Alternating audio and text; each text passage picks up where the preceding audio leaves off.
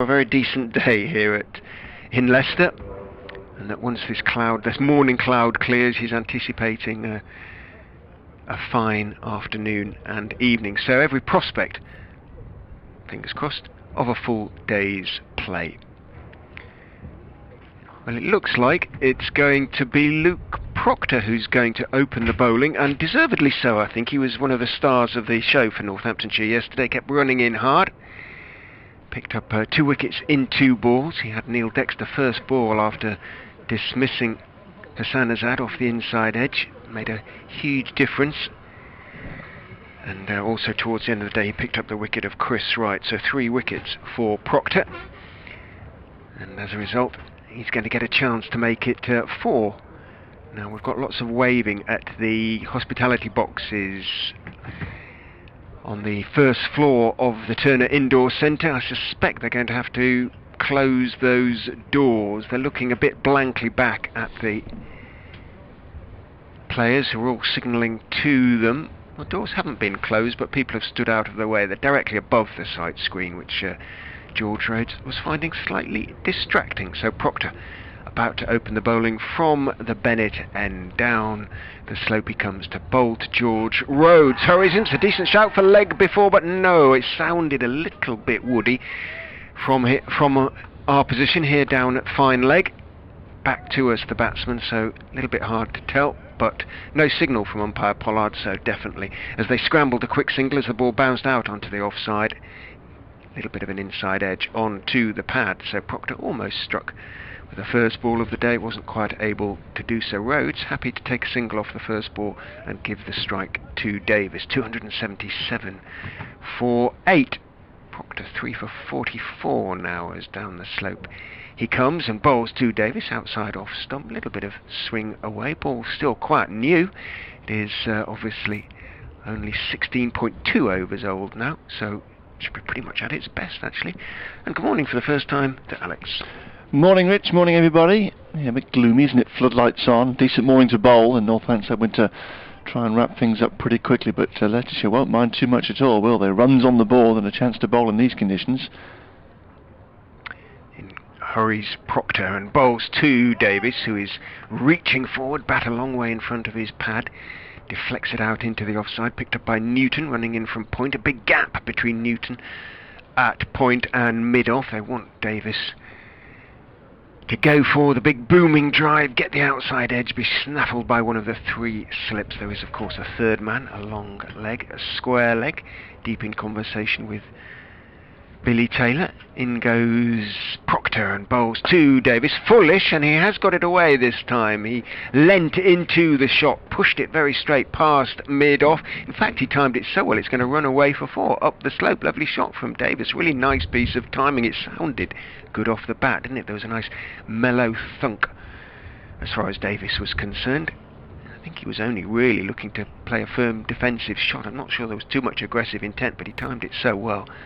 Hit it pretty straight. There was no chance for Keogh to chase it down, and if anyone could, it would have probably been Keogh, who chases everything with huge enthusiasm. But that's 4 to Davis, and he's off the mark. 281 for 8.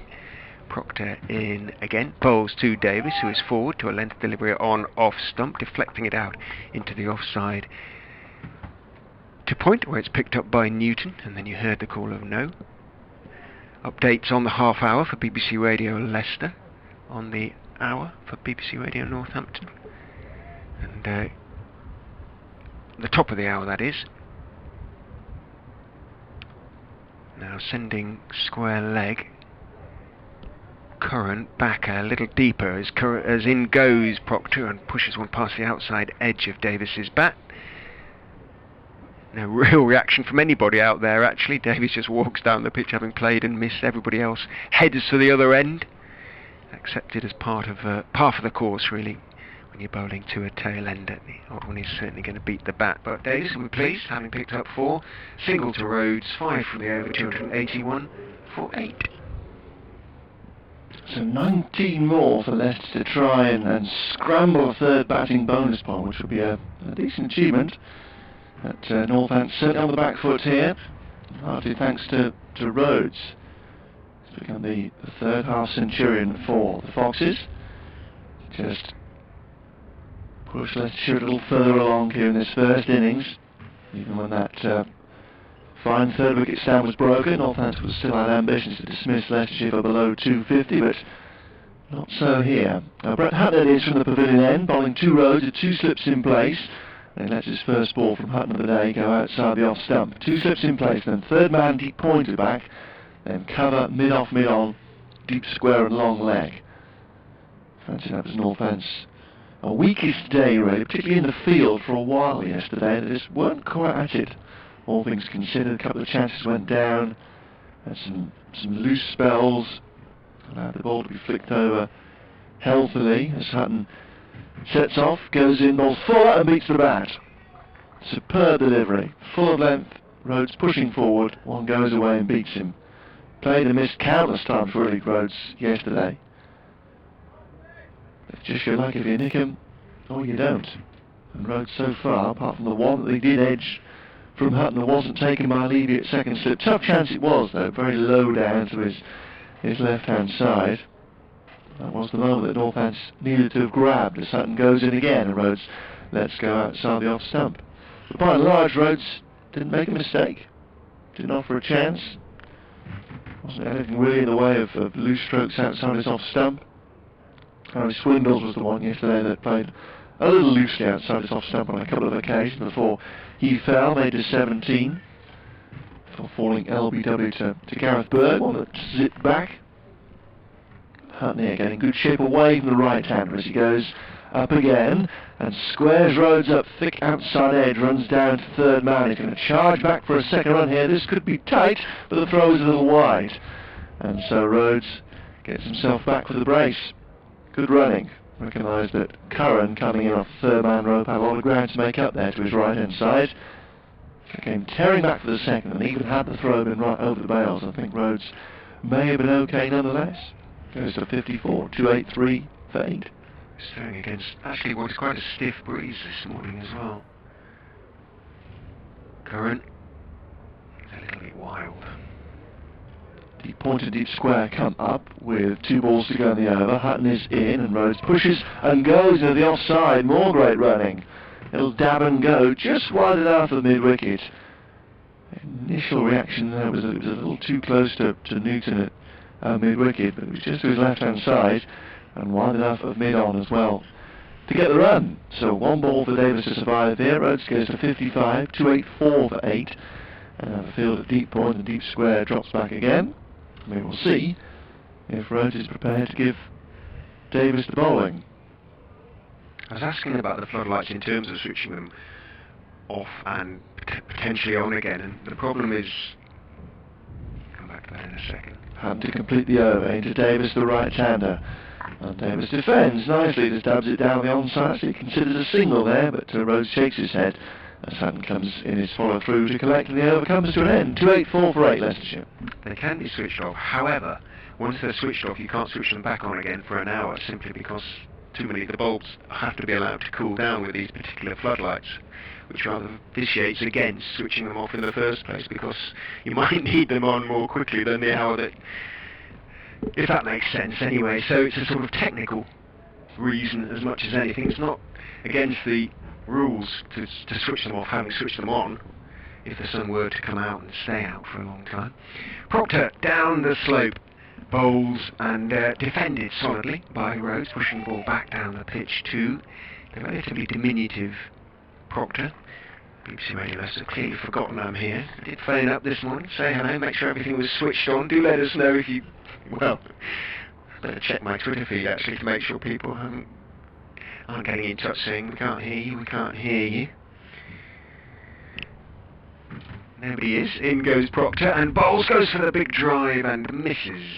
George Rhodes bounces nicely, as Proctor has managed to get the ball to do on numerous occasions. Got a nice sort of skiddy bounce. Maybe he's not a tall man, but a little quick arm action just skids it through. Maybe it's a sort of pitch where it comes off a little bit more quickly if it's delivered from a lower trajectory. curving run, quite a short run as Proctor is in, bowls onto the legs of Davis, turned towards mid-wicket. There is no mid-wicket, mid-on.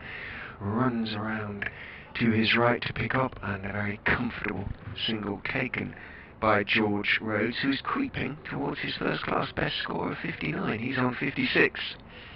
And it would be a lovely start to his Leicestershire career. It's been a pretty good start, as things are, but it'd be a super start if he was to get a first-class best in his first innings for the Foxes. He's going to need Davis to hang around as Proctor comes in and bowls. And is driven away, as in the previous over Proctor bowled, very straight between the bowler and mid-off, and this time Keogh doesn't even bother chasing it down, just turns and jogs after the ball. Really nice shot from Will Davis, as Alex implied. It was full and it was there to be driven, but he played it rather correctly without any great flourish. A nice high left elbow punched it away. His second scoring shot and his second boundary. Yeah, more signs it's a pretty good wicket. Just lent on that and eased it through the line. A little surprised that Sanderson hasn't been given the chance to start from the top end straight away here. Well, that's premier bowler, all quite new. Proctor in, decent bounce, well played by Davis, just bent at the knees and leant backwards, and the ball whistled past his grill. It was a good straight bouncer, had to evade it, but he, as I say, played it very, very well. And he's out there, Sanderson. He's there at mid-on at the moment. Yeah, I hurt his hand, didn't he? His wrist, he got hit on the yeah. wrist. I don't think it was not his bowling hand. As he quickly had. Shouldn't be a problem for him, as in goes Proctor, bowls, and again solid defensive shot. No big stride from Davis, but bat and pad nicely close together, plays it out into the offside, and has looked, touch wood from his point of view, pretty solid this morning. He's 8 not out, Rhodes was 56 not out, and Leicestershire moving towards that third batting bonus point. They're 289 for 8. Rossington now does come down to Sanderson to have a little whirl. He's wearing long sleeves today, Ben Sanderson, so we can't actually see if there is any more strapping on that wrist. It popped off yesterday, didn't he, to get it strapped up. Took a blow, fielding a firm straight drive yesterday afternoon. Here's Hutton running away from us into Rhodes on 56, and Rhodes back to push through point. Fielder is back there on the fence. They will go through for an easy single. He thought about it for a minute there, didn't he? Just hesitate. Should I take one first ball? Oh, well, go on then. Davis is playing pretty well. And Davis was keen. Davis was keen, yeah. Yeah, Davis wasn't pondering, saying, do you want to go or not? Davis was coming through for the run straight away. So 57 to Rhodes, 290 for 8. 10 more runs for the third batting point. 3 slips now for Davis. Third man has stayed back. Long leg also, but then 4 fielders saving 1. Hutton it is, going in right arm over, and goes past the bat yet again. A lovely away swing. Sometimes you can say that the bowling is a little too short, the ball can do a bit too much from a length to beat the bat. You're not really threatening the edge, but it's not been the case really from Hutton at all. It's been right up there, bringing the batsman forward. And it's just been a bit unlucky, I think. I always think of Mike Hendrick when anyone ever says something along those lines. That's a generational reference. Hutton once more. Third man a bit wider now, and it's let go by Davis. Good judgment. It's a touch wider, a touch shorter as well, so on width and on length, able to shoulder arms, and it's safely through to Rossington. Former Derbyshire and England seamer, used to beat the bat with almost distressing regularity, but always by a good couple of inches. Used to see me away, and it used to miss the bat by quite a long way. Always just too short of a length. 290 for 8. Hutton in past umpire Billy Taylor. Full length and goes through again past the outside edge. And he began to give it the double teapot, didn't he, Brett Hutton, standing mid-pitch. And then had a more philosophical think about it, I think, and just marched back to his mark. But if you've got enough balls in those areas, you will find the edge eventually, and it's just what Northampton didn't really do enough yesterday. They did beat the bat quite a lot. They weren't quite insistent enough to create enough opportunities. Hutton to Davis once more. And Davis is driving through cover points, a nice shot. This is racing away towards the cover point fence. Curran has come across from third man, but doesn't get there. And Will Davis picks up his third boundary. That was probably the pick of his stroke so far. Crashed away through cover point, raced across the square, down the slope, out towards the manual scoreboard. And Davis is now into double figures. He's got 12, 294 for 8. Beautiful piece of timing. And annoying as this is, no doubt, for Northamptonshire, as you've made the point, that it shows the pitch is pretty good, and the batsmen should be, at least to a certain extent, encouraged by what they're seeing, you would have thought. Yeah, no demons. Certainly not much in the way of sea movement we've seen throughout the match so far. A bit of swing as Hutton goes into completely over, and Davis is forcing off the back foot now through point for a single. And he's going to keep the bowling, and why not? Because he's going along quite nicely so far. He's got 13, and Rhodes with him on 57, 2 away from that career best. 295 for 8 are the Foxes, having been sent in yesterday. We're in a really good spot mid-afternoon with Azad and Cosgrove going well, 150 for 2. And then just sort of built in a few little stands, didn't they, to push themselves up to a good spot at the close and a good start to this second morning as well. I had a chat to Hassan Azad at the end of play about what it was like to bat with the Cosgrovers. In comes Proctor and bowls straight to Davis, who is getting a little bit of a tangle as he plays straight back down the pitch, but plenty of bat on it as he pushes it up towards mid-on. He makes you feel a bit silly sometimes when you're scrambling around and he's playing shots like he does. But on the other hand, when he scores as quickly as he does, Cosgrove, it does make life a little bit easier. It takes a bit of the pressure off the batsman at the other end. In goes Proctor and bowls, again very straight, leaning forward. Solid defensive push by Davis, out to Keogh at mid-off, and there's no run. Morning to Mike Jelfs. Let's hope we can keep going for a while this morning, says Mike on Twitter, at RichMRae, R-A-E, at _ Alex Winter. Third slip now coming out and going into mid-off. Keogh goes around into the covers. Oh, is he just coming up to have a word? No, he is actually going to a very straight and slightly deep mid-off as Proctor is in bowls and looking for another bouncer, and again very well played. Didn't really get up too high, that one, only just about chest high to Davis, who isn't a particularly tall man. Davis again plays the bouncer very well, just bobs at the knees and leans back. I know a lot of people, including myself, who would immediately fall over if they did that, fall over backwards, but he has the muscle tone and the technique to stay on his toes in those circumstances, and the balance without toppling over backwards. 295 for 8. Rossington ran all the way down to have a word with Proctor, running all the way back now, jogging all the way back now. Proctor is in and bowls to Davis, another bouncer, equally well played by Davis. Bends at the knees, leans backwards, doesn't jerk the head out of the way, it just leans, and he's played the bouncer as well as anybody, and just a hint of sunshine momentarily, I think. Gone now.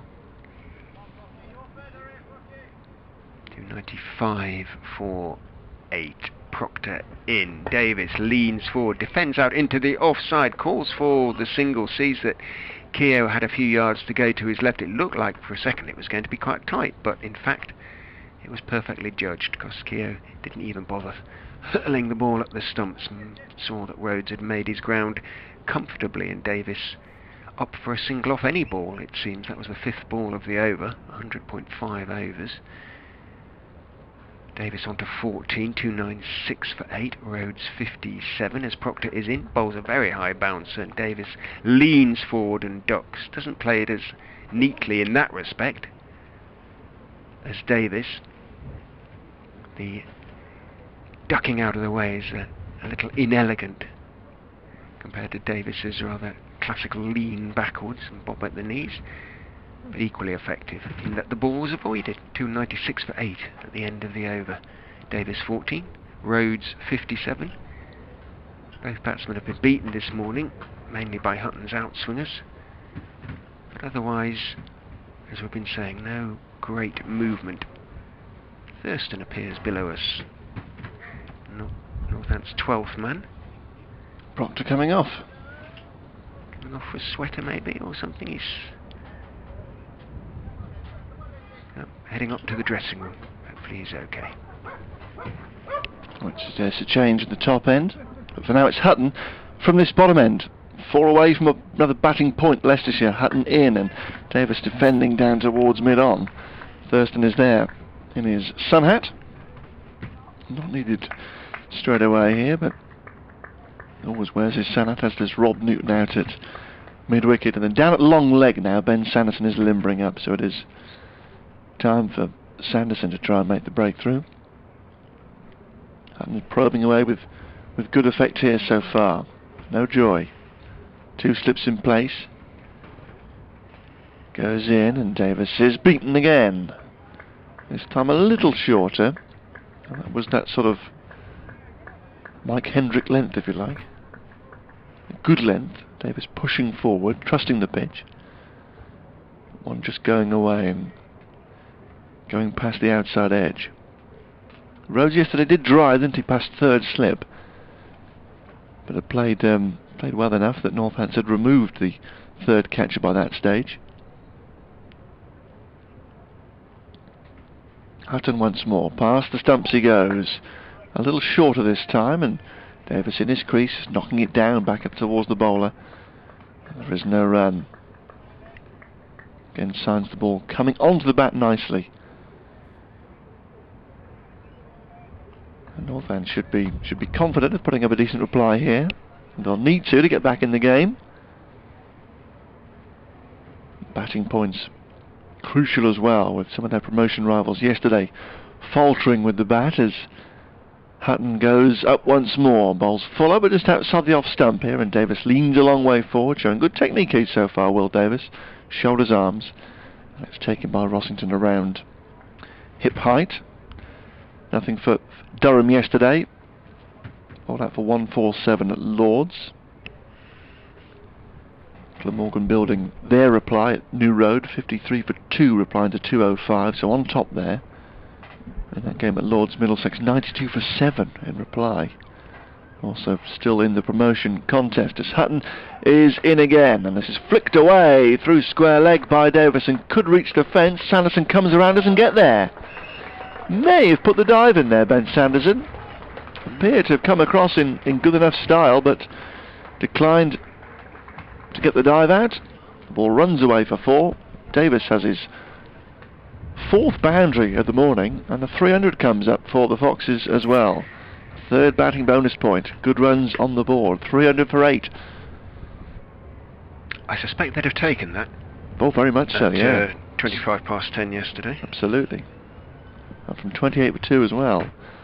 Hutton is in again, and Davis blocks into point. He's back on the fence now, and they run through for a single. Davis's highest score of the season, first class score of the season, previously 18 and not out.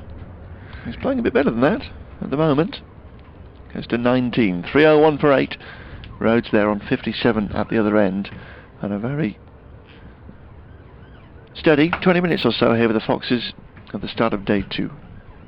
And it is Sanderson from the Bennett end now. He's removed his sweaters, removed his long-sleeved shirt as well. A hint of blue above us. Say temporarily, but it is lightning, definitely. We are set fair. Gloucestershire also claiming only 1 batting point yesterday at Bristol, and Sussex right on top there, 73 without loss in reply to the Gloucester's 200, but a delay there because of rain. 11:10 start at Bristol. No play before lunch at Old Trafford. Derbyshire 2-4-4 yesterday, Lancashire 20 for 1. Sanderson from the Bennett end into Davis, right on the mark straight away. Davis just drops it out into the offside, calls for the single, made comfortably. Newton came running in, picked up and shaped as though to throw the ball at the stumps, but saw that Rhodes had made his ground comfortably. And Davis moves on to 20. 302 for 8. How many overs left of the 110? 7.5 5. So, well, no, let's not talk about 350. In goes Sanderson and bowls and beats Rhodes, all ends up with a lovely outswinger that just drifts past the outside edge. Not too much foot movement from George Rhodes. Played simply down the wrong line and fortunate not to get the edge as it went through to Rossington. I'm sure he's aware what of his first class best and would really like to go past it. Opportunity to do so here. Sanderson turns. Down the slope he comes and bowls and forward solidly goes Rhodes, defending as the sun comes out, back down the pitch, picked up by Sanderson in his follow through. He hangs on to the ball, gives it a gentle polish on the back of his right thigh, and then turns and tells third slip to come out and go in 2. Looks like it's going to be shortish mid-wicket. It is about 3 strips away from the bat. In goes Sanderson and bowls 2. Oh, and there's going to be a run out. There is going to be a run out. Or is there going to be a run out? Yes, there is. Big mix up between Rhodes and Davis. He was pushing it too short mid-wicket. Short mid-wicket, picked up, had to move a few feet and saw that Davis was halfway down. He was sent back by Rhodes. He went chasing back towards the ground and put in the dive, but the throw was a sensible one. Sanderson reached out, caught it, reached out and just knocked off the bails, and Davis has to go. He's bitterly disappointed, as is Rhodes, because he was batting really well and made his best score of the season. They're in no great trouble, those two, but Davis has to go. Run out for 20 and Northants have the breakthrough. 302 for 9. Yeah, real shame for Davis. Just too tired to call. It was a correct call from Rhodes to send him back. Good cricket though from Keogh. Always the temptation to have a wild throw at the stumps in those situations. His throw wasn't the best actually. It was a little wide of Sanderson, but Davis was so far down that Sanderson had time to make up the yard or so to get the ball back to the stumps. And Northants breathed a sigh of relief really at having completed maximum bowling bonus points, because time was just ticking away there and Davis and Rhodes were looking relatively comfortable, albeit playing and missing on several occasions. But Davis has played a useful little hand to get the Foxes to a 3rd batting bonus point as well. He's absolutely distraught, gutted as he walks off. He's so really enjoying himself. Yeah, I think, so he should be. rather, It was going nicely.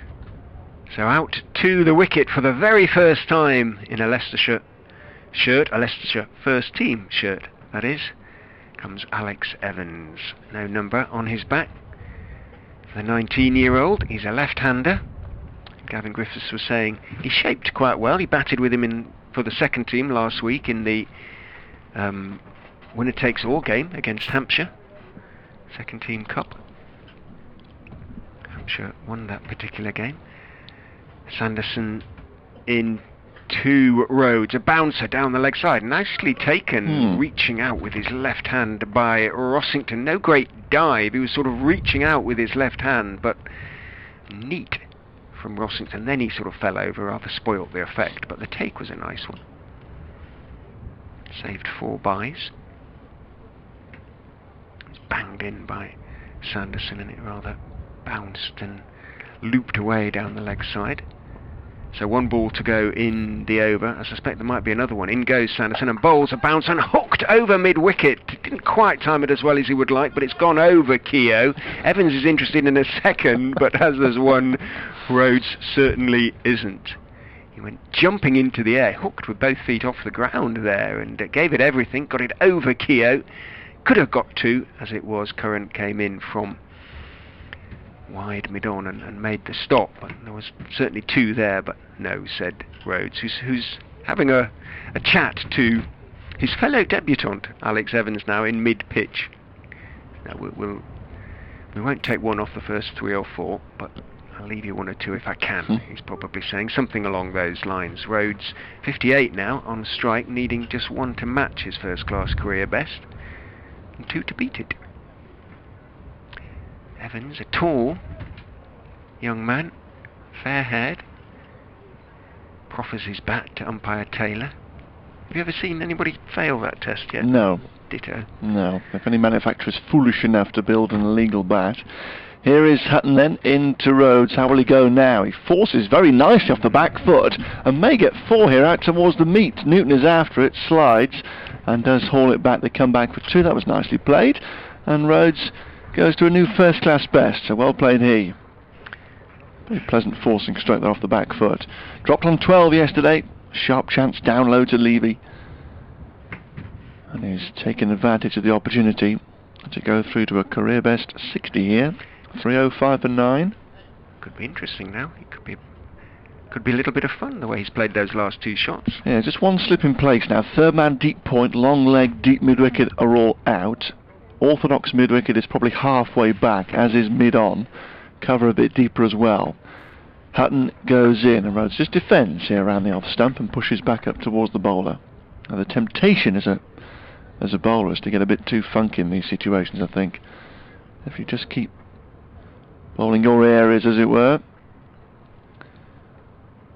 probing away on the off stump, and if the batsman wants to do something silly, let them.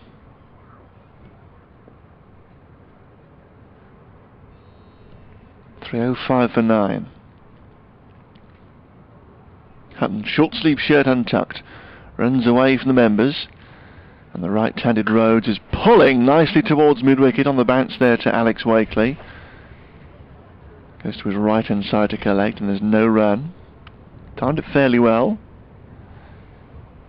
Just wonder if Hutton will perhaps test Rhodes out with an even shorter ball than that. Because one would think he'd be content to have a hook here. Got the man at deep square.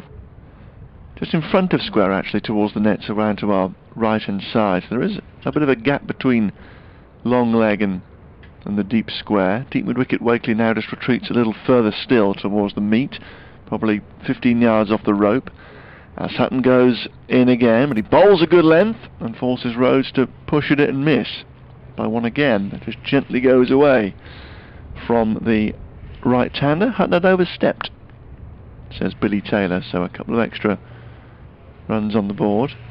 307 for 9. Much more blue sky now. It's getting lighter and lighter where the weather's coming from as well, so I wonder if the clubs are recompensed by the ECB if you have to switch your lights on and leave them on all day. Do some damage to your electricity bill.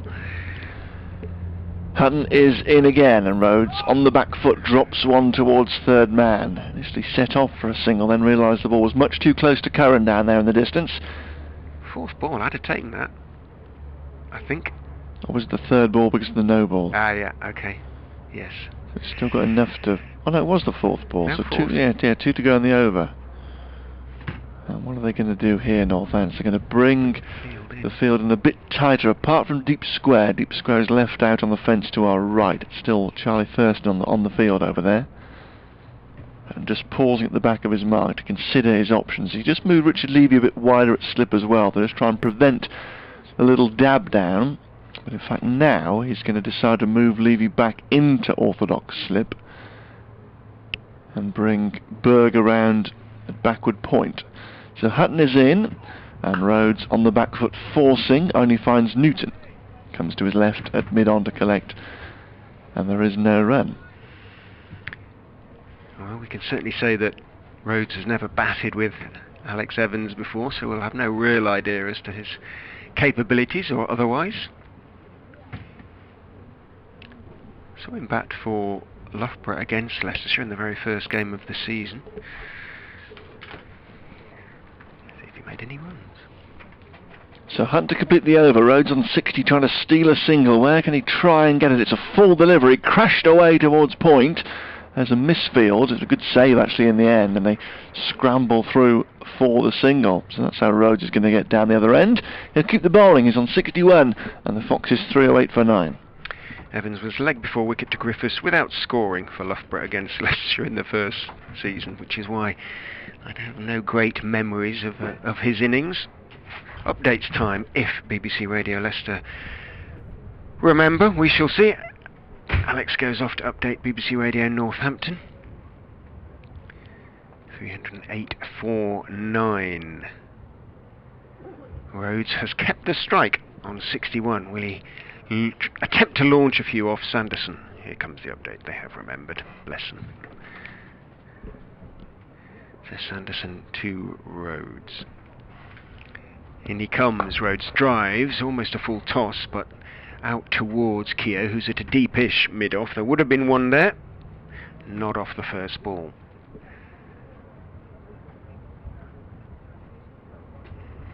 A two-saving field, if that makes sense. Everybody spread out, looking to give one, but save two.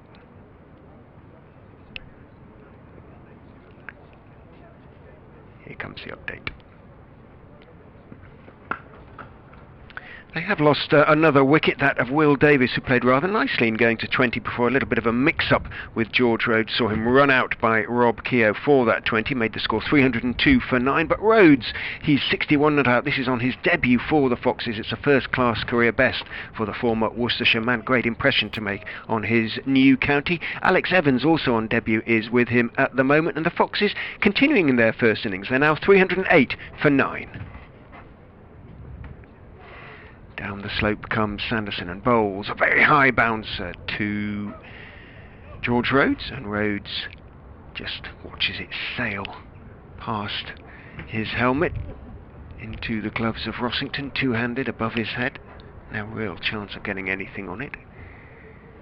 308 for 9 remains the score. 3 balls of the over bowled.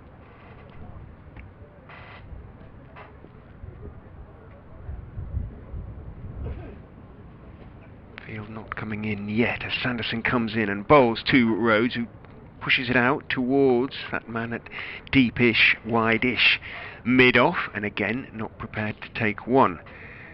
Out comes second slip. Wakely goes jogging out to the covers.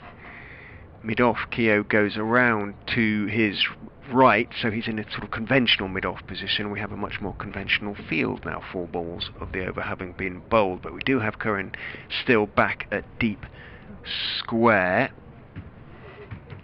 Sanderson comes in and bowls to Rhodes, who tries to force out into the offside off the back foot, doesn't time it. And Newton running across from point in front of Wakely at extra cover, picks up. No run. 1 ball to go in the over.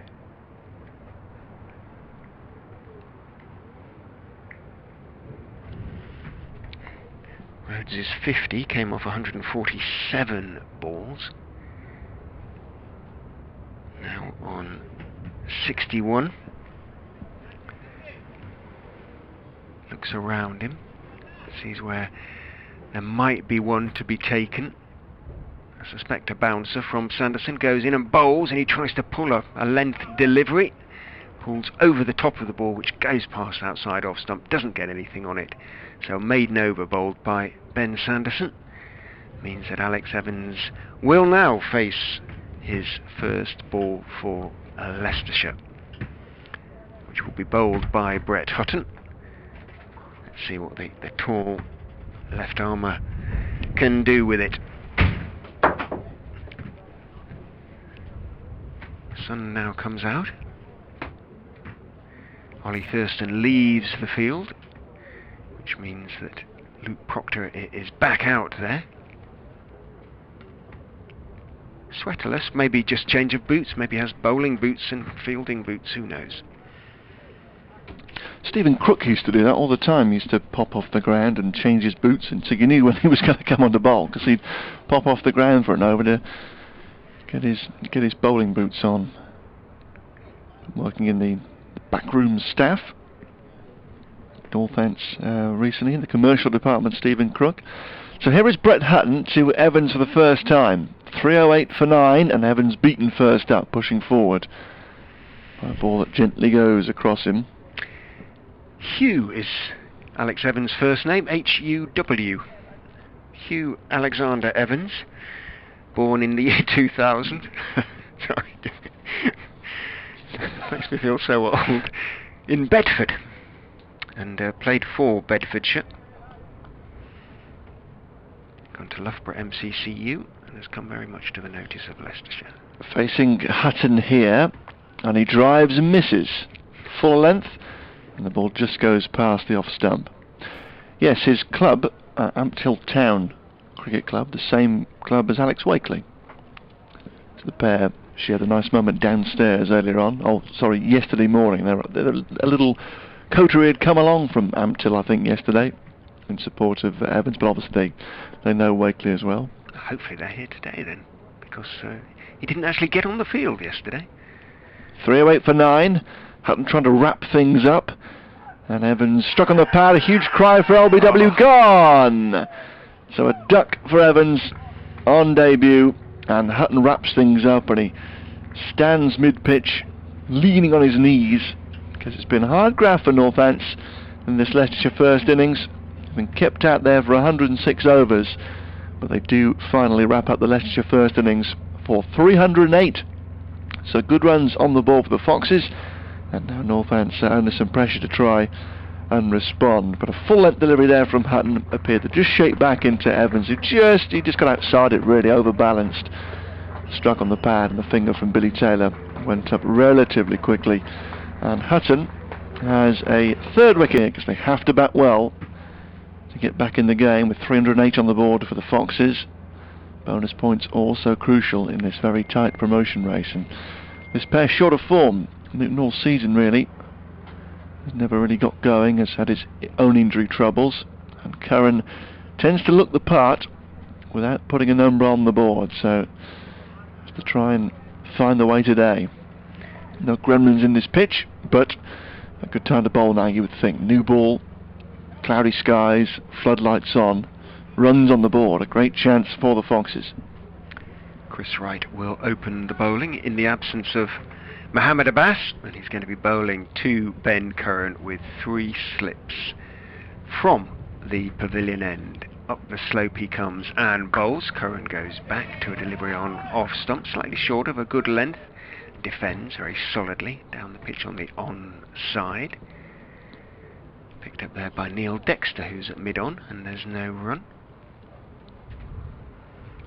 Mid-wicket, no short leg. Bat pad man, who's usually in there at bat pad, is at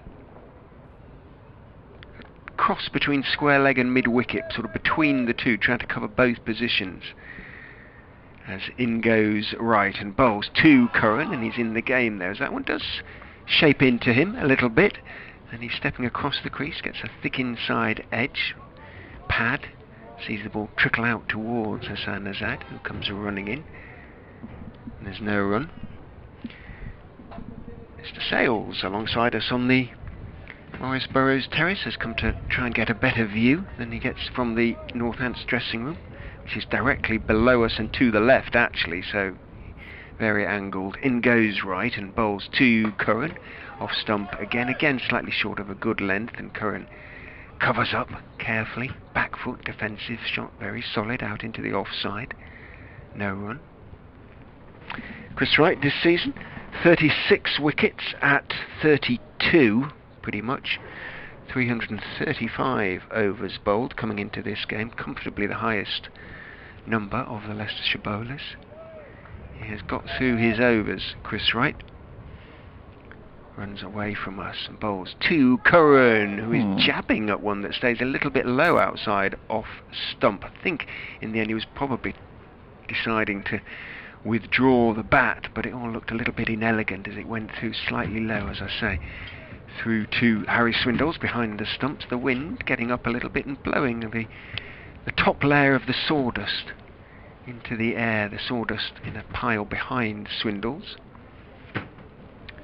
And only at the top end there is a little pile. I couldn't see it for the railings, more or less next to Chris Wright as he starts his run up. Curran slightly discomforted, takes a moment or two extra just to regather himself. He's ready now with bat raised as Wright is in, bowls to him, bounces up a little bit but much more comfortable with that straighter delivery on to Midland leg, just drops it out again off the back foot towards short leg as that comes in from that forward square position.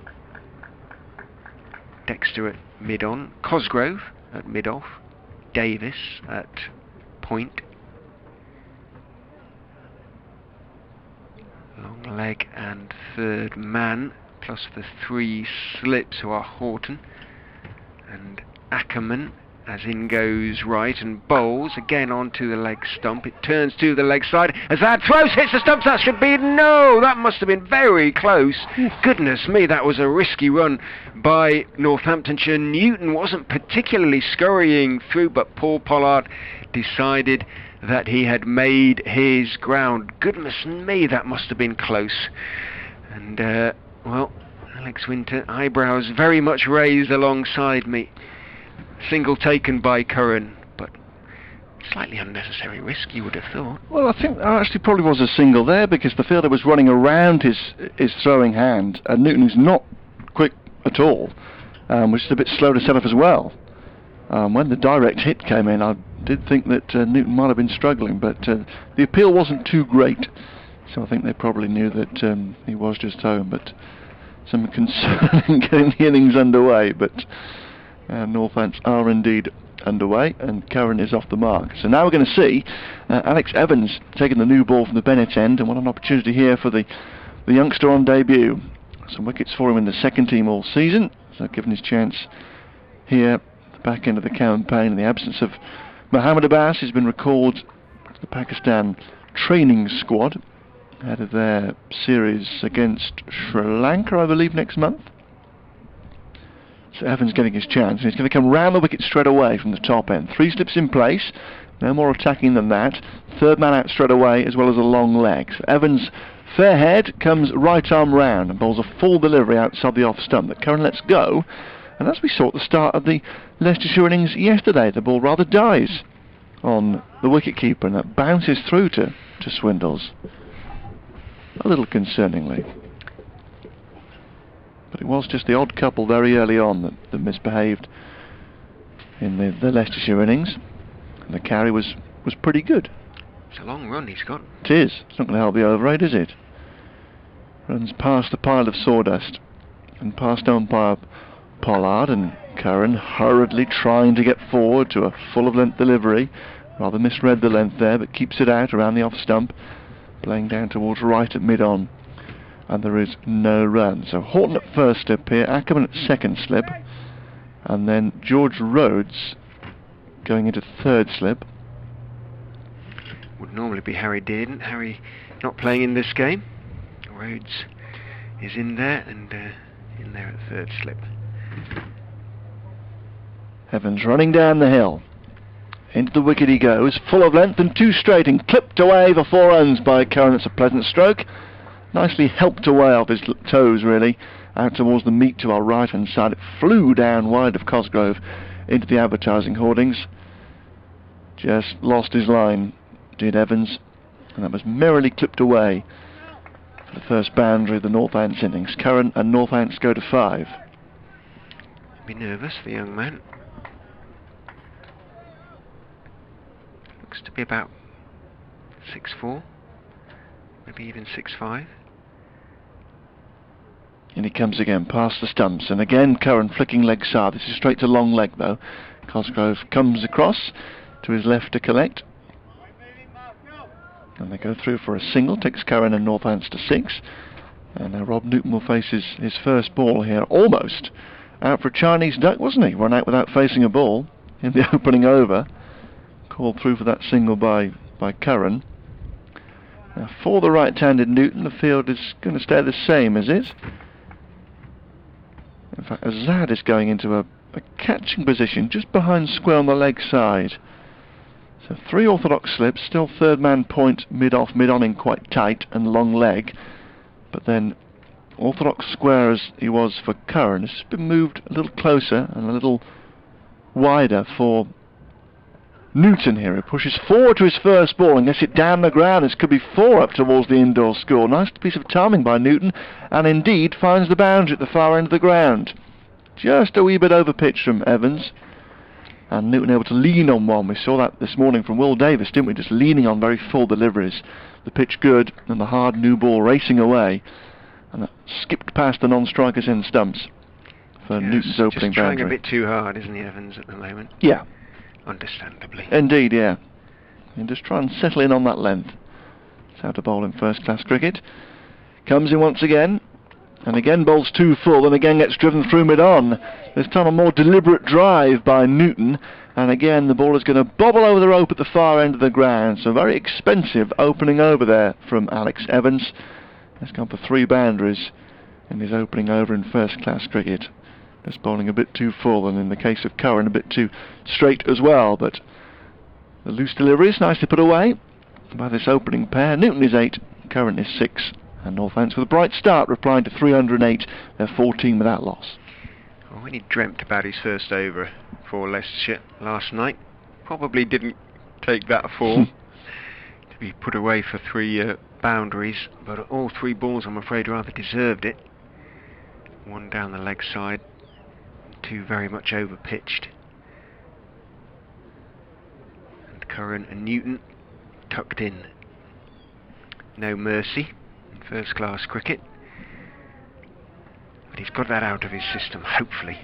Young Evans contemplating now at long leg, puts his green cap back on. Callum Parkinson already beginning to roll his arms. That would be a bit funky.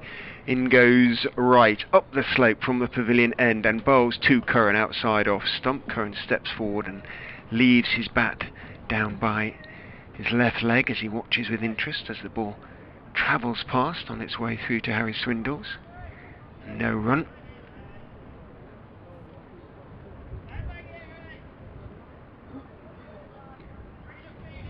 Right. Very dark-haired, turns, shirt half out of his trousers, runs away from us and bowls. Curran hurried slightly as it swung back in. Got plenty on it though. Defended on the back foot, tucked it out into the leg side. Azad came running across from that backward square position. Picked up in front of square, no run. 14 without loss, chasing 308. Northamptonshire in terms of getting ahead of Leicestershire on first innings, that is. At the moment, just be thinking about batting. These two made a good start, 14 off 2.2 overs. As right runs in and bowls to Curran, who is looking to get in position to force it away off the back foot on through the offside. Doesn't time it at all though. I don't think it really got up. It was pitched up a little further than he thought as well. It was outside off stump, but looking to square drive it, crack it away off the back foot. Didn't time it at all. Thick bottom edge, and the ball bounced down into the ground. So just coming to terms with the nature of the pitch. The Northampton openers the moment. Right, looks at the ball, grips it carefully, and turns. Slightly laboured run as he goes in and bowls slightly short of a length and pulled away nicely all the time in the world. Curran through mid-wicket. Parkinson head back, like Eric Liddell style, is chasing after the ball and he just drags it back a foot inside the ropes, but they are going to turn for a fourth. Yeah, they did run 4 in the end. So Parkinson, all that effort, well, not in vain, because if he hadn't chased it, they'd have possibly run 5. It might not quite have made the ropes, but yeah, there was something of the Scottish sprinter about Parkinson there. He went chasing after it, and then his head went back, didn't it? And he was gasping for oxygen. Good sprint though. He's done a lot of sprinting over the over the summer, Callum Parkinson, in the company of Greg Hollins, the fitness and conditioning coach. Right in again to Curran, outside off stump, full, looking to stroke it away through the offside, doesn't quite time it, bounces down into the ground, and Davis, running across to his left at point, makes the stop. 18 without loss, Curran into double figures. I've got to say, Rich, that's a pretty niche reference, Eric Liddell. Yes, Chariots of Fire. Yeah, I suppose so, yes, it's true, but still. Oh, goodness me, it was big film when I was young, Chariots of Fire. I've only seen bits of it. I've never actually sat down and watched it all the way through. I'm just trying to remember who played him. Can you get it on Netflix? Oh, well, you can get it on absolutely anything, I think. It's very, very, very popular. In goes right and bowls, and Curran is forward, thick inside edge off the stumps, but got plenty on it as he turned it to backward square, picked up by Hassan Azad, end of the over. Ian Charlson played him in the film. Sadly died, the actor. Yeah, that's correct, yeah. In the end, Ian Charlson. Oscar-winning 1981 film. Yeah, it was a terrific film.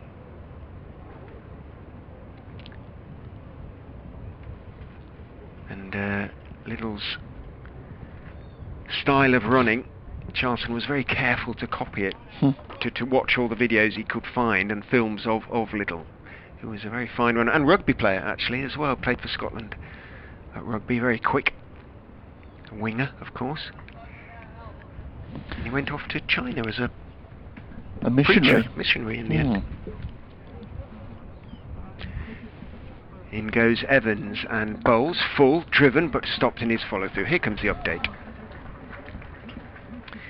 All out for 308, the Foxes. Will Davis run out for 20, and Alex Evans on debut just lasted 3 balls this morning. 308 is a pretty decent score though, after having been put in by Northamptonshire yesterday. The Foxes now trying to make early inroads into the Northamptonshire innings, haven't managed to do so yet. Ben Curran has 10, Rob Newton has 8, Northamptonshire 18 without loss in their reply. Evans down the slope past umpire Pollard bowls to Newton just outside the off stump, and it's let go through. Decent pace there from Evans, it looked like. Better length as well. Yeah, bent his bat there, bowled a decent length just outside the off stump, and good carry through to Swindles behind the stumps to get on the rise, didn't he, around chest height. 3 slips in place here. Third man back straight away, which is always a good move. Good runs on the board. Prevent easy runs down through that region. Running back into the breeze. Evans here. More of a crosswind really, isn't it, from the west. Comes in now. And Newton is defending. Much better length here from Evans. Pushes out into the covers. And there is no run. Point mid-off, mid-on. They've dispensed with that man around the corner at square leg. Azad is back at an orthodox mid-wicket now. And long leg Parkinson is beneath us. Yeah, quite the career, Eric Liddell. Yes. Quite a sad story, really. Died at only 43. I'd commend the film to you. You'd enjoy it. Yeah, I'm sure I would do, yeah. It's been on my list, I think, for a while, as Evans comes in again, and Newton has a feel for one that leaves him and goes past the outside edge. Nice piece of bowling. Good length, drew Newton into just having a feel for one that went across him at good pace. Got a bit gloomier. Floodlights taking a bit more of effect. Yeah, died in a Japanese internment camp towards the end of the war, February 45.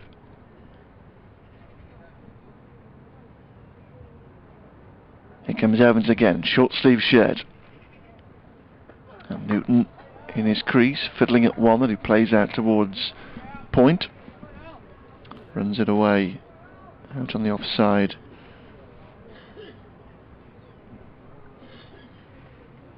And the score remains 18 without loss. Just looking to see who that was out at point wearing the number 44. Was that Ben Rain's old number 44? It was, yeah. Yeah. Yes, it was. You're right. I think he's kept it, but I think he kept it up at Durham Yeah, as well. I think he did, yeah. Evans in again. And the right-handed Newton is cutting the ball just past point. That'll run away for 4. Short and wide. And Newton almost missed out. The ball looped away to a diving point fieldsman, but it was well wide of him in the end and away for another boundary. So Evans proving expensive in the couple of overs that he's sent down so far. And Northampton have jumped out to a very bright start, replying to 308, having taken 9.3 overs to bowl Leicestershire out this morning to pick up maximum bowling bonus points. They are now 22 without loss. Newton 12 and Curran 10. 17 off Evans' first 2 overs, but the second over was a marked improvement on the first, the last ball notwithstanding. And he'll feel a little bit better as he walks back to long leg. Chris Wright has conceded 5 from his first 2. In from the pavilion end he goes and bowls to Curran, who is looking to drive, but it's a little bit too straight, a little bit of shape to it, and in the end pushes it firmly to Parkinson at mid-on, and then looks down at his bat, sees everything's okay, fiddles with his pads and his gloves and all the little ticks that batsmen have. refastens them, remarks his guard, adjusts his pads, adjusts his thigh pad, adjusts his shirt, takes his guard. Slightly open stance, bat raised as right goes in and bowls to him full, swinging in, clipped down to long leg. Evans runs across to his left, picks up, gets his throw away well, strong arm, good throw, keeps it to a single. Curran goes on to 11-23 without loss. An hour played this morning. Northants reasonably pleased with their efforts, picked up the last two Leicestershire wickets for, let's see, 25 and 8, 33 runs added then by Leicestershire this morning. 32, that's better, 32. And 23 so far for the opening partnership, without many alarms at all, in fact. Right now has the right-handed Newton to bowl at. In he comes. Bowls, Newton, short, in the air. Could it be caught? No, it won't. It will land short of third man. Newton was looking for one of those sort of short-armed pulls, got it off the top edge. It flew down towards third man, landed a good 15 yards short. No chance for Evans to get there. He came galloping in. It was a good 5 yards short, though, when the ball bounced, but odd one, really, from Newton. Picks up the single, reverses the pull. Yeah, a couple of times he's had a slash at short balls and mistimed them, first with the cut, now with a pull stroke. Right, ran in but abandoned the delivery. Perhaps got a gust of extra breeze or something like that. He was still 3 or 4 yards away from the crease when he called it off, pushes his air back and marches back towards his mark. Slightly splay-footed, Chris Wright, as he walks back towards his mark. As a lot of tall men sometimes are. Runs away from us, in he goes, bowls, and swings onto the pad. Was doing rather too much, although Swindells and Horton and Ackerman and Rhodes all went up behind the stumps. Wright sort of turned towards Billy Taylor, but he knew that it wasn't going to be answered in the affirmative, and Julie wasn't. Probably pitched outside leg as well. Yeah, I mentioned a few times yesterday with Northants bowling at Azad. Very difficult for the right arm over bowler to get a lefty LBW unless there is a significant swing back in. Right in, bowls, Curran defends on middle and off stumps. Nice defensive push out towards Cosgrove at mid-off. A little bit of shape back in, but nothing marked really at the moment. Conditions notwithstanding, it is grey, a little bit gloomy. Floodlights are on. Gavin Griffiths agreed yesterday with us that, and the dressing room did. The batsman also agreed, the Leicestershire batsman, that it did become a little bit more tricky. There was more movement under the floodlights than there was beforehand. Why that should be, who knows. In goes Wright and bowls short and nicely cracked away through the offside by Ben Curran for 4. Rather sat up, and a nice little flick of the wrists, and powerfully put away. Nice piece of timing by Curran. He moves on to 15-29 without loss. This is becoming a very decent start for Northamptonshire. Runs coming at a good rate, as they did early on for Leicestershire. The run rate at the moment, in fact, is over 6. 30 without loss after 4.5 overs. Yeah, pull delivery that short and wide again, and Curran a couple of times here has cracked away right when he's dropped his length back. In goes Wright to finish the over, down the leg side this time, flicked off the pad I suspect. Don't know if he got anything on it. Could go down to fine leg. Evans dives away to his left and does manage to save 2 leg byes. Yes, umpire Billy Taylor raises his right knee to the scorers, so Evans had a long way to go there actually, a good 15 yards from long leg across to fine leg, but having thumped into the pad, it was going quite slowly, the ball, but it would have crossed the line. 2 runs added to the Northamptonshire first innings, 32 without loss after 5 overs. Ben Curran has 15, Rob Newton has 13, and the only time really we've come close to a wicket was the run out, potential run out.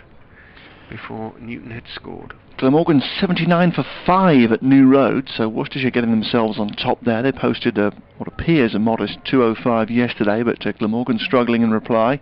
No Marnus Labuschagne for them anymore, of course. And Craig Brathwaite failing this morning as Evans resumes from the top end, bowls to Newton, quite full, Newton playing forward down towards mid-on, and there is no run. Pretty much even Stevens at Lords in what's been a low-scoring shootout so far. Durham 147 yesterday, Middlesex 141 for 9 in reply. So nothing to choose between the sides there, but no batting points for either team unless Middlesex can produce something extraordinary, with probably Tim Murtagh flailing the bat. Here, 32 without loss, Northamptonshire, as Evans comes in again. And Newton is beaten by one that just leaves him a little. Pushing forward, played it slightly on the walk, full of length, drawing Newton forward, just shaping it away. Encouragement there for the youngster on debut. Sussex, good start for them to day 2 at Bristol. Bowled the Gloucesters out for only 200 yesterday, and they've put up 100 opening partnership as well, but Gloucestershire have struck. But Sussex right in charge, 100 for 1 they are there. Gloucester's began the round second in the table with a bit of a cushion in over 4th place as Evans comes in once more, and Newton solid in defence here, pushing back up towards the bowlers. Left hand for no run. Division 1 boards, Notts slipping this morning at Trent Bridge, 75 for 4 they are, replying to Kent's 304. Night watchman Luke Fletcher still at the crease, but the Notts top order failing yet again. Somerset suddenly firmly in command of their game with Yorkshire at Taunton, bowling Yorkshire out for just 103 this morning as Evans moves in again, and Newton coming forward, initially looking to flick leg side, just checks his stroke and plays up towards right at mid-on for no run. So Somerset 199 yesterday, battling up to that score already, having been in trouble earlier on, but Yorkshire had a mighty collapse. They were 70 odd for 2 yesterday evening, lost Gary Ballance shortly before stumps and have gone tumbling away on the second morning to be bowled out for 103. So a big lead there for Somerset, and they're 4 for 1 batting again. Evans here comes in outside the off stump, and Newton lets it go through. Low scoring one at the Aegeus Bowl as well, because Hampshire yesterday 149 all out. Surrey responding with 162, some runs there for Ollie Pope. And Hampshire now 25 for 1, so a modest lead of only 12. And at Edgbaston, Warwickshire's first innings still going on. 3-2-4 for 6 they are against Essex. Essex who began the round top of the table, and quite some pressure there all of a sudden. There's 2 bowling bonus points for them. Evans is in once more, brings Newton forward, playing with bat and pound together. Thickish inside edge, runs away towards Azad at mid-wicket, and Evans has sent down a maiden there, finally settling after an expensive first couple of overs. 6 gone here in the Northants reply. Leicestershire bowled out for 308, and Northants now 32 without loss in reply. Well, steady improvement from Evans, I think you can safely say. First over was distinctly nervous, the second was better, and the third better still. There's some pace there, a little bit of movement, settling into his work. Chris Wright in from the pavilion end, bowls 2, Curran stays a little bit low, swings back in, and Curran is very late on that one. Thick inside edge, just manages to keep it off his pads. He would have heard the appeal miles around the Fisher County ground had he not done so. Squeezed it out to Hassan Azad, a backward square, no run. If he doesn't really go too far, Curran, No. in his feet movement, tries to play from the crease, which can get him into trouble. Right, in again, bowls to him, drives over, second slip, thick outside edge, goes past Ackerman and runs to the third man, the fine third man boundary for 4. Went for the drive, thick outside edge, straight over Ackerman. We had a perfect view of it, and Ackerman's hands were still going into the air as it whistled past him. It didn't look as though it went a long way over his head, to be quite honest. No, but it did go very, very quickly. It did. I think it was within range. shoving two hands up there, but it flew past me. It doesn't appear to be too far away from the bat, actually, from this angle. No. Curran going very hard at the ball.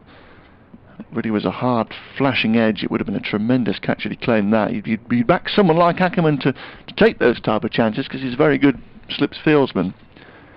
But Curran gets away with one. Horton checks Ackerman's cap as he walks back past him, see if there's a little mark on it, suggesting it was rather closer to the top of his head than I suspect it was. Ackerman indicating that it was about a foot, but as I say, we both feel it was just about within reach, so to speak. In goes right and bowls again to Curran. Decent pace, but a little bit too wide. And Curran this time has nothing to do with it. He's moved on to 19 with that slightly fortuitous boundary. Northants 36 without loss now, 6.3 overs. The board I didn't get to was at Old Trafford, where they're not playing before lunch because of rain. Derbyshire 244 yesterday, 100 for Billy Godalman, and Lancashire were playing with 20 for 1. They can be promoted this week, Lancashire, if they beat Derbyshire there, and the results go in their favour. Right, in, bowls, much straighter this time, but a bit too short of length really, and plenty of time for Curran to get in a solid defensive position, leaning forward. Didn't go very far, but leant forward as he defended that one off stump back down the pitch. No run, of course. Distinctly gloomy at the Fisher County ground at the moment. Some heavyish grey cloud overhead, but moving tolerably quickly. No real concern about rain, I don't think, at the moment. In goes right and bowls again, drops a little bit too short, and Curran on the back foot has plenty of time just to wait and divert the ball with a slightly angled backward of point down towards Dexter, who's lurking down there in front of the electronic scoreboard at wide third man. Single taken. Curran into the 20s now, on 220, in fact 37 without loss. A couple of the flags around Grace Road looking a little bit ragged at the moment. Yeah, that certainly the Union flag on the on the club offices to our left, that needs replacing. It does. Memo to CEO. In goes right and bowls down the leg side, clipped in the air down towards deep backward square, but nice timing by Newton, and there was a gesture with the right hand by Hassan Azad at that square leg backward square position out towards the ball, but again it would have been a miracle catch to take it. Newton picks up 4, and Northants continue to fairly canter along. They've moved on to 41 without loss after just 7 overs. The run rate being maintained at 6, and well, if they can keep this up for another, well, certainly until lunch, they'll have made good inroads into Leicestershire's first innings score, these two. Curran 20, Newton 17. Yeah, very bright start. Poor ball again though by Wright, didn't adjust for the right-hander, and it was a bit of a freebie for Newton, who put it away well. So 41 without loss after 7, just negating that runs on the board factor at the moment, as Evans comes round the wicket and bowls outside Curran's off stump, and he lets it go through. They would have been hoping the home side runs on the board, tight start with the new ball, try and nip 1 or 2 outs here before lunch and put Northants under some pressure, because Leicestershire playing without any fear really, nothing to really play for. I suppose they'd like to move away from the bottom of the table, don't want to claim the wooden spoon, but there's not too much pressure in terms of desperately needing a result to remain in the promotion hunt as Northants have here, as Evans is in again, short and wide, and Curran was playing a bit of a half shot really, wasn't he? It wasn't a thrashing full-blooded cut. It's a sort of run down to third man one day style shot. It was neither here nor there, and he played and missed. But again, it was a little bit wide, a little bit short from Evans. And he was a little fortunate to get away with it. But Northants will be feeling a bit easier about things in the dressing room down beneath us for the moment with this bright start. But it is only a start, as Evans moves in again, and Curran playing forward, thick inside edge here, I think goes between the batsman and the leg stump, down towards long leg for a single. Evans has his hands to his head as they go through for the run. Let's try and operate around that area more often than not. Curran goes to 21, 42 without loss. This could be Curran's third best score so far. Sorry, fourth best score. Forget that. I'll come back to you. He's got starts in the matches he's played, but only one half century to his name so far. A couple of 30s also in the 4 games he's played. And Newton here has bowled, shouldering arms, and a maiden first-class wicket for Alex Evans. What a wonderful moment. And he goes tearing off, arms raised, and gets the congratulations of his teammates. There's the breakthrough. Nice piece of bowling. Just brings one back slightly down the slope into Newton. Shouldering arms, and the ball has flicked the top of the off stump. Very nicely bowled. Wonderful moment for Evans. And Newton has gone for 17, and Northants are 42 for 1. Big grin on Evans' face, 2 hands in the air. A wonderful moment, as you say, for the youngster. Very well bowled as well. Odd misjudgment by Newton. Just came back, clipped the top of off stump. And Evans, as I've been saying, has got better and better. Has improved with each over of the spell. And he's got a little bit of reward now. 1 for 18 for him. His first wicket for Leicestershire. Did pick up 3 first-class wickets for Loughborough earlier this season. He's played 2 first-class games previously for Loughborough, 1 against Leicestershire, 1 against Kent. Obviously the first 2 are Loughborough MCCU games of the season. So not his first-class wickets, but certainly his first county championship wicket, and one that he will never forget, I suspect. And now comes the inter-club battle, if you like, with Alex Wakely walking to the crease at number 3 here. As I mentioned before, he and Alex Evans showing the same club at Ampthill Town CC down in Bedfordshire. Will he have batted against him in nets? Maybe. I don't imagine Wakely has. I would suggest not. No, there's too much of an age gap between them, really. 10 years between Wakely and Evans. Will they have played in the same team occasionally, perhaps? One or two? Again, I'd probably doubt it. Interesting. I don't think Wakely's played much, if at all, for his club side in the last few years. But he's on strike here. Northants 42 for 1. Evans coming in from the Bennett end, and Wakely forward to his first ball, playing down towards extra cover. And there is no run. So a settler here for Leicestershire after a poor start, really. The first 7 overs have been very expensive. It allowed Northants to jump off to a good start, but Newton has gone. And another failure, really, for Rob Newton, who's had a succession of low scores this season. His initial part of the campaign interrupted by injury after his 100 at Glamorgan in the second game of the season, but the value of those runs negated by a really, really placid wicket. Evans into Wakely, drives, full delivery, back to the bowler's right hand, and a wicket maiden for Alex Evans. Lovely moment for him, and he gets more pats on the backside from his teammates as he walks off with his cap down towards the far end of the ground. Well bowled, young man. 42 for 1. Curran still there on 21, but Newton gone for 17. Definite spring in Evans' step as he marched off towards long leg there. He's jogging the rest of the way now, but I feel very different now after 4 overs to the way I suspect he did after the first over, in which he went for 3 boundaries. 1 for 18 from 4 overs for him now. Right, we'll continue. None for 22 from 4 overs from the pavilion end. He's still got the 3 slips, but he definitely needs to follow the example being set by Evans at the moment. In he goes and bowls to Ben Curran, outside off stump, a leave. Didn't swing back in though, went pretty much straight through to Swindles behind the stumps, taken low down by Harry Swindles, round about shin high. Billy Taylor and Alex Wakely deep in conversation between deliveries. He's also a surgeon, Billy Taylor. Tree surgeon, qualified, he points out.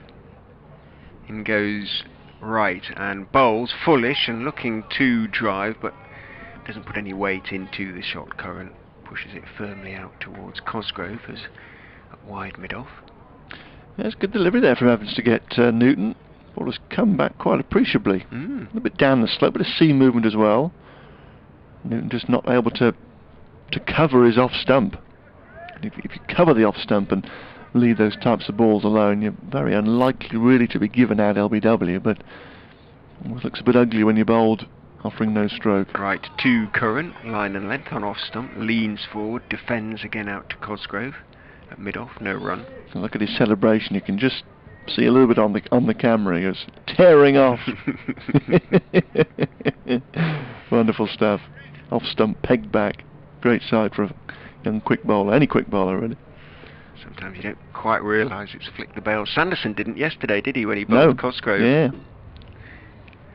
Suddenly realised that the bail had been removed. Actually hit the off stump quite hard, Evans there. In goes right and bowls. Curran leaves outside off stump. Got some rain. Spitting a bit, yeah. A little bit on the breeze, but temporary, very temporary. Looking across to our right, it is lighter. Again, where the weather's coming from. Too much for Mr. Set. Oh, Mr. Ells leans over the balcony, sees what's going on down below, and decides to go down and join them. The ground staff have come out to the covers. In goes right and bowls very wide outside off stump, and Curran leaves with a certain amount of disdain there. Leant forward, but was already showing that he was not remotely interested in the ball, almost as it went past him. Doesn't feel as though it's going to be around for very long. As I say, the ground staff have wandered out to the covers. Umpires not looking at each other. They have their wide brimmed Panamas on. Black ribbon on Billy Taylor's. No ribbon on Pollard's. In goes right, bowls again outside off stump again. Curran lets it go through. End of the over. So, well, it was less expensive from Chris Wright, but it certainly couldn't really be described as threatening. 42 for 1, Northamptonshire. 9 overs have been bowled in their first innings. Ben Curran has 21. Alex Wakely has yet to score. The man out, Rob Newton, bowled by Alex Evans for 17. No runs added since. Yeah, they've settled a bit here.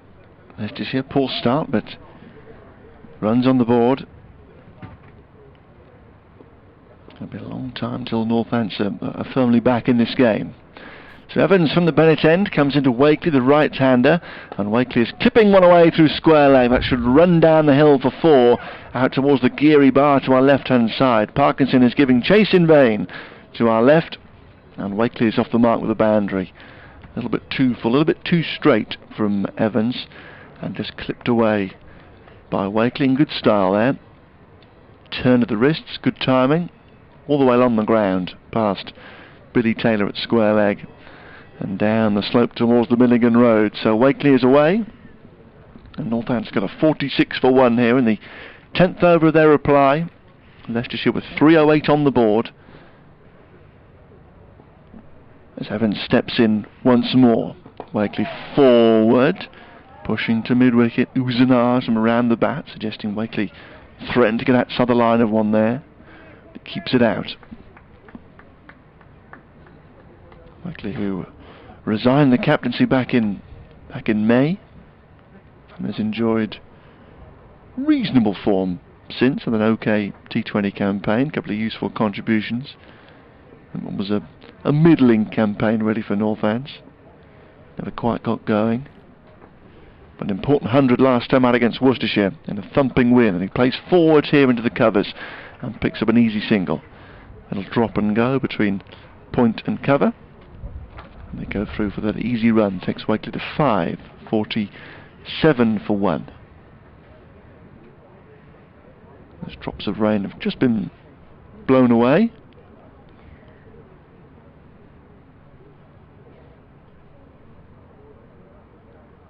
And Curran rechecks his guard. Evans comes back round the wicket to him. Moves in past umpire Paul Pollard and bowls a full delivery, clipped in the air for a moment by Curran, but well short and well wide of mid-on. And there's no run, 47 for 1.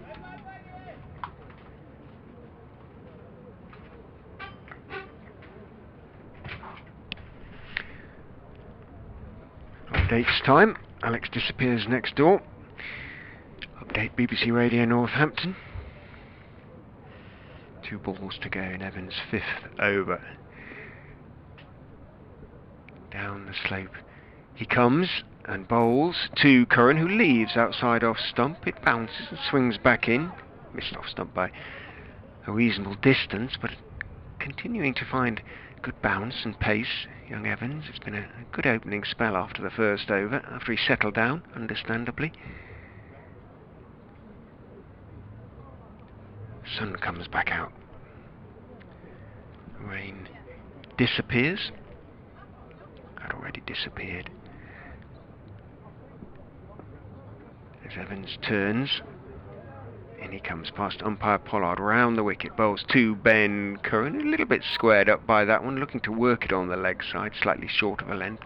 The ball ends up running straight back down the pitch towards Evans, who picks up in his follow-through, underarms the ball out into the leg side, where it's caught by Hassan Azad, and Evans takes his cap and marches off, and then jogs all the way down to long leg. 5 overs, 1 for 23 for him. 47 for 1 Northamptonshire. 10 overs have been bowled now. Here comes the update for BBC Radio Leicester, hopefully between overs. Chris Wright will continue.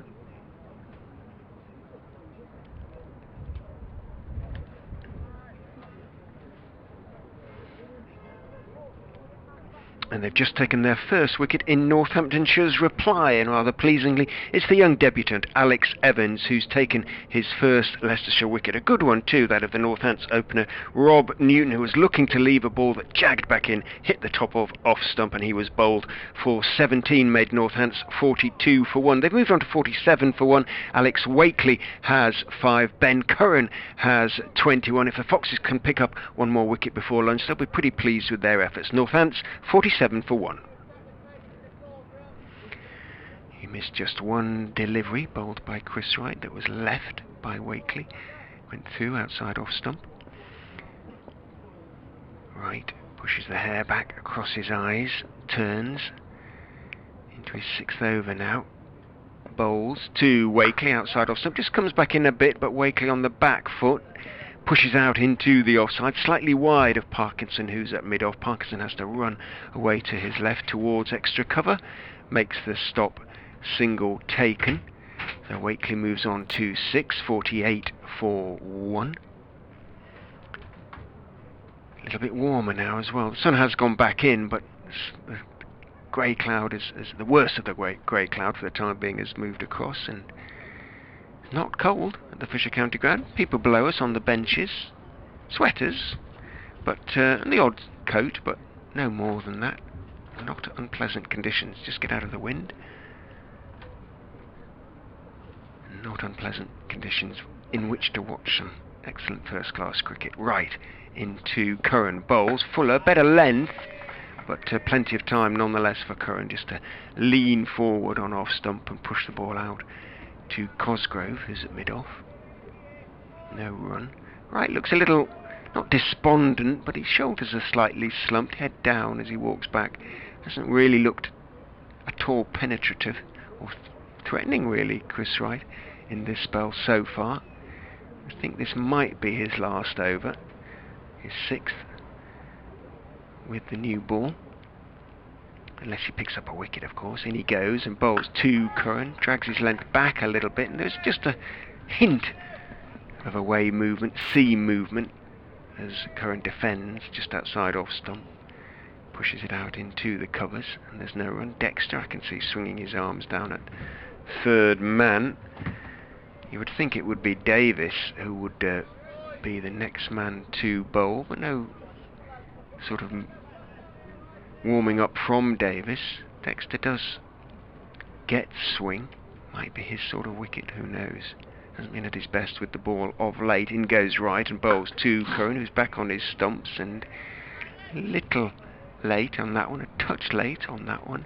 There is a very faint drizzle. It's bright sunshine now, but a very faint drizzle that's blowing across in front of the trees as well in the air. It's curious. So we've got both at the moment. Everybody's looking around somewhat puzzled. Bright sunshine and faint drizzle at the same time. Go figure. Hard to understand English weather sometimes. Right in to finish is over. In and bowl, slightly short of a length. Pretty straight delivery.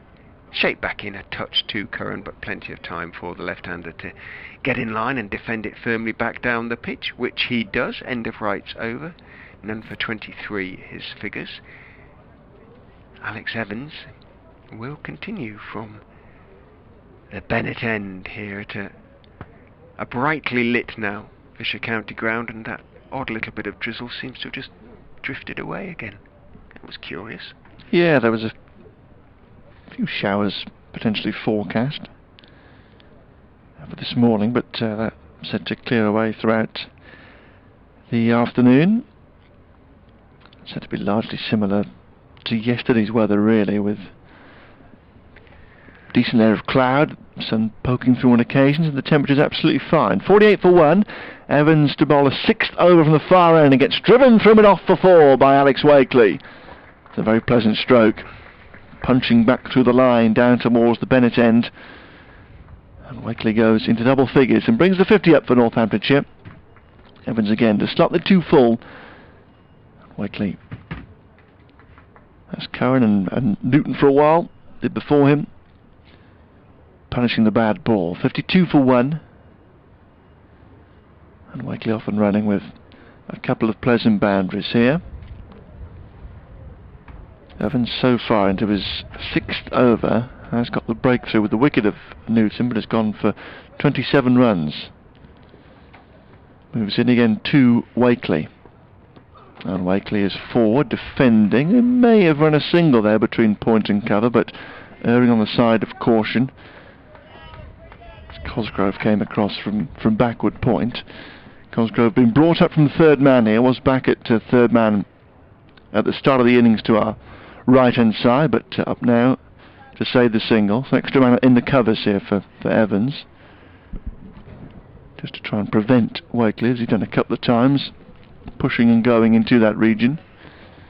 Also a mid off, mid on orthodox mid wicket and long leg, as Evans moves in again from the far end. Past the umpire he goes, and Wakely lets a full delivery go just outside the off stump.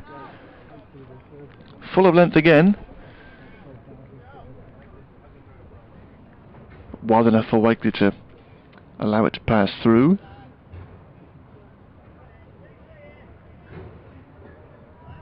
.52 for 1.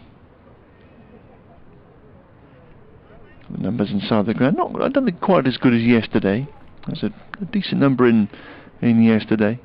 A bit of morning rain has put a few off. Certainly raining when I left home this morning.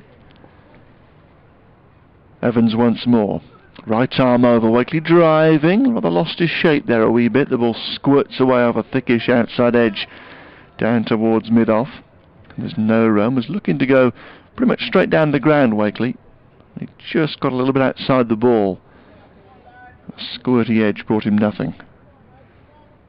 Full of length again by Alex Evans, who's shown reasonable pace so far, but just that lack of control. Could be come to the end of his spell here, and 2 balls to go in his 6th. Moves into Wakely again, just outside the off stump, and Wakely lets it go again. Teasing line. Good Al. Shout the slips. One coming here, Al. Al is clearly going to be his nomenclature going forward. There's a bit of Welsh about it then, with this the spelling of Hugh. Yeah, I don't know. H-U-W. Not that I'm aware of. We'll check with him. I haven't had a chance to really have a chat other than just say hello before the game started. Yeah, he suggests as much, doesn't it, Hugh Evans? Bowls again here. And Wakely again, letting one go just outside the off stump. And the over comes to an end. So 12 gone in the Northamptonshire reply here. And they've made a very good start. 52 for 1. Curran there on 21. Wakely on 10. The man out, Rob Newton, shouldering arms to Evans, who picked up his first championship wicket with a clean bowled. Great sight for the bowler and for the Foxes. So 19 minutes to go until luncheon. Over 8 -1 already. We've only had 12 overs. Well, both these bowlers come in off quite extensive runs, don't they? Yes. Yes, unfortunately Leicester supporters, young Evans, if he's going to be featuring regularly, won't improve the over rate. It's a long run and it's a not particularly brisk walk back. Neither's his right, who comes in from the pavilion end and bowls two Curran, thick inside edge just onto the pad there, squeezes it out towards mid-wicket, and then odd gesture really from Curran. He just raises his bat and annoyed with himself. He's just not quite at ease at the moment, Ben Curran. Started with a few decent shots, helped himself to a couple of loose deliveries and full deliveries, but since then he's just lost his rhythm. We're searching for a rhythm at the moment, not in one. Waits with bat raised as right goes in and bowls to him again. Full solid defensive press forward, half forward, back down the wicket to right, who picks it up in his follow through, then polishes the ball on the bottom of his shirt. Davis is now starting to warm up at point. Most miffed at the manner of his dismissal this morning, Will Davis, having made the first class best this season of 20. He had a bit of a mix up with George Rhodes and he was run out. In goes right and bowls, and Curran defends solidly enough on off stump as the ball shapes back in, a touch to him. So a couple of debutants playing here, Evans and Rhodes. Who might have otherwise played? Dearden might otherwise have played, and I guess you could say in a way that Evans has come in for Abbas, who's obviously gone back to Pakistan to prepare for his next tranche of international cricket, but Griffiths, 12th man, might well have played. In goes right and bowls again. Good delivery on off stump and the slips like it. It's defended on the back foot again, not too much foot movement from Curran out into the offside. No run. So he's probably taken Abbas's place ahead of Gavin Griffiths, really. I suppose Dearden's had enough chances, isn't he? 11 matches, only 299 runs. Exactly that. He has been backed, and unfortunately for him, the weight of runs he's looked good on numerous occasions. He's got in so many times, or looked to have got into double figures, but not been able to go on.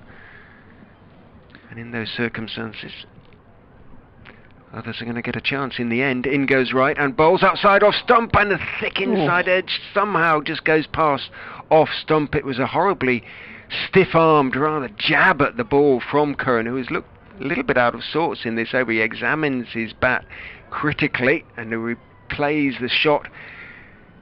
A crashing drive through the offside, but that wasn't the shot he played, and went down hard into the ground and bounced towards fine leg. Could have really gone anywhere, including onto the stumps.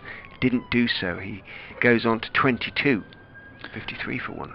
Yeah, lucky. He just got a bit impatient, didn't he? He tied a couple of overs here from right. He's been on, was on 21 for quite a while. He's just lost a bit of patience. In goes right and bowls outside off stump to Wakely, who's seen it all before, just steps forward and lifts his bat over the line of the ball. But Curran just at the moment ill at ease, and all his gestures are of a man not particularly happy with himself. Yeah, as I mentioned before, he's often looked the part, and you think, oh, it looks like he belongs at this level, but like Dearden, exactly. Like in the case of Harry Dearden, and I'm sure plenty of others, you've got to get yourself a score. That's the name of the game, isn't it? Scoring runs, and if you don't do that, then somebody else is going to take your place. Curran arrives here 4 matches before this, 7 innings, 151 runs. So has gone okay. Always got starts, as I mentioned, a half century in there as well, few 30s, got himself to 20 here, but yet to go on and make a match-defining score from the top of the order.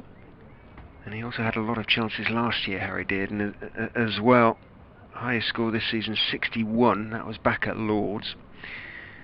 But last few scores, reading backwards, 8, 22, 19, 7, 24, 18, 7, 21, 2, 11, 22, 21. Since that 61, so plenty of opportunities. Yep. And he got in on a few times, but not good enough, really, those numbers. In the end, no. Here's Will Davis replacing Alex Evans from the top end. Runs in right arm over and bowls to Curran off the thigh guard here down the leg side. Runs slowly to Cosgrove, who moves away from the meet. And the score flicks over to 54 for 1 in the 14th over here. So Evans has been afforded a good early blast from the top end. But a bit expensive so far. 6 overs, 1 maiden, 1 for 27 his first burst in Championship cricket. Couldn't quite settle really. As Davis comes in here to the right-handed Wakely, and Wakely is letting one go outside the off stump. Wakely had an issue a few years ago now by being bowled shouldering arms, but he made a technical adjustment. He's standing much more across his stumps nowadays, and by and large has eradicated that issue. But he was bowled shouldering arms against Worcestershire in the previous match. Wayne Parnell, the left armer, came round the wicket at him and just got a ball to tail in to take out his off stump. That was the first time in a long while that Wakely had been dismissed that way. 54 for 1, Davis is in again, length delivery just outside the off stump, and Wakely lets it go through. Down to just 2 slips here, which is interesting, a little concerningly perhaps for Leicestershire, that only 2 catches are in place in the 14th over, other reply and a bit of cloud. Backward point cover, mid-off, mid-on, mid-wicket, square leg and long leg here. So 4 men on the leg side, and Davis can afford to be quite straight here and attack the stumps with this field. 12 minutes to go until lunch as Davis comes in again, a little short, and Wakely is back and punching reasonably well out towards cover. Rhodes dives across to his right hand side and there to collect, and there's no run. So Horton and Ackerman at slip, and then largely a ringed field really. Parkinson, the man out to our left, just twirling his left arm over as if in anticipation of an over before lunch which could arrive. He could maybe replace Wright for an over or 2 at this pavilion end. But it's Davis from the top end for now, who bowls a length delivery to Wakely, who's in this crease when he could have perhaps been forward, keeps it out back to the bowler, and there is no run. Davis so far this season has played in 8 matches, 17 wickets at 38. So not a particularly productive campaign for Davis, who, like Tom Taylor, was released by Derbyshire. They come through their system, clear out of the Derbyshire youngsters a couple of years ago, and they replaced them with bowlers from overseas as Wakely comes forward to a much fuller ball here that just threatens to tail in a wee bit. He pushes out down towards mid-on, and the over comes to an end. So a tidy start there for Davis. Sends down a maiden, just a leg by from the over. 14 gone, and Northamptonshire replied to 308 of 54 for 1. He has a curious knack of always picking up wickets though, Davis, which is a good knack to have, obviously. It can be a little bit expensive, but recent figures in the county championship: 3 for 100, 3 for 73, 2 for 21, 2 for 47, 1 for 62, 2 for 40. So I think opinion fairly divided about Davis. He can look sharpish on occasion, but hasn't done so with any consistency. And Leicestershire sometimes find they have to rile him up a little bit. And sometimes they've sent Harry Swindles up to the stumps to try and get Davis a little bit annoyed. And I know it sounds odd and sort of very simplistic. He likes a bit of fire. Bit of motivation, weirdly. Somehow he needs to, a little bit extra as the bright sunshine comes out now. Dexter is going to replace Chris Wright. Dexter has really not had the greatest of seasons, in part through injury. But he would dearly love to end his Leicestershire career, as is almost certainly going to be the case, on a high note. In he goes and bowls to Curran, a fullish, gently swinging delivery, which is rather dug out by Curran on leg stump, pushed back down the pitch to the South African Dexter, who's figures this season with the ball. Well, 0 for 66, 0 for 53, 1 for 44, 1 for 15, 0 for 23, 0 for 37. Well, there's a lot of 0 fors. Alas, in he goes, labouring rather to the wicket, and bowls, finds the outside edge, thick outside edge of Curran's bat, rather squares him up as he defends that one. Gentle in-swinger that ends up going out towards point. Curran rehearses a push through the leg side. He continues to look remarkably ill at ease, Ben Curran, just not comfortable at the moment. In goes Dexter and bowls to him. Defensive shot on the back foot, drops it out into the leg side, picked up by Parkinson, who's gone in quite close at mid-wicket. Just the 2 slips for Dexter. Economy rate of 3.5 for him across the season. A point too high, really, operating at his pace. I think he should be much closer to 2. His first season, in he goes and bowls, and Curran gets a delivery on leg stump that he turns gently in the air for a couple of feet towards Hassan Azad at backward square.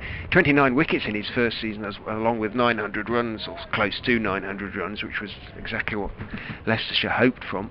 But second season rather less productive, and this season even less so. In he goes and bowls, and Curran is forward. There's a peel for leg before it swings back a bit, maybe hit him outside the line, and there is movement, and that's what caused Curran the issues there. It was worth shouting.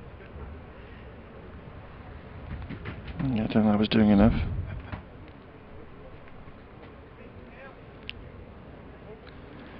But here's the type of bowling that Northants can sometimes struggle against. A lot of stroke makers in their order. Dexter in, bowls, brings Curran forward with a delivery on Midland leg this time. Bat a long way in front of pad as he pushes it out towards Chris Wright, intercepted by Dexter moving away to his left, so he starts with a maiden. Perfectly respectable over with a decent leg before shouting it. He may get plenty of bowling today, Neil Dexter, on that basis. 54 for 1, the Northamptonshire score, with lunch now just 6 minutes away. Just prey on the patience of the Northants batsmen. Someone like Alex Hughes for Derbyshire also bowls reasonably well against them. Less so in Championship cricket in the last couple of years, but T20, certainly in the one-day stuff. That's a very good record against them. 54 for 1 then. And Davis for his second over from the far end. Bowls to Wakely, who's working this leg side down towards mid-on for no run. He's arguably been their best bowler in T20 cricket, Hughes, hasn't he? Very rarely concedes much more than 4 or 5 runs and over in T20. He takes the pace off the ball brilliantly. Sort of in that Benny Howell style of bowling lots of change-ups. Pace off the ball, difficult to get away. Makes the batsman do something, really. A large part of why Derbyshire are at finals day for the first time. As Davis comes in again, and a full delivery just outside the off stump is let go by Alex Wakely. In that second semi-final, Derbyshire against Essex, a game between two sides who were largely nowhere near qualification halfway through the campaign. Both sides were really struggling towards the bottom of the table, but Derbyshire won something like 5 of the last 6 games to go through, and Essex managed to squeak in with only 5 wins on the board. As Davis moves in once more, and Wakely works this leg side again, but well short of Azad, diving to his left-hand side from mid-wicket, and there is no run. The lowest number of wins ever to qualify in a T20 campaign. Those 5 achieved by Essex because of all the weather that was around, and because the nature of that South group as well, it was so tight. The opposite was the case with about 5 games to go that the South group looked to be sewn up and the North group was really tight, as Davis goes wide on the bowling crease here and beats the bat. Brings Wakely forward. Because of that angle, because he goes a bit wider, that forces the batsman to think twice about his off stump, particularly when Davis is bowling here with the slope coming back in towards the right-hander. That's why Wakely played at that. And he played and missed. Clever piece of bowling by Davis. But yeah, things turned around as the campaign went on. And the North group, going into the last week, was pretty much sewn up because of Derbyshire's tremendous finish to the competition, including winning at Old Trafford, which is an incredible result. Davis once more. Wakely forward, struck on the body here, I fancy. One that just nips back a little bit. The ball bobbles down a few yards away from Wakely, wanders away towards leg side. There and again, 54 for 1. But it was a right bun fight in the South group. Hampshire managed to lose to Glamorgan and concede 200 in the process on the final night when victory would have taken them through. Essex-Kent became a shootout, and Kent, who'd won 6 of the first 7 matches, somehow failed to qualify. Davis in again, Wakely cutting away for 4. Finally gets a bit of wit from Davis and punishes it out towards the nets to our right-hand side. Nicely struck by Wakely, his 3rd boundary. Goes to 14. With probably 1 over to go until luncheon. Northants are in a good spot, 58 for 1, replying to 308. Yeah, if they can get through to the interval with just 1 down, they'll be reasonably pleased with their morning's work, I suspect. The visitors, bright sunshine. A couple more grey clouds to come our way, but that will be during the lunch interval. Neil Dexter will look to swing the ball into Ben Curran and try and win a leg before decision, I suspect, in this final over before that interval. In he goes and bowls, and Curran makes a late decision to leave, but because Dexter's pace is pedestrian, he has plenty of time to make that fairly late decision. Lets it go through to Harry Swindells. Told it should be pronounced Swindles, not by Harry himself, incidentally. I think Swindell sounds better, really. But in goes Dexter and bowls, and forward goes Curran. Well, Swindles is a trick played on someone, isn't it, or a con or something like that. That's probably but Swindells has probably where he got his name back in the day. It's perfectly possible. It's perfectly possible. It comes from a family. No, let's not go there. In goes Dexter and bowls. Curran, thick outside edge, was leaning forward there, and it runs away down towards 3rd man for 4. Certainly not the shot that Curran was looking to play. He was just looking to defend a delivery on off stump. Might just have rolled his fingers across that one, Dexter, and straightened it a touch. Took a thick outside edge, ran through the vacant gully and runs down to the 3rd man boundary for 4. So Curran on to 26. Not at all convincingly. But the main thing, as far as he's concerned, is that he's still there. 62 for 1, Northamptonshire.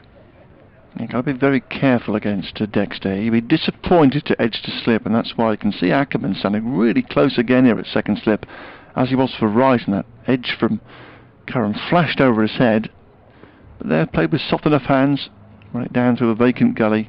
Dexter in again, swings back in, bat playing across the front pad rather.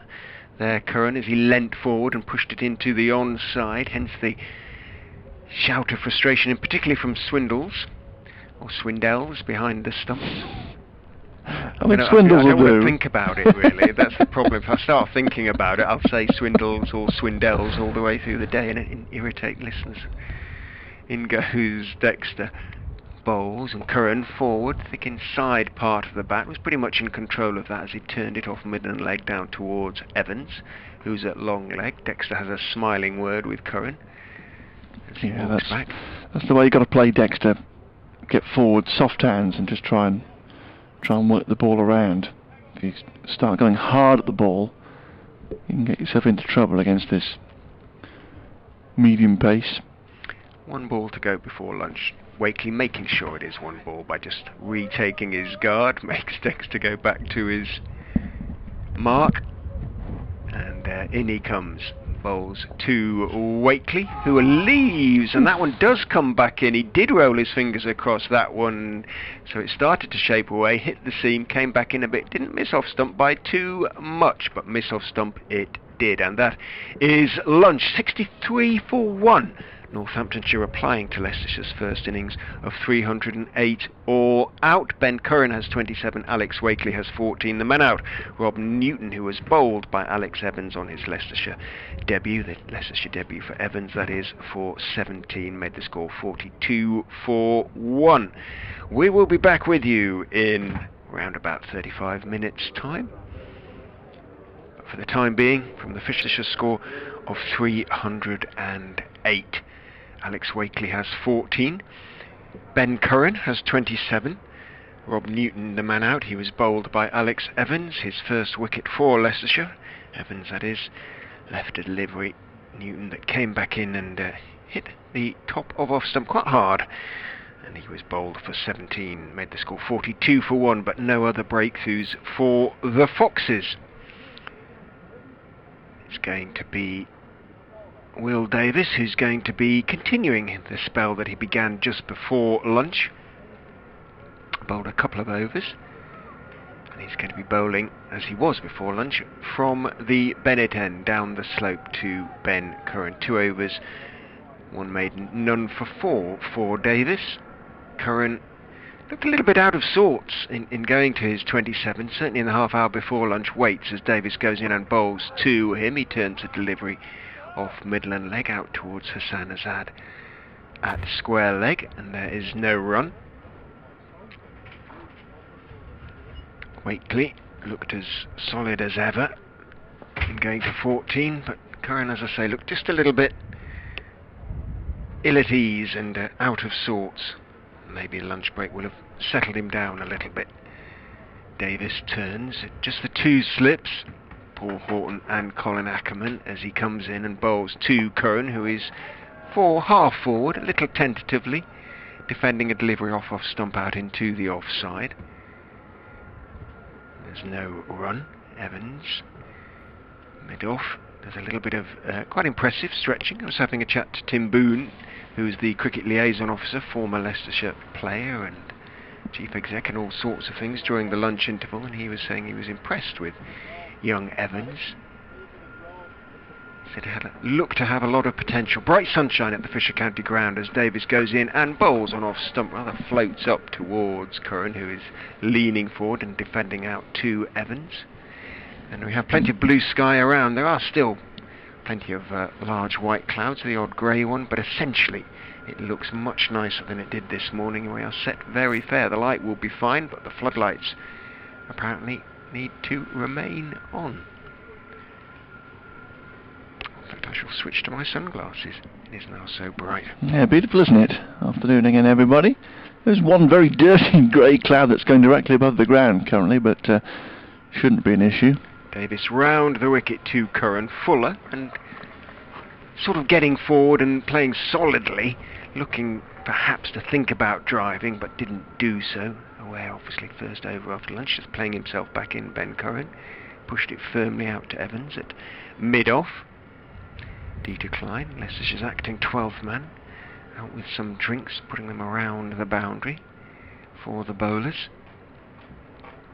Davis turns, a little stutter at the start of his run, then in he comes and bowls to Curran, who goes for the big drive, and he's caught behind. Took the outside edge, held its own off the seam, and didn't have to look around there. Will Davis. Ben Curran, having got to 27, and Alex has talked about this before lunch, got in a few times, but he never really looked easy after the first couple of overs when he cracked a couple away.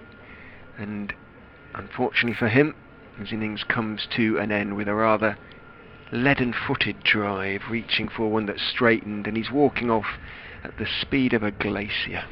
Yeah, he knows it's a poor one. Very poor shot straight after lunch. Tipped it wide from Davis.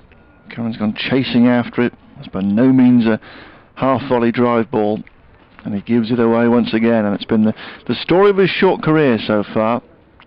And you sort of look around and think about these players who start a bit later.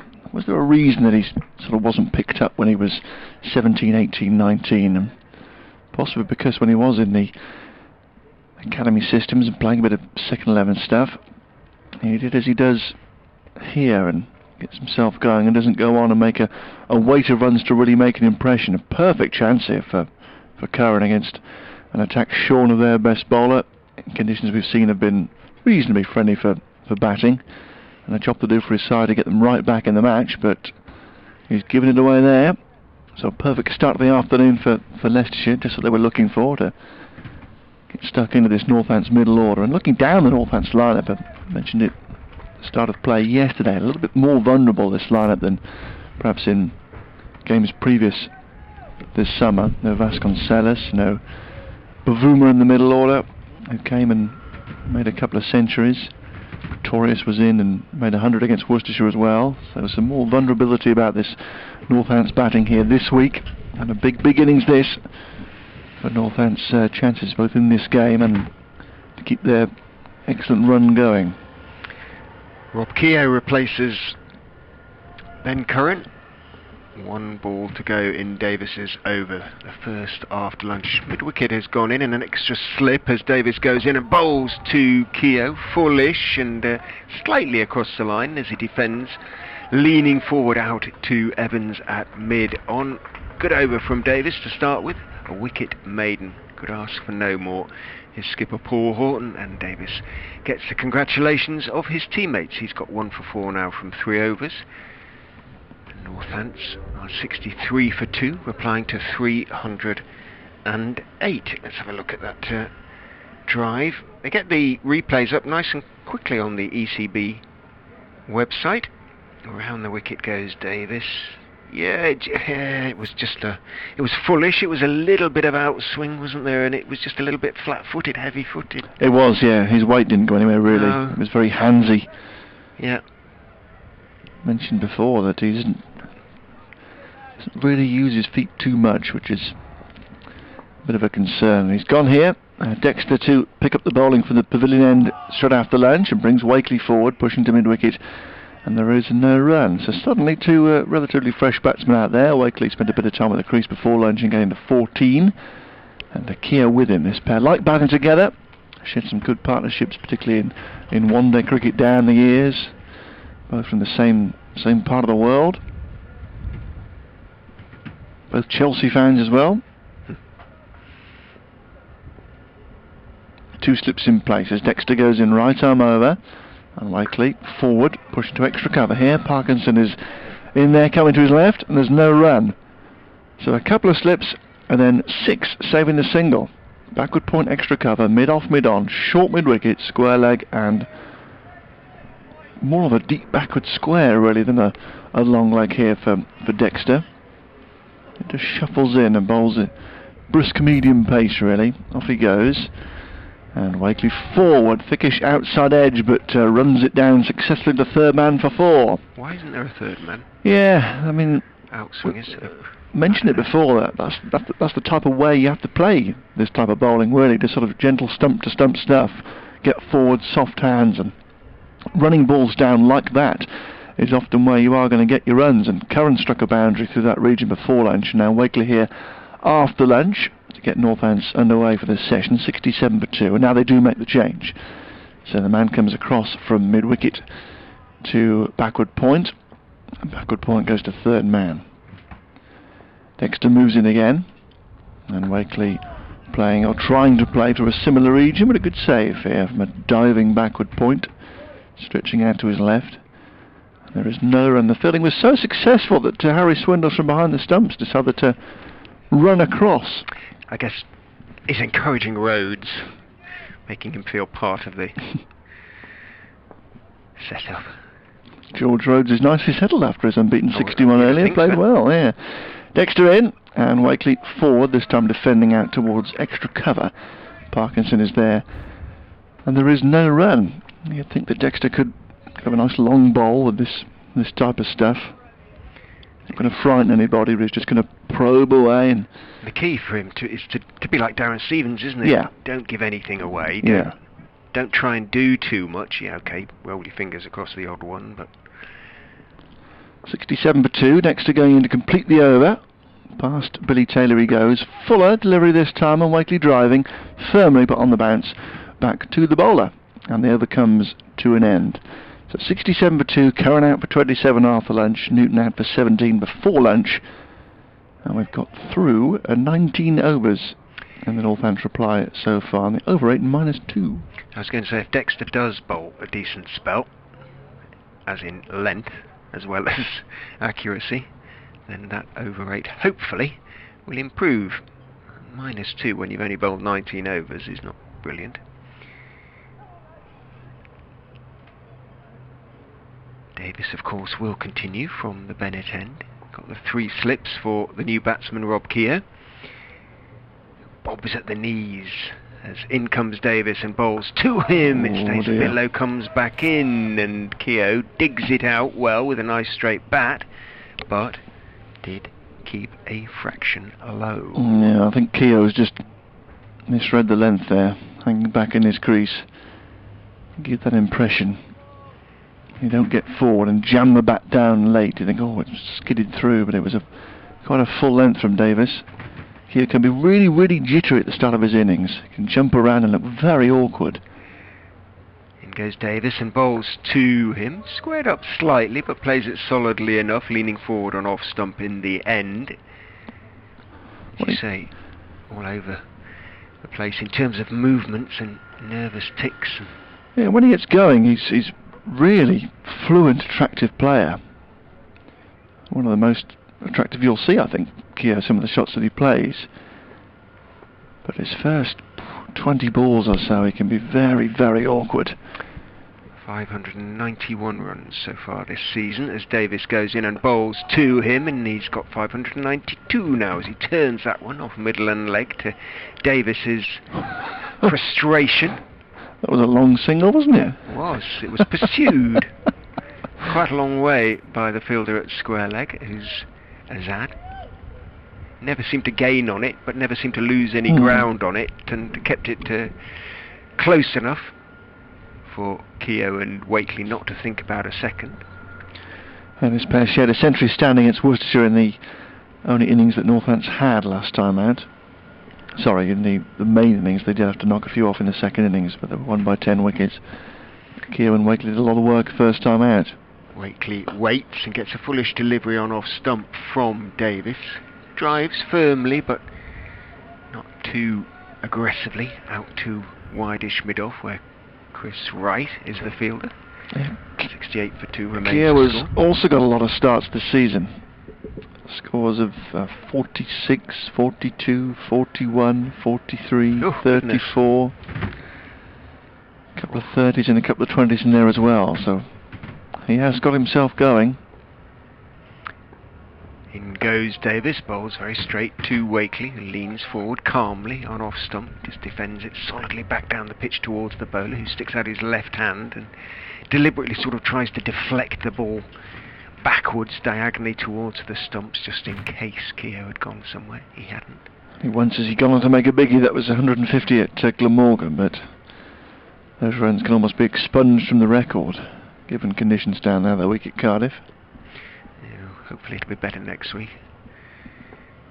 Davis in, bowls, and again comes back in, shapes back in a touch towards Wakely's half forward, thick inside part of the bat as he defends, and ball goes out on the leg side. A little bit of movement there for Davis. Wakely does a spot of gardening at the end of the over. Davis keeping it simple and getting the rewards. He's bowled 4 overs, 2 maidens, and has 1 for 5. 68 for 2 Northants.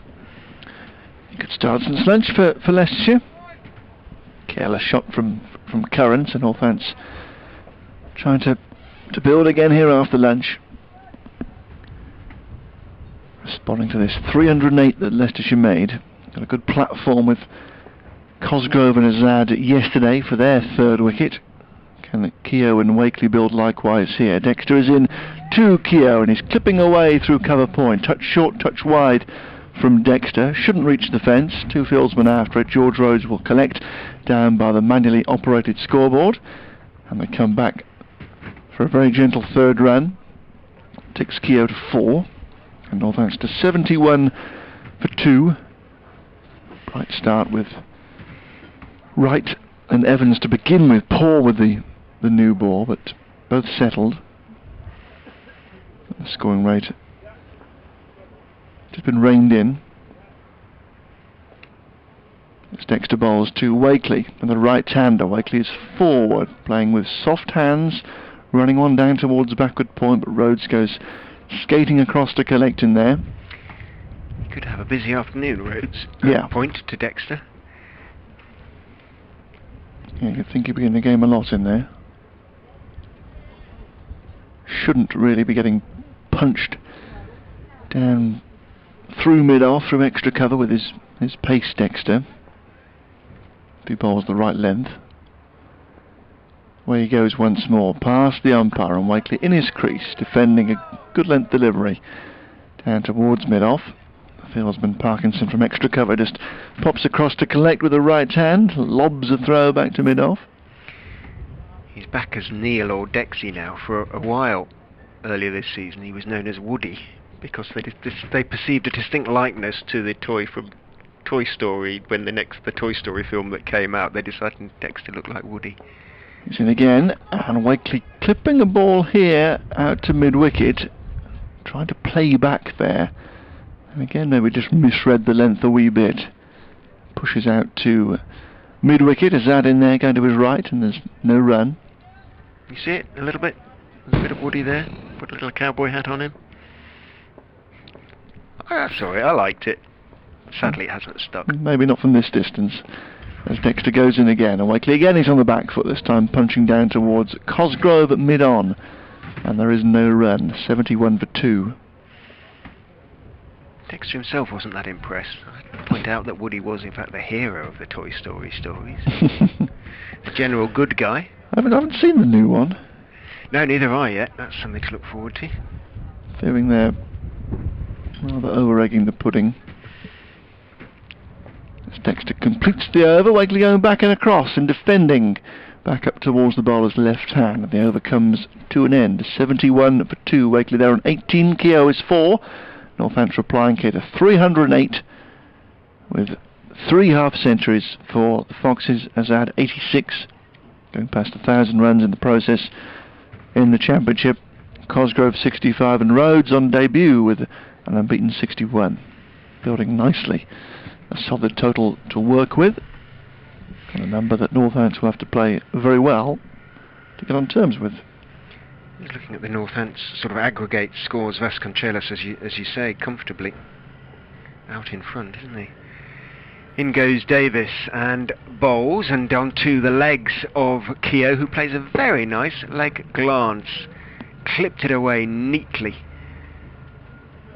and very finely down to fine leg, and picks up for Parkinson at long leg. No chance of getting across, so nice way to get off the mark. Rob Keogh just straying in direction there. Will Davis, his first really poor ball, or punishable ball anyway, and it was indeed punished. Beautiful bright sunshine, best part of the day now, and it looks absolutely fine out there for some time to come, as Davis is in to Keogh again onto leg stump, but straighter this time, middle and leg, and Keogh looking to be positive, clips it firmly but straight to Dexter, who is at slightly backward square leg. Took it off the stumps, wanders down the pitch, picks up a little piece of something or other, bit of dirt, rather delicately in the finger and thumb, drops it away from the pitch, and back in his stance, waiting as Davis comes in and bowls to him, and driving beautifully, and it thunders into the stumps at the far end. That would have been 4 in anybody's money. Umpire Pollard was starting to step smartly out of the way, but it thumped into about middle, close to middle stump, quite low down there. So Keogh denied. It would have been one of the shots of the day had it gone for 4. Yeah, it for sure would have done either side of the stumps, wouldn't it? It was rocketing back down the pitch. Beautifully straight from Keogh. Denied the runs the shot deserved. Davis is in to him, outside off stump this time, steered nicely by Keogh. wide of backward point, and all Cosgrove can do is just turn and jog after the ball as it crosses the ropes in front of the meet.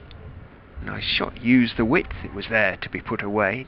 Didn't try and hit it too hard, just made sure he got it well wide of Cosgrove, and the outfield and the timing of the shot did the rest. So Keogh, 3 boundaries, moves on to 12. Yeah, very nice timing once again, wasn't it? Yeah, lovely stuff. Pitch looking pretty benign at the moment. In goes Davis and bowls very straight and beats the outside edge, just drifted past the outside edge. Good delivery from Davis, maybe slightly riled by those conceding those boundaries. Yeah, I think the conclusion so far is that it's been a pretty good cricket wicket. Runs to be had in there, but if you locate the right area enough, there is just a little bit of help available. Generally through the air rather than off the pitch, but enough. Keep the bowlers in the game, as we saw throughout yesterday, really. Davis in, bowls. Keogh bat in front of pad, defending on the front foot, pushing the ball away off middle and off. Well, middle really, out towards mid-on. Picked up there by Evans, who, having returned the ball to his skipper, heads off down to long leg, because it's the end of the over. The scoreboard doesn't think so. He thinks it's a ball behind. The scoreboard has just ticked over to 4.5 and then realises, 4.6. Goes Dexter for his 5th over from the pavilion end, bowling right arm over, full of length outside the off stump, and Wakely lets it go through. 79 for 2, Northants. The type of pitch here and the type of pitch we've seen at Northampton actually throughout the season so far. Type of wicket that Championship cricket needs to be played on, really. Keeps both teams in the game, doesn't give anyone too strong an advantage. It's difficult to know how all the things that have changed have really affected things this year, as Dexter goes in once more. And Wakely off the back foot is punching nicely, but good save from Parkinson, down into his right from extra cover, and there is no run. So there was a general edict at the start of the season to prepare better pitches. The change in the ball was made, so this 2019 Dukes has a lower seam on it, which by and large has helped it, or reduced the amount of swing available. The seam acting like a rudder as Dexter goes in again. Wakely forward, pushing just to the left of Parkinson, but he goes across, collects, and there's no run. And the heavy roller is back. It's available for, I think, 12 minutes for either side throughout the match. So it's difficult to say which of those things has had the biggest impact, but I think certainly the pitch preparation has probably had most to do with it, as Dexter is in again, Wakely forward, pushing down towards mid-off, and there is no run, because we've seen the bat's been able to score a few more runs this summer, hasn't we? Matches going a bit deeper, a bit longer, fewer of these silly shootouts done in 2.5, 3 days, which doesn't really help anybody in the grand scheme of things, really. Certainly in terms of the production of Test match cricketers. As up goes Dexter again, and Wakely on the back foot is playing down the ground this time and gets it past the bowler, and running up down to the members. Fieldsman giving chase from mid off, right, doesn't get there. Wakely has had a couple of goes at getting that back foot drive away, and here finds the gap just past the left boot of Neil Dexter, and between mid-on and mid-off, and Cosgrove and Wright couldn't haul it in, so Wakely goes to 22, 83 for 2, Northants. Update for BBC Radio Leicester. They've picked up a wicket since lunch, the Foxes indeed, in the very first over. After lunch, Ben Curran went for a drive against the bowling of Will Davis, got the edge and was caught by Harry Swindells behind the stumps for 27, made the score 63 for 2. Northants have added another 20 to that score, though Rob Keogh's come in, looked in good touch in going to 12. Alex Wakely is playing steadily, he's on 22 not out. The Foxes pegging away here, but they need another wicket or two quickly. 83 for 2, Northants. Back with you online. You missed just one delivery, which was successfully defended.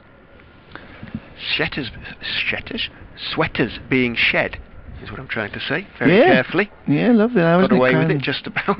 Grand bathed in sunshine.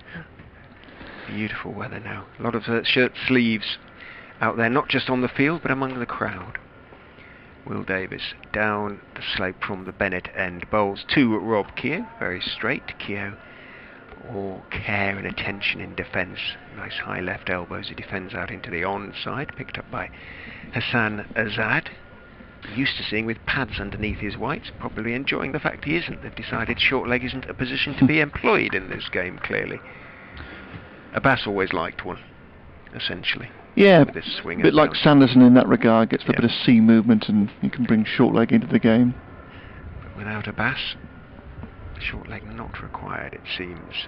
Davis, quite chest on as he goes in and bowls, clipped in the air, just wide of the diving Abbas. It was timed nicely by Keogh, and he may well pick up 4. It does trickle over the ropes at the distant mid-wicket boundary, but it was in the air for quite a long way, and he flung himself to his left.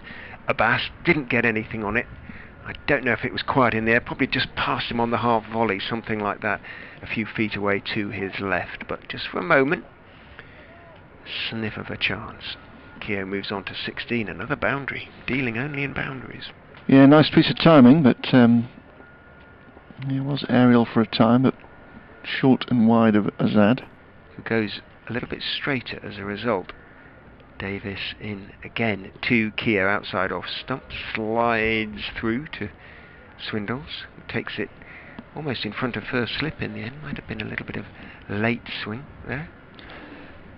So yeah, just going back to that point I was making, I think by and large we've seen better cricket this summer. Better matches, more even contests, games that have been going a bit longer. So they've certainly gone deeper, that is for sure. That is for sure. Just what you want to see, really.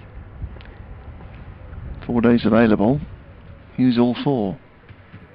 Davis in, bowls, a little bit of bounce and a little bit more pace to that delivery, which was left by Keogh as it bounced through just outside off stump. And there's no run. 87 for 2 remains the score. See Trevor Bayliss having a little dip at county cricket in his departing press conference at the Oval yesterday. Oh, it's county cricket's fault, is it, that Indeed, yeah. the Ashes have been lost? This from a man who famously doesn't watch county cricket, of course. Nothing to do with white ball cricket or anything. What is his grouse? As Davis turns, in he comes and bowls a bouncer very, very short, almost in his own half, I would suggest there. And Keogh just didn't really even duck as it looped over his head.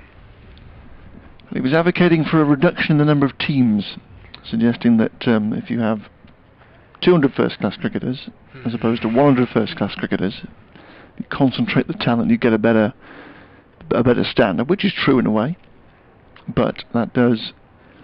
We've had Jonathan Agnew saying much the same, and see, I didn't think Agnew was doing. I thought Agnew was an advocate of going back to one division. Davis in, bowls straight, fullish, and again Keogh solidly behind it. Now he's changed his stance rather and come out in favour of reduction in the number of counties. Yeah, see, I don't. Unless you're going to keep funding the other teams to keep the production of players going, because it's impossible to argue that the non-test match grounds don't have their place in terms of producing players.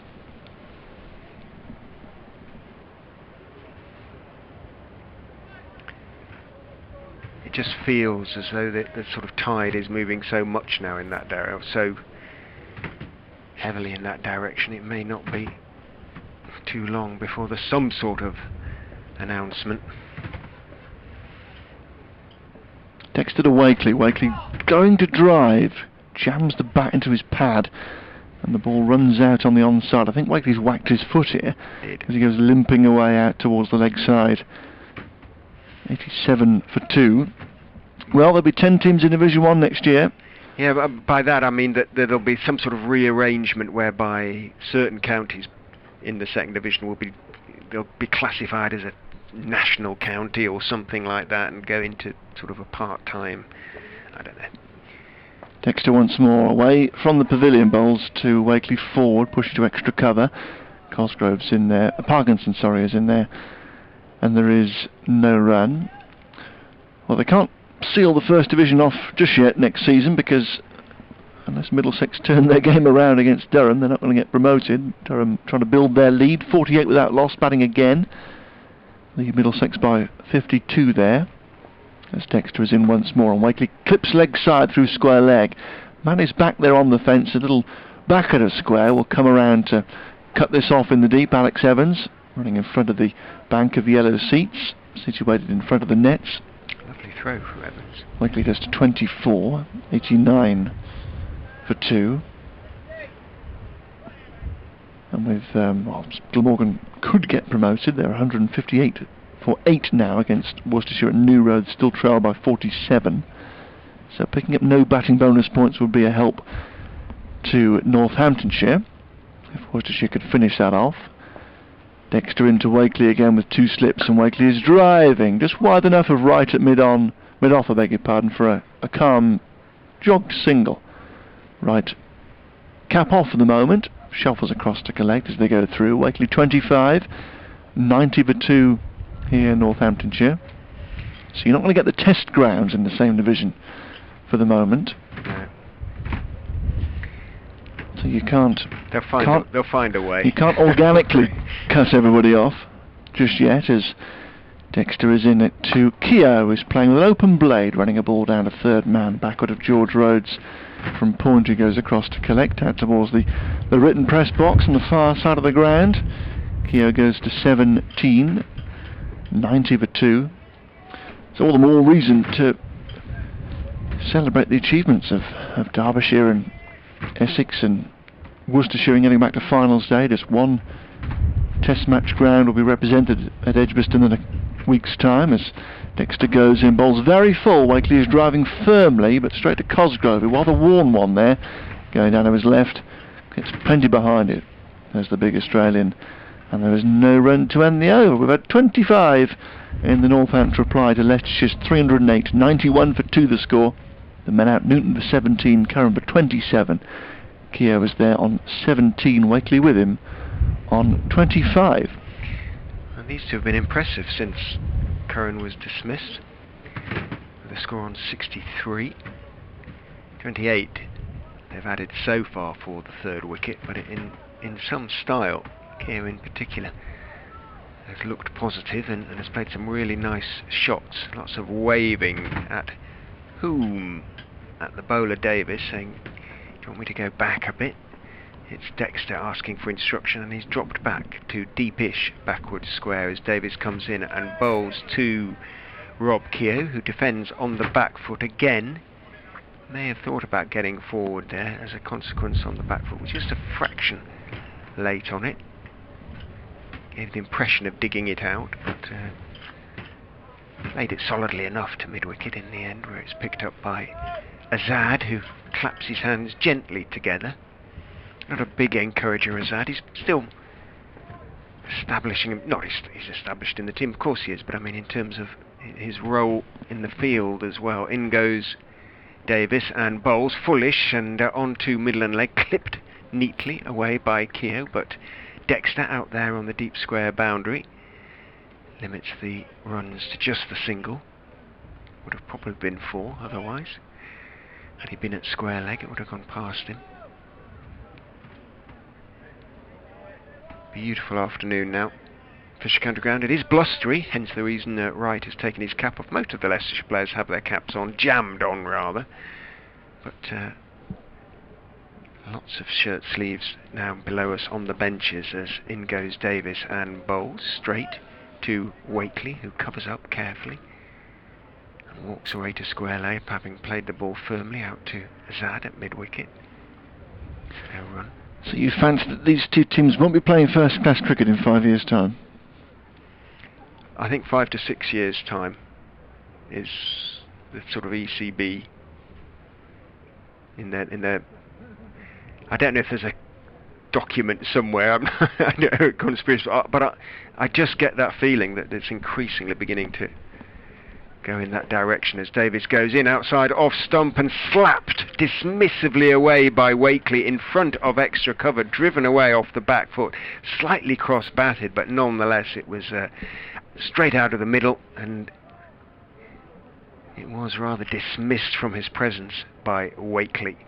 Lovely shot from him. He moves on to 29.96 for 2. Obviously some easy targets with Northants, Leicester and Derbyshire, Gloucestershire potentially. What about Worcestershire? Have produced some England cricketers recently. Kent and Sussex, two of the oldest counties in existence.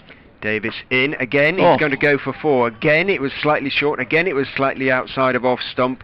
Not too much foot movement, but absolute certainty about the way Wakely played that shot. And Davis kicks at the ground in frustration, but it's a frustration with himself, really. The balls were both there to be put away, but Wakely looks in super touch at the moment, and he's put them both away with utter certainty. He moves on to 33 and brings up the Northamptonshire 100.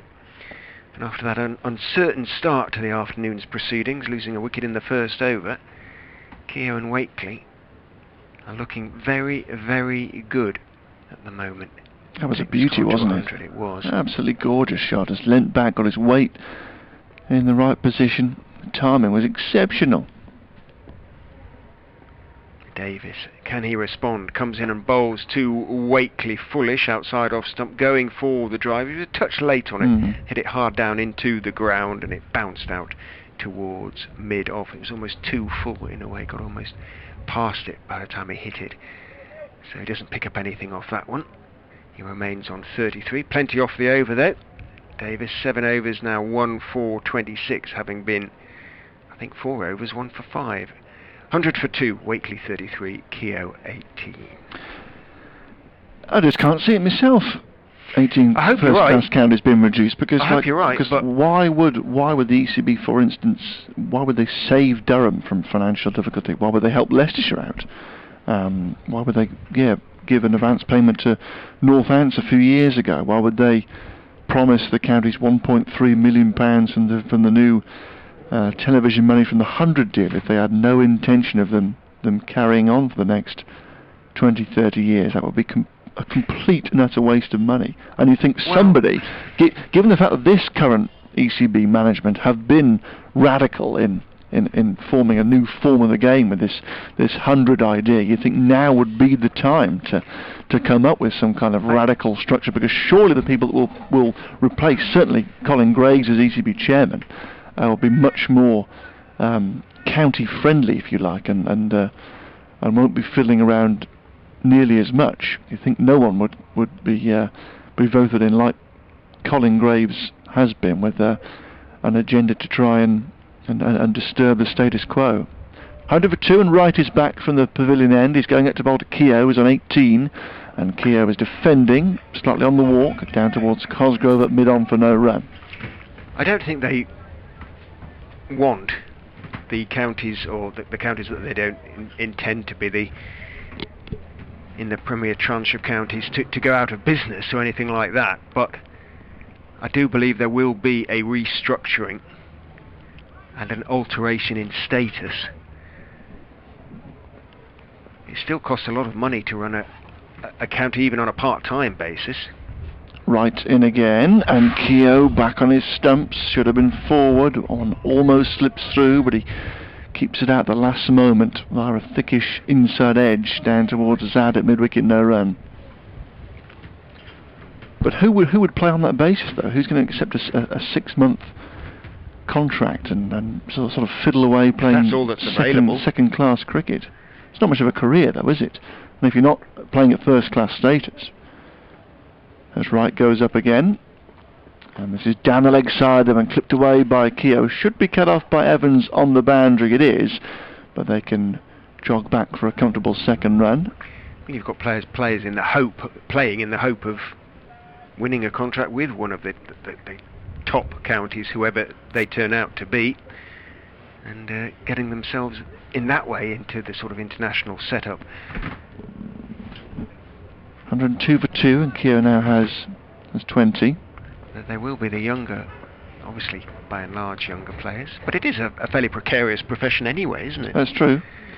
Right once more, and this bounces on Keogh, and an edge is dropped at first slip, and the ball runs away to long leg, and they're going to come back for a second run here as well. Well, just check now, it was leg buys. I thought it was the thigh. So it bounced a bit. It bounced and maybe struck Keogh on the arm. The ball flew to first slip, and Horton, going to his left-hand side, couldn't take what in the end wasn't a chance, but just a little bit of bounce from right, from absolutely nowhere. Keogh rather in his crease trying to defend. Which is why he didn't catch it. He was appealing for a leg before, presumably, but it clearly bounced a little bit too much for that. But there was, something there for Wright. 104 for 2, and Wright is in again, very wide on the bowling crease, and Keogh is back and clipping to Azad's right at mid-wicket, and he makes a good save in there, Azad, going across to prevent what may have been 4 runs, actually, because it's another good piece of timing by Keogh, has timed the ball sweetly so far. Rob Keogh. A different challenge here, facing Wright with a bit more pace, significantly more pace than Dexter, who just plodded away with no real joy at all from this pavilion end before him. 6 overs, 1 made, 0 for 20 for Dexter as Wright bowls full and straight and gets clipped away for 4. That's ran past Cosgrove at mid-on and down towards the meat for Keogh's 4th boundary. Full of length, just a touch too straight, and Keogh picks the gap on this occasion wide of Cosgrove. Nothing the fieldsman could have done about that, clipping it away towards the members in the little block of yellow seats by the meet to our right hand side. So Northant's progress since Lent has been very productive.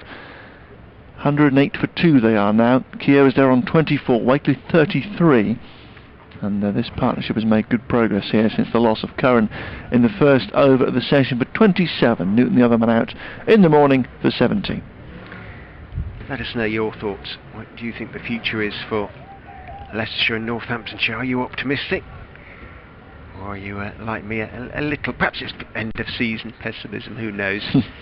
As down the slope, Davis will continue to bowl to Alex Wakely fullish, steered out into the offside by Wakely, waiting for it as it came down towards him.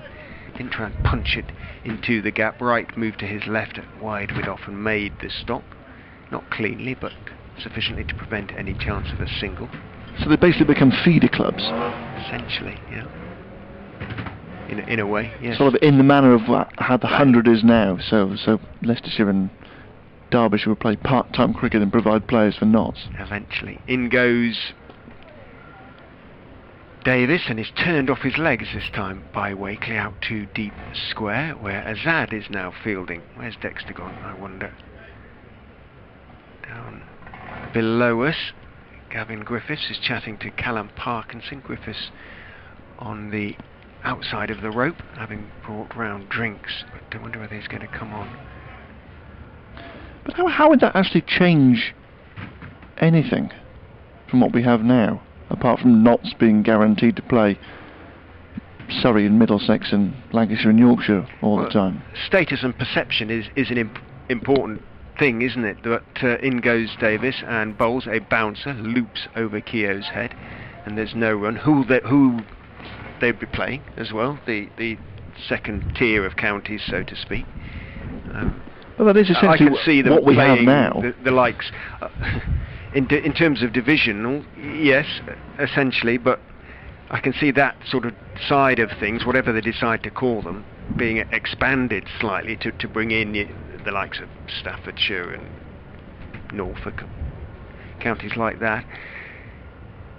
Davis in, bowls on off stump, better line and length, and late adjustment from Keogh, sees it defended off the back foot again. He's inclined to stay on the back foot, pushing it out to right at wide mid off, and there's no run. But in terms of, yes, there'll be a full-time sort of organisational structure, but it will be smaller and less expensive to run, much smaller. As in fewer players. Yeah, and staff, consequently. In goes Davis, bowls short of a length on off stump and goes up on his toes, Keogh. Generally on the back foot too, that one. That was the right choice of weight. as he pushed it out into the offside, off stump. Well, I dare say that Leicestershire and Northants couldn't really have two fewer staff. No, they're cut fairly close to the bone at the moment, aren't they? But until essentially they're running at in goes Davis and bowls a horrible bouncer that loops away down the leg side and can't have been far off being signalled a wide. Not a great end to his spell for Will Davis. I'm assuming that might be it for him. 8 overs, 2 maidens, 1 4, 27. But until they're not, the organisations aren't losing money essentially. And obviously the main expense is the playing budget, is wages. So who would pay these 6-month contracts, if you like, here? Notts? Well, hopefully the counties themselves would generate sufficient income in that respect. But yes, there'd still be some sort of subsidy from the ECB, but not, the ECB might argue, 109 for 2, right to Wakely, and Wakely is well forward here on the off stump, pushing out to Parkinson, an extra cover for no run. There are 2 slips, third man, point extra cover, mid off, mid on, mid wicket, and long leg. But not such a large one, and sponsorship money, etc., would pay a larger proportion of the necessary expenses. We shall see. Maybe being a little bit unnecessarily pessimistic. I hope so.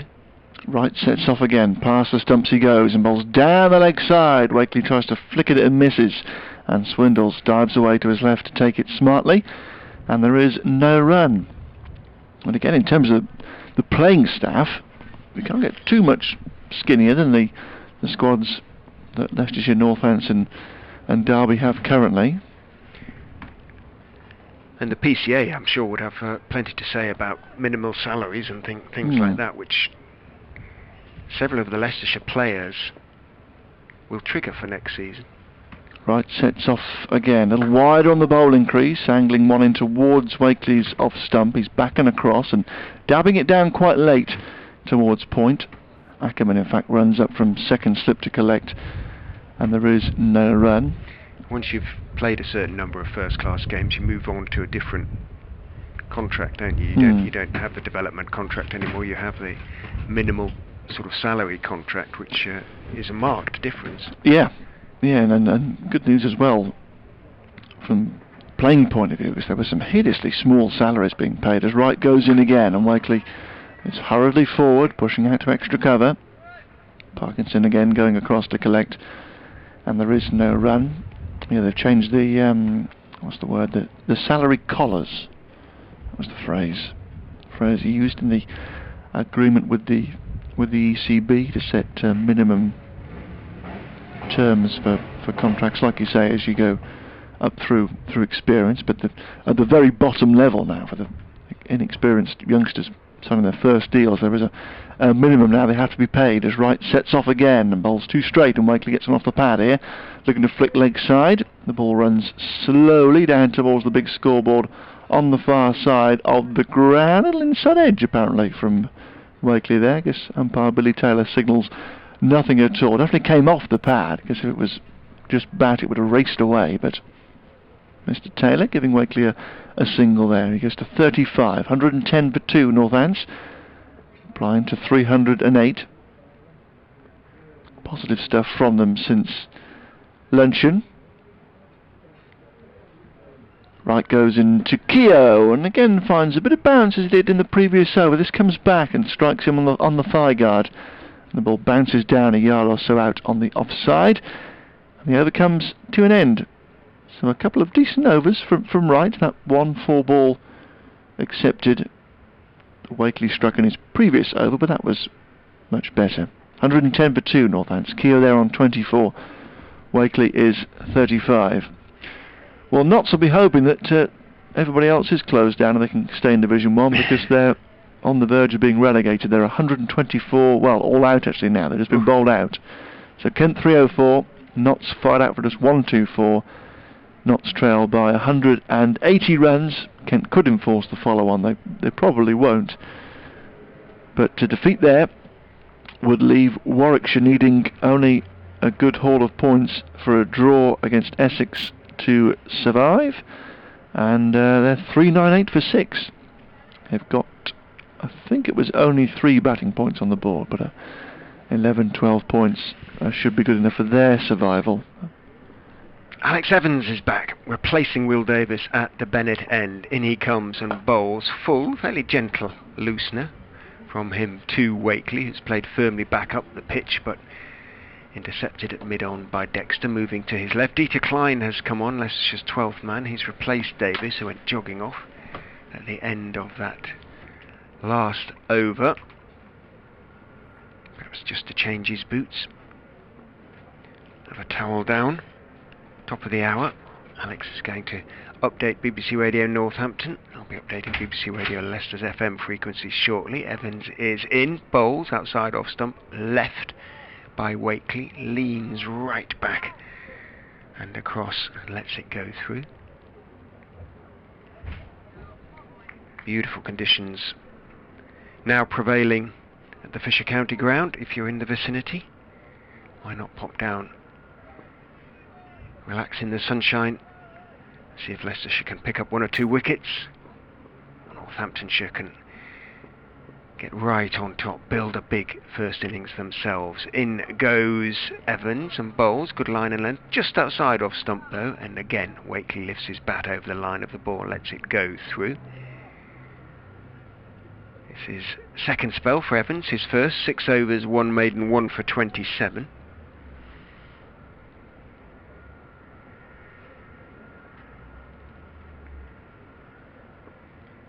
Has bowled exclusively down the slope.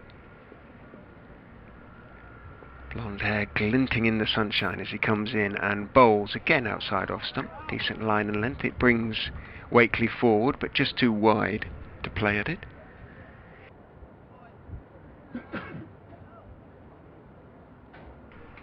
Lets it go through. 110 for 2. 2 slips for Wakely. Horton at first, Ackerman at second, standing alongside Harry Swindles, the wicket-keeper. Otherwise a single saving field as Evans comes in and bowls again to Wakely. Good line again, just outside off stump. Again, Wakely isn't to be tempted, letting it go through. He has a third man and a long leg. Evans. It's a slightly defensive field. Cosgrove it is down there at third man. Callum Parkinson down at long leg, just doing 1 or 2 little stretching exercises. Perhaps might get a chance before too long. Horton, the captain at first slip, looks around towards Parkinson. Evans is in again. Lovely delivery that beats the outside edge of Wakely's bat, just getting closer to the off stump. Had to play at it, just arguably straightened a fraction.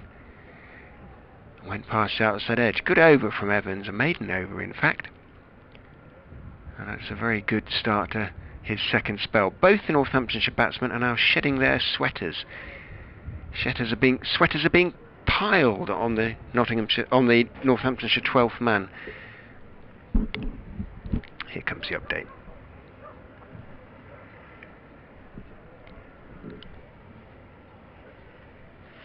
Now, at the moment it's going Northamptonshire's way. They did lose a wicket in the very first over after lunch, that of Ben Curran, who was caught behind by Harry Swindles off the bowling of Will Davis for 27, made Northants 63 for 2, but Rob Keogh has come out to join Alex Wakely, and they're both batting pretty positively. Keogh has gone on to 24, he's hit 5 boundaries in doing that. Wakely batting very solidly, he's on 35. Bright sunshine down here at the Fisher County ground, the pitch looks pretty good, and the Foxes having to work for their next breakthrough. Northants 110 for 2.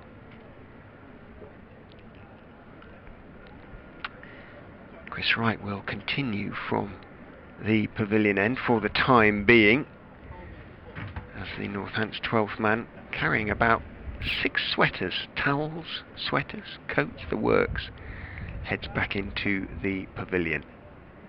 Right, up the slope. Bowles, outside off stump and just past the outside edge of Keogh's bat. There was good swing there for Chris Wright, beat the outside edge, and Keogh looks a little ashamed face as he heads off towards short leg. Then he puts his head down and adjusts his gloves. Both batsmen short sleeve Northamptonshire shirts. Just looking across, Cosgrove's got a sweater on, but not many other Leicestershire players do. As Wright runs in past umpire Taylor and bowls. Fuller this time to Keogh, gets forward on off stump this time. There is still a little bit of swing, as you would hope for Chris Wright. The ball is only 30 overs old. But he got almost to the pitch of that one, defended it out to Dexter at mid-off. Wright indicates to Dexter there is still movement there. He's to produce 6 line and length deliveries really, Wright, not try too hard to do something different. Settle down into a line and length. This is his 10th over. In he goes and bowls, and that one is fullish on middle and leg this time and waiting for it. Keogh clips it rather off the back foot but doesn't time it. It goes straight back past Wright, but Cosgrove moves across to his left at mid-on and makes the stop. And there's no run. Floodlights barely, the lights obviously are shining, the bulbs are on, but barely visible in the bright sunshine now. You do feel, looking away to where the weather's coming from, the lights could safely be switched off for at least an hour or so, but anyway, they're not being. Wright is in, bowls and back. Deep in his crease goes Keogh, defending a straight delivery. Leaning forward, again Cosgrove is the fielder as it goes back past the bowler.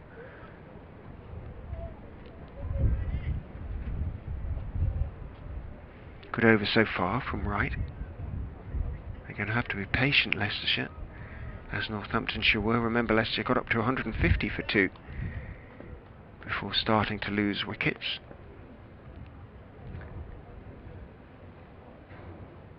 Wright is in, bowls to Keogh, thick outside edge. He was looking to play it on the leg side. Leading edge went through gully, running down towards third man, where Klein picks up and hurls the ball back to the bowler's end, tries to give Wakely the hurry up, and Wakely does have to hurry up. The ball misses the stumps and is stopped by Cosgrove, but a little triumph of sorts for Wright over the batsman.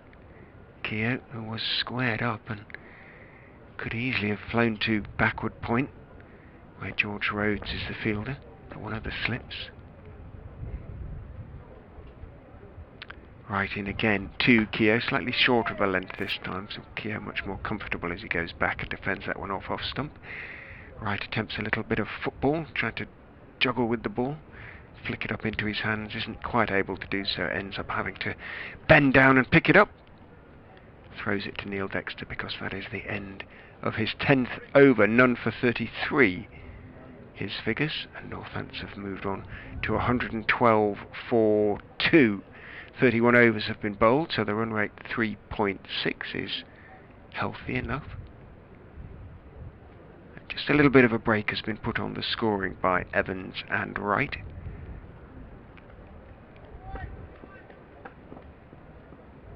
Evans to continue, second over of his spell. Down the slope he comes and bowls, and that one seams back in and strikes Wakely a rather uncomfortable blow. Suspect on the inside of the left knee.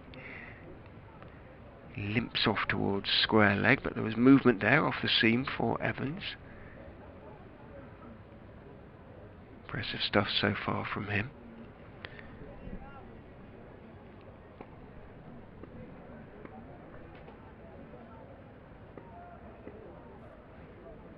Turns. It's a very straight run and bowls, and forward goes Wakely on off stump, defending a fullish delivery out to Klein, who's now at extra cover. No run. Looks like he's husbanding his resources rather well, Evans, at the moment.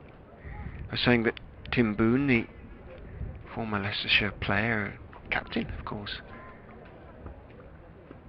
member of staff, is the cricket liaison officer for this game, and likes what he's seen of of Evans. Down the slope he comes and bowls to Wakely, who leaves outside off stump. Just a few inches outside off stump, wide enough to leave, but it is a decent length from Evans. Just settled into this really good rhythm, the young man. I think Leicestershire supporters will be favourably impressed by what they've seen. You can't be unfavourably impressed, can you? But they like what they've seen of him so far anyway. In he goes. Bowls to Wakely again, very straight. Wakely leans forward, bat very close to front pad. Thick inside part of it, sees the ball roll out to Dexter, who's at mid-on. No run. 112 for 2, replying to Leicestershire's 308.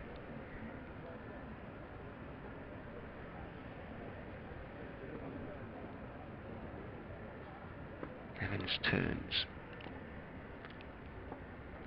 Bowls. Foolish this time. Driven and stopped at mid-off, falling away to his left by Chris Wright. It was always going to be a close one whether Wright would get there just in time. He did manage to do so. Went down rather in stages.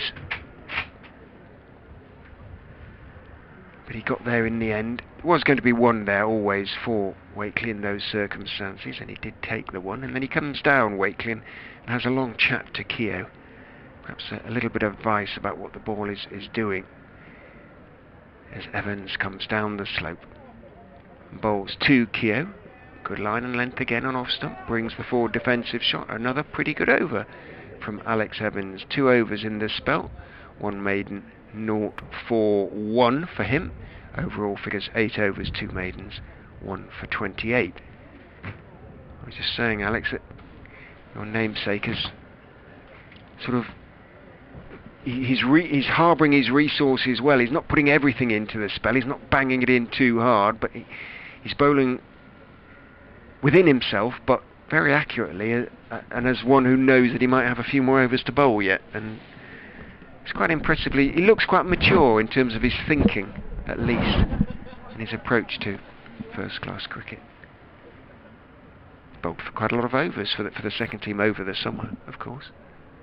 113 for 2, and Wright is making his way up from the members again to bowl to Wakely. Shorn of his sweater now, pushes off the back foot to extra cover, and there's no run. 2 slips in place, third man, point, extra cover, then mid-on, mid-wicket, and 2 out on the leg side at deep square and long leg. Elsewhere, Glamorgan bowled out for 193, so no batting bonus points for Glamorgan. And they trail Worcestershire by only 12 on first innings, so even Stevens there turns into a bit of a one-inning shootout at New Road as Wright goes in again, and Wakely on the back foot, clipping leg side, struck high on the pad. No real appeal from the bowler. It was half appeal from behind the wicket as the ball runs away to point, and there is no run. But Wakely hurried there. Wright bending his back a bit at the start of a new spell. Durham 63 for 1 at Lord's, so going well batting again there. A lead of just 4 in the end on first innings, so that also turns into a one innings match. But Durham with a good start, lead of 67 over Middlesex. Wright is in once more, and Wakely is clipping smartly here through square leg for a single. Bit fuller, similar line to the previous delivery. This time Wakely turns it away to Azad on the fence to our right hand side and picks up a single to go to 37, 114 for 2. So defeat for Middlesex there at Lord's would knock them out of the promotion race, really. Probably have to win their 3 remaining games to have a chance of getting involved, but defeat would end their hopes. Durham come to Northamptonshire next week. At the moment, Durham going well. 5th in the table at the start of the round as Wright is into Keogh, and Keogh is defending, trying to get forward, playing out towards mid-wicket, and there is no run.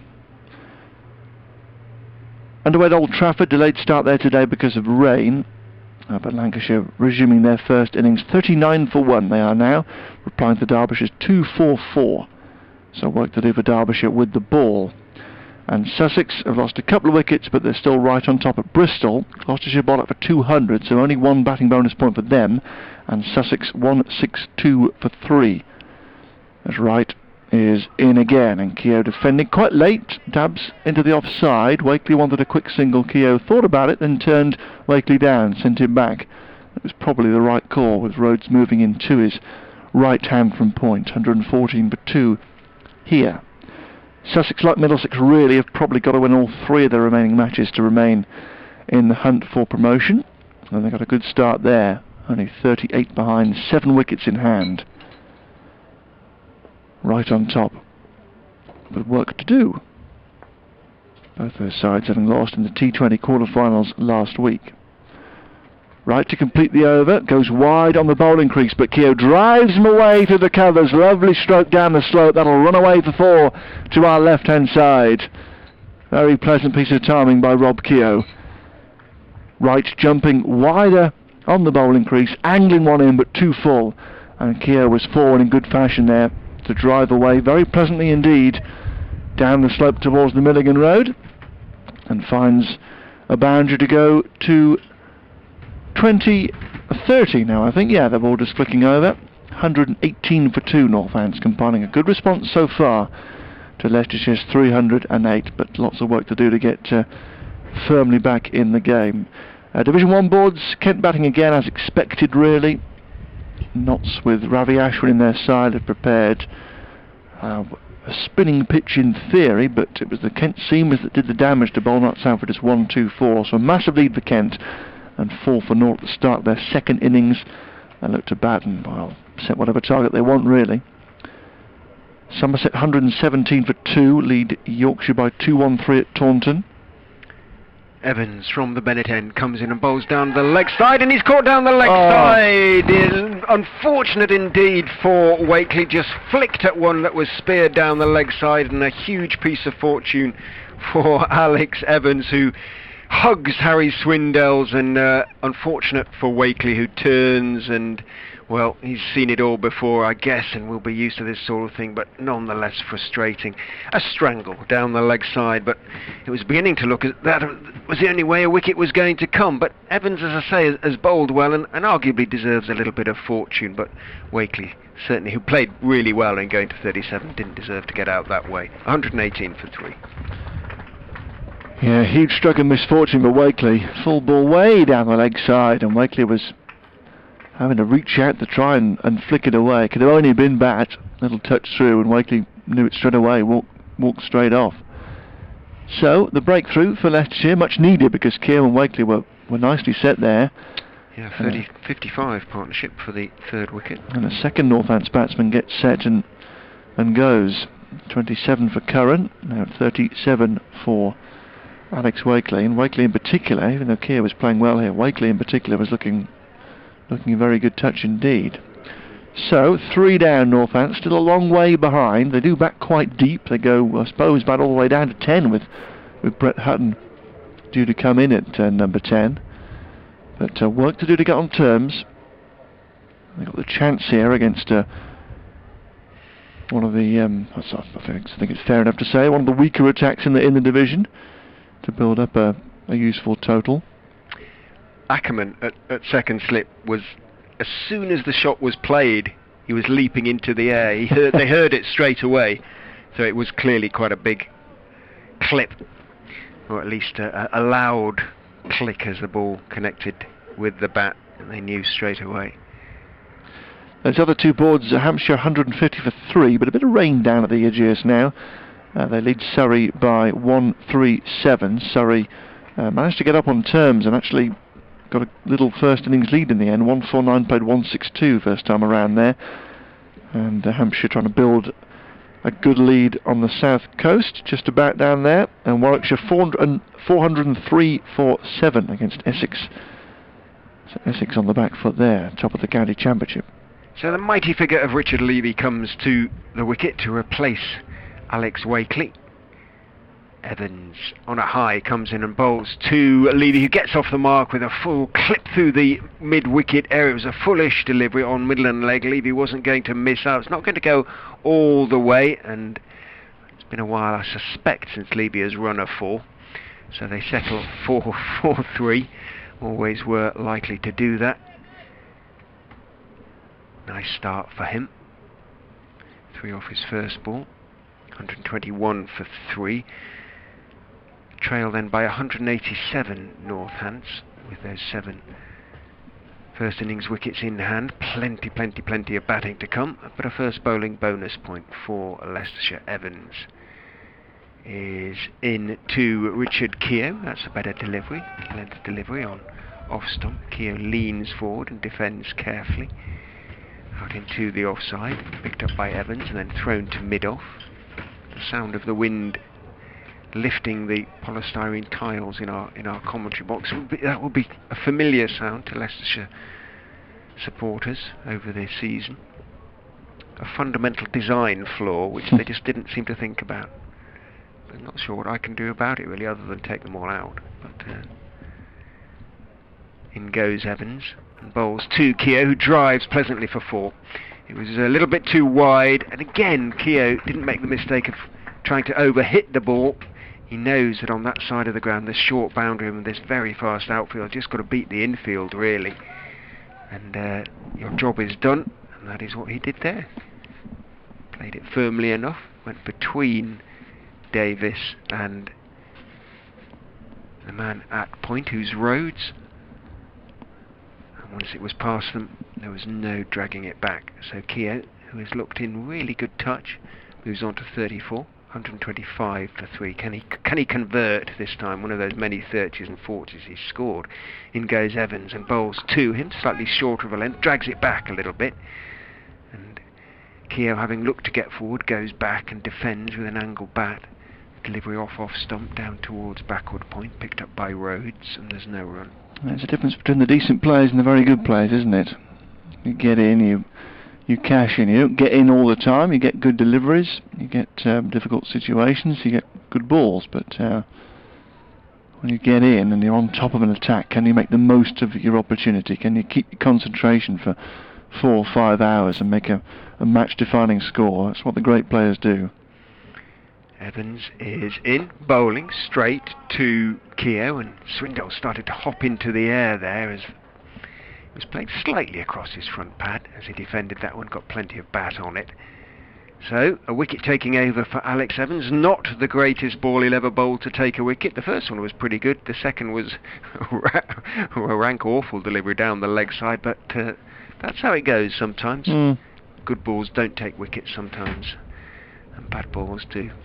Yeah, he'll bowl better than this and end up with nothing at all. So make the most of it.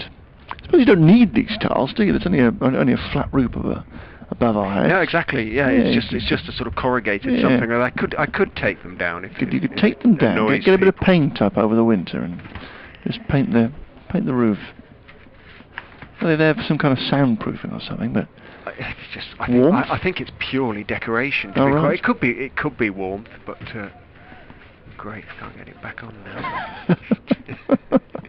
Going to get some spin here. Callum Parkinson is going to come on from the pavilion end, and it's a good move to Richard Levy. He's only playing his second championship match of the summer, has not really found any form all year really. Didn't go that well in the 50 over competition, was injured at the start of the T20s, came back and didn't really make a significant contribution, although did was part of some healthy-ish opening partnerships with Adam Rossington, but nothing to speak of for him in the championship this summer, and always likely to give you a chance. Parkinson with 2 men around the bat, bowls left arm round, but a short delivery is cut away. First ball, that'll run down the slope. There is a sweeper back there who will come across and cut this off, and they get only 2 runs actually, which was a surprise because the ball ran a long way to the long part of the ground to our left, and certainly if Wakely was still out there, it would have been an easy 3, but just 2 to Levy. Real drag down there from Parkinson to his first delivery. 1-2-7 for 3. Parkinson goes in again, lands one this time. Forward comes Levy pushing to extra cover for no run. So point, deep cover, extra cover mid-off, then mid-on, short mid-wicket, and a man out on the leg side at, well, he's a deep square really to our right. Parkinson is in, bowling a flat delivery on the off stump, and it's pushed away to Rhodes at extra cover, just goes to his left-hand side to collect, and there it is. George Rhodes, and there's no run. Can take a game away from you, Levy, if he stays out there for a few hours, as Parkinson bowls again, and Levy forward, running in front of point here. Good piece of running, a little dab and go between the two fielders, squarish on the offside, and picks up a single. Levy goes to 628 for 3. And the 35th over of the afternoon, and a few overs from Parkinson necessary to pick up this over 8, which still sits at -2. And Keogh will face the spin of Parkinson for the first time. It's got 34, nicely set, looking in good order, Rob Keogh, against the seamers. A challenge here to try and get himself going against the left arm spin of Parkinson, but it's dragged down again and cut away, but only as far as point. Really got away with one there, did Parkinson. It was a horrible drag down outside the off stump, but Keogh could only slash away to Dexter, who was quickly down to his right to make the save. Last ball of Parkinson's first over, and Keogh is opening the blade on one here, and will get 4 to third man. He's bowled quite quickly this over, Callum Parkinson, and as a consequence, Keogh has been able to steer that away for his latest boundaries. Picked up an awful lot of boundaries as Rob Keogh so far. His 7th 4 there, goes to 38 now, and Northampton continue to tick over in pretty good order. 1-3-2 for 3 they are. Still trailed by a long chalk though, 308, the Leicestershire first innings total. He always looks a little nervous when he's bowling in the county championship, Callum Parkinson, or has looked a little nervous this season. He hasn't been a regular member of the championship side as he was last season, certainly the season previously, and I think he sort of knows that Paul Horton isn't always entirely convinced of the need for a spinner. That Horton thinks Ackerman can do an adequate job, and that's all he rather needs, and would rather have the seamer Alex Evans to continue from the Bennett end. Comes in and bowls to Levy, who is forward, just defending with an angle bat. The ball runs inside point, down towards third man. Point, Rhodes gets there running to his left, but Levy jogs the most comfortable of singles. But as a consequence to that, he sort of senses the lack of confidence in him. This is just me talking, and bowls sort of a little bit nervously to me in the county championship, whereas in the T20 he knows his role, he knows he's considered one of the main weapons. In goes Evans and bowls to Keogh and plunges forward, defensive push at a ball that swings well wide actually. Could have left that one. Yep. Didn't do so, and it went so far I thought for a second it must have taken the outside edge. It didn't. It was taken by Swindles well in, almost in front of first slip. Yeah, it was a poor one, just plunging out like you say. See, it's strange really, because you think in the county championship he's got a bit more time to work with. He can just wheel away and find a good area. Try and bowl the same ball 5 out of 6. Evans in again to Keogh, straight this time, turned off middle and leg out towards square leg, didn't really time it at all, and Hassan Azad, now familiar with those pads on underneath his whites, he's at mid wicket and makes the stop. Sun goes behind cloud. Evans 2 for 36 from 9.5 overs. He can be pretty pleased with that. Turns. Down the slope he comes to Keogh on 38. Bowls, and Keogh a little bit late on that one again, deep in his crease, implying that it stayed low. Maybe didn't get up quite as much as he expected, but certainly wasn't that low. Keeps it out, pushes it out into the covers, no run. On 3-3 for 3. Two gentlemen decide to leave the Burrows Terrace. It'd be a good view from up there, I would have thought, at the moment, on the far right hand side anyway. Evans in again, bowls, and Keogh looking to clip it off his legs. Gets it down, works it down off the inside edge down towards fine leg. Doesn't run away too quickly though, and Wright is able to get across to cut the ball off. Single taken, Keogh on to 39, 134 for 3. Important little phase of his innings for Rob Keogh. has been saying, too often this season he's failed to get through this sort of phase and work his way past a half century and then sort of start again, get on towards three figures. Big opportunity for him to do precisely that. Evans into Levy outside off stump. Levy always just a latent threat of violence when he lifts the bat up like that, but this time he leaves it raised and lets it go through the ball before the bat comes down. One-handed, swings through the arc, end of the over. 134 for 3. Levy has 7, Keogh 39. Yeah, you don't mind bowling to players like this, Keogh and Levy, because both of them can look $1 million really and play brisk innings, and certainly in the case of Levy can be very destructive, but neither give a great sense of permanence really, and you always feel that if you keep nagging away, they're going to give you a chance or make a mistake. Keogh here nicely set once again. Northampton with work to do at 134 for 3 as Keogh plays out here to extra cover. New over from Parkinson, and Rhodes comes across from extra cover to collect, and there's no run. This of course just his second championship match of the season, Levy. Yeah, played at Chesterfield.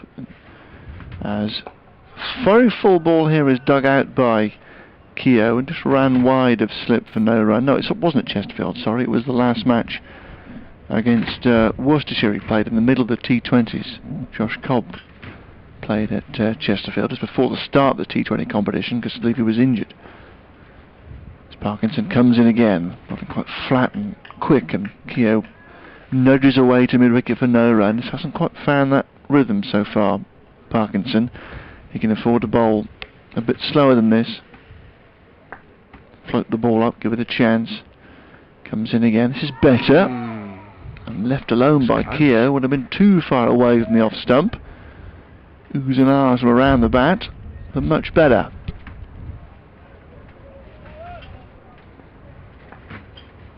One, 3-4 for 3. Parkinson again.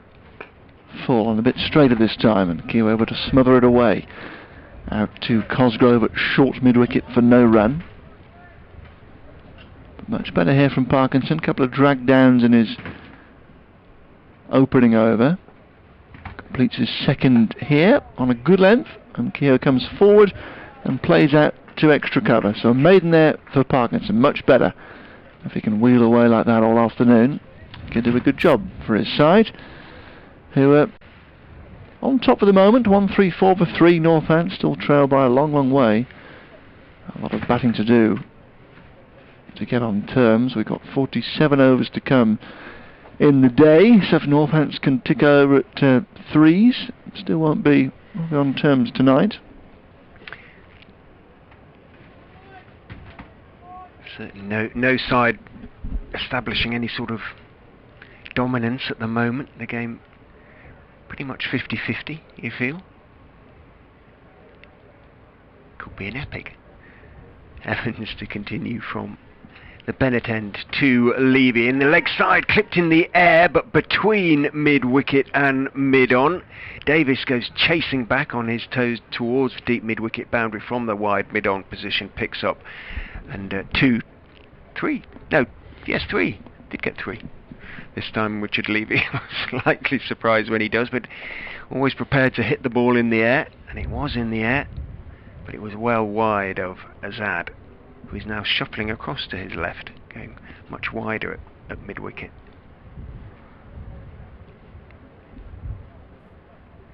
Levy into double figures now, on to 10. Keogh on 39.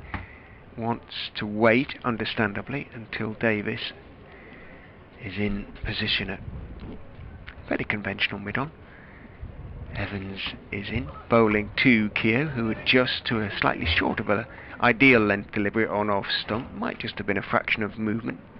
Dabs it down backward of point, but Rhodes moves across to his left to cut the ball off. And there's no run. 137 for 3.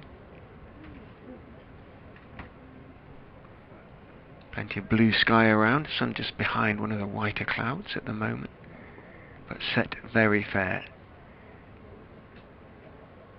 Keogh waits, bobs at the knees as Evans comes in, bowls to him, clipped off the legs firmly, but along the ground, straight to Azad in that slightly wider mid-wicket, he's now in a fairly conventional mid-wicket position.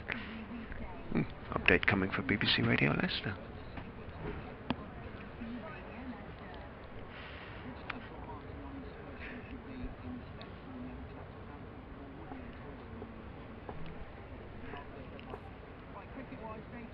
Will we get the update in?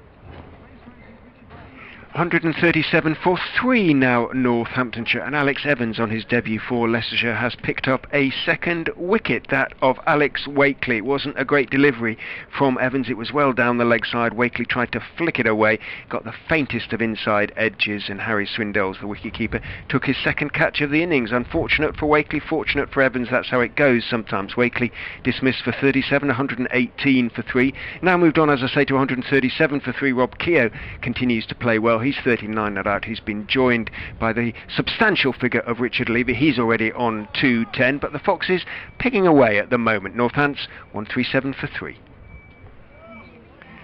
Full from Evans, that last ball played firmly by Keogh to mid-on. And there's no run. You haven't missed any runs. Well, I was just doing that quick update. Coincidentally, they too were talking about Woody from Toy Story. Not in connection to Neil Dexter, however. Evans in to finish his 11th over. Bowls, and Keogh looking to drive. Evans sticks out a right toe as the ball shoots back towards him along the ground all the way, and manages to stop it. Might have saved one. Might also have broken his toe. Was slightly risky doing that, but didn't hit it quite as well as he would have liked, Rob Keogh. So dot ball to finish the over. 137 for 3 remains the score. Keogh having sort of raced into the early 30s. The runs haven't dried up completely, but he's certainly playing more circumspectly, but Leicestershire are probably bowling to him slightly better than they were, not giving him quite as much width. Yes, better from the home side. The wicket of Wakely has certainly helped in that regard. And Parkinson to continue here from the pavilion end. Bowling to Levy. He goes back to cut and gets it away, this time for 4. Backward of point. Wasn't too short, but it was a touch wide. And that allowed Levy to rock back and cut that away. And he timed it well, running it down the slope out to one of the longer parts of the ground towards the family stand. And the playground down there to our left towards the Milligan Road. The ball runs underneath the covers down there to our left as well. So Levy picks up a boundary, goes to 14 and takes Northants to 141 for 3. Parkinson just losing his line at the start of his 3rd over. A couple of drag downs in his 1st over, much better 2nd over. Boundary first ball of his 3rd, and again bowls too wide to Levy, who drives. There's a man back on the cover point fence to our left who can come across to collect over there to our left hand side towards the Geary bar. 142 for 3. Levy goes to 15. Keogh back facing Parkinson. Good battle in the previous over between this pair. Keogh is now driving though, a little bit too full from Parkinson. And he, like Levy, steers one down the slope across the square out towards the manually operated scoreboard with its clock perched atop it. Still looking very regal over there, that little scoreboard. Lovely touch of Grace Road. 143 for 3, and Keogh has 40. Needs a coat of paint though, doesn't it? Rather. Yes, possibly. Possibly. Still works though. Oh yeah. Parkinson in again. Levy forward, just covering up in defence here around the off stump and pushing to the left of Rhodes at extra cover. There's no run. Real whiff of summer in the box now. So you've had the factor 15 out. Sun shining brightly as Parkinson bowls quite flat, and Levy forward, just pressing again to the left hand of Rhodes. No run. Still plenty of heat in the late summer sunshine. Not sure about the field at the moment, but Parkinson to completely over, and Levy is forward, running one away towards backward point for no run to end the over. 143.43. Yeah, they got that man out at deep mid-wicket, sort of deep square to our right-hand side. It's there for the poor ball, really. I think it would be a better option to bring him up and give this pair the option of trying to sweep against the spin across the line. Exactly that. I'd rather have him on the extra man on the offside, really. A few times easy runs have just been pushed gently down the hill through that gap. Keogh and Levy having a chat in mid-pitch. Levy 15, Keogh 40. Twiddles the bat in his hand. He's going to be on strike to young Hugh Alex Evans, who comes very straight down the slope and bowls to Levy, beg your pardon, to Keogh, who drives very pleasantly straight through the very straightest of mid-ons for 4. It was a straight delivery, didn't do anything, and he's leant into it and played it firmly back past the bowler and past the stumps and past the umpire, and it ran away for 4. Lovely shot from Keogh, who moves on to 44, imperious almost. Yeah, a bit of a throwdown, wasn't it, really? A bit of a floaty half volley, and Keogh takes full advantage. When the bad ball has been there, Keogh has been in good enough nick to pull it away. 44 to him now. Well, he's into the 6th over of his second spell. Evans might be starting to feel it a little bit. In he goes, bowls again to Keogh, again very straight, but this time he can't get it past mid-on. Davis, who does a little dance as he hops to his left, one of the better fielders in the side, up on his toes, makes the stop. Had a bit of distance to make up though, and Keogh confidently and correctly called Levy through for the single. 45 to him, 148.43. Not quite mirroring each other at the moment, the two innings, but there are, as often the case, similarities. Leicestershire were 150 for 2, lost their 3rd wicket on 150. Evans in, bowls to Levy, outside off stump. Levy steps forward but then lets it go through. He is wearing a sleeveless Northampton sweater. Keogh shed his some little time ago. Umpire Billy Taylor doing an impressive stretch at short leg and having a drink of water. Down on one knee, Billy Taylor at the moment. Quite a long stretch, hamstring stretch, right hamstring, just feeling it a little bit.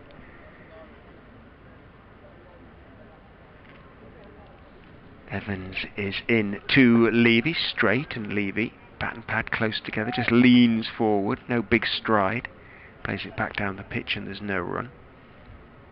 I always think, I wouldn't mind if umpires brought out a shooting stick or something like that. I remember a few in, certainly at schools, and when I started to play club cricket, you know, had those sort of fold out shooting sticks that they could, at square leg, just sort of sit on.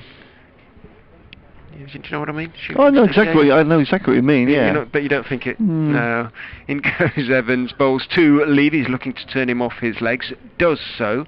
Bit inside edgy, so doesn't quite time it as well as he would have liked. But nonetheless, he's going to pick up 2 runs because there isn't a square leg, just a wide, long leg. Chris Wright, who has to run around towards deep backward square, and Levy picks up a couple, moves on to 17, and the 150 up for Northamptonshire, building a solid reply to Leicestershire's solid first innings at the moment. I think it will look a little bit out of place in a first-class game, wouldn't it? No, possibly, yes, I guess so. Umpire sitting down at square leg. It's a sort of leaning job, though, isn't it, for the shooting? Yes, it's true. Not quite sitting, but yes, I don't anticipate. It's only a couple of hours at a time. Yeah. Who was I talking to the other? Rob Bailey the other day. In goes Evans and bowls to Levy, who is looking to play a little bit more firmly. Again, it's not entirely convincing. Ooh, Evans just put his hands on his left hand on his back there as he finished that over, which he never liked to see as a young player. Now he's got his right arm on it. Horton's looking at him and he's saying, I think he's coming off. I want to go off. He's bowled 6 overs in his second spell, 6 overs in his first. He's got 2 for 48 at the moment, but don't like to see that at all with a young bowler. Yeah, he's jogging off, which hopefully is a good sign. Maybe he's just going to get a bit of treatment here on his lower back, perhaps. A few grimaces as he goes off. He's taking a drink from the 12th man's arsenal as he does so. He's not limping or anything like that, but might just have felt a little twinge. There's his spikes you can hear walking off underneath us and heading up the stairs. The dressing room's on the first floor here at Grace Road, for those who don't know it. Not on the ground floor. It's quite a steep set of stairs up to them that the batsmen have to clatter down. 1-5-1 for 3, and Parkinson is going to continue from the pavilion end, bowling to lead with a short extra cover in position now as Levy drives a ball with a bit of width and mistimes it to an orthodox cover who's now gone in place. So an extra man on the offside here, who's come from short leg. No short leg now, just one catcher at orthodox slip with a short extra cover now in place, who fields here Razad, going down to his right hand side. Still got the deep mid-wicket out to our right hand side. You can definitely afford to bring him up. Parkinson is in once more, very full, and Levy plays this nicely, opening the blade to steer it away down the slope past that orthodox cover to Davis in the deep to our left hand side. Levy goes to 19, 152 for 3, and for Keogh the field will stay the same. So they're catching short extra cover, extra man saving one on the offside, and orthodox slip. Parkinson his left arm round, little short though, and Keogh goes back and gets 4 runs to third man for the second time here off Parkinson. Able to just use the pace, open the blade and steer it away down towards the car park. Again, just a bit of width offered by Parkinson. He's got a ball a tighter line than that, because with this pitch fairly easy paced, and certainly from what we've seen in the few overs that Parkinson has sent down so far, and indeed the overs that Keogh bowled yesterday, only a couple of them, but not too much help for the spinner, and that was fairly easy to steer that away. So Keogh now goes to 49, a 1-5-6 for 3. We wait for Dexter to arrive back from retrieving the ball. He's back at backward point, gone a bit deeper now, a bit wider as Parkinson bowls again. Keogh beaten by one that does maybe just grip and go away.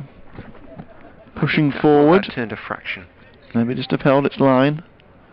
Swindles whipped off the bails. It looked quite a flat, fast delivery from Parkinson. Maybe Keogh just pushed it one a bit eagerly. Parkinson is into him again, and Keogh is driving with no timing down towards Azad at extra cover, and there is no end to end the over. So Keogh continues to pick up boundaries, and he's leading the Northants' progress here. He's on 49. Levy is 19. 1-5-6 for 3. Northants have gone okay so far, but they have lost a couple of players who have got themselves set. Newton for 17, Curran for 27, and Wakely for 37 at the men to go. And we have now 11 overs to go until tea. Looks like Chris Wright is going to replace Alex Evans. Wright is something of the workhorse of the Leicestershire attack. I mentioned earlier that he's bowled comfortably the most amount of overs for the Foxes in the county champ in red ball this season. He's had much to his annoyance, I'm sure, pretty much of a rest during the T20s. Played a couple early on, but thereafter didn't figure. Travelled with the side, but he was always 12th man. One of the 12 men. So he's had not too much cricket over the last month or so. Should be in reasonably good shape. Down the slope he comes for the first time and bowls to Richard Levy, who is looking to force the ball away through the offside. Delivery on off stump, slightly short of the perfect length. Doesn't time it. Gavin Griffiths, who's on replacing Alex Evans, has gone in at extra cover. Makes the stop. It was hit hard down into the ground by Levy. No run, of course. Right down the slope. Wind has dropped slightly. Comes in and bowls to Levy, and it bowls him. It came back in and bowled him. Yes, it did. Yeah, Levy's looking back, puzzled at the wicketkeeper, at the umpire at the far end, and there was no obvious movement. I'm just looking to see where the bailer's gone. There it is. That one came back in. Well, we've seen a few do that from that end.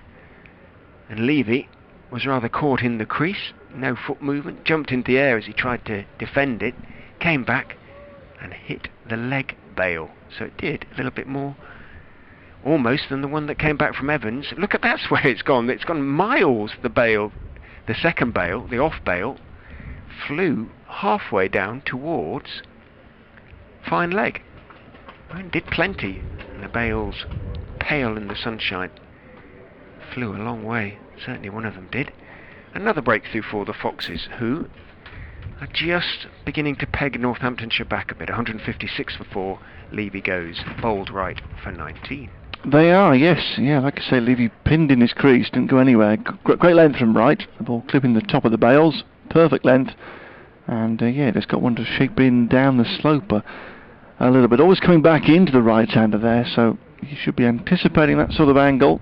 And Levy was done by a bit of angle, a bit of pace, I think, from right as well down the hill for the first time. So Levy fails, goes for 19. Is mediocre, so poor season really, I think, considering his white ball returns continues. And again, Northants lose a wicket and just haven't been able to get any significant partnerships together so far. 55 added between Wakely and Keogh, and that partnership ended most fortuitously.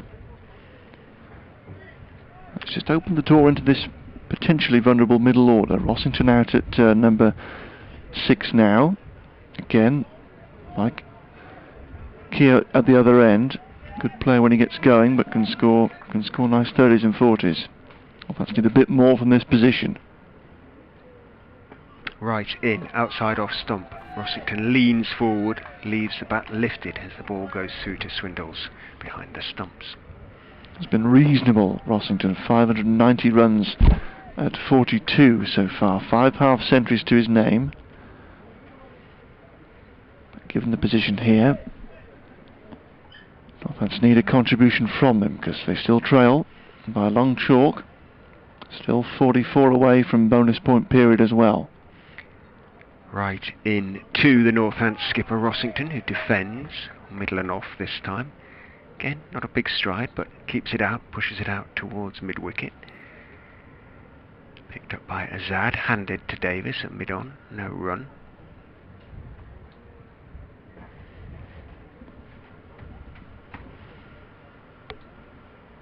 The grey cloud heading across, but of relatively limited dimensions. It won't be with us for too long. At the moment, bright sunshine.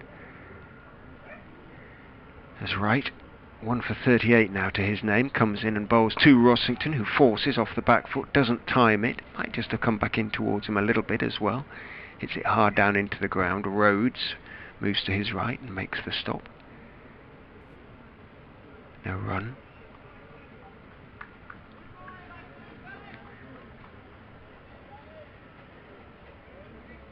Northants now trail then by 152.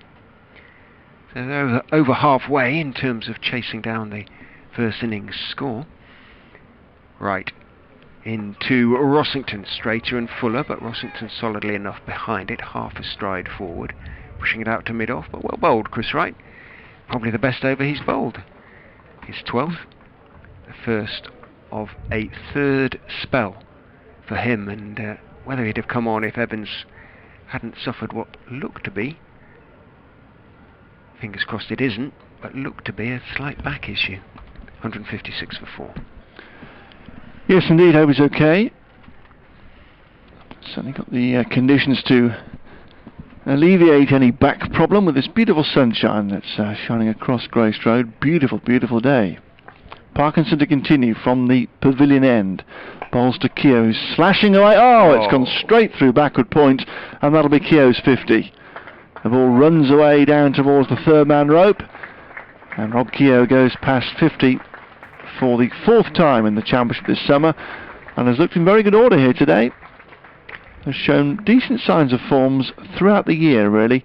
Badly interrupted 2018 because of a finger injury, but has looked in pretty good order here this term without scoring a bucket load of runs, but such a great chance here. Now goes to 53, 160 for 4 Northamptonshire as Keogh clips Parkinson back up towards his left boot, and there is no run.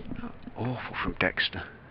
It did go straight through him. It was firmly struck, but straight through the fieldsman as Keogh is forward in defence here, blocking back up towards mid-on. There's no run. 10 boundaries for Keogh in his 50. 69 deliveries, I do believe. As Parkinson throws one up and Keogh is driving, gets it backward of point. There'll be a couple of runs here. As the sweeper runs around to his left-hand side from deep cover point down there, Will Davis. And Keogh picks up a couple more, goes on to 55, 162 for 4.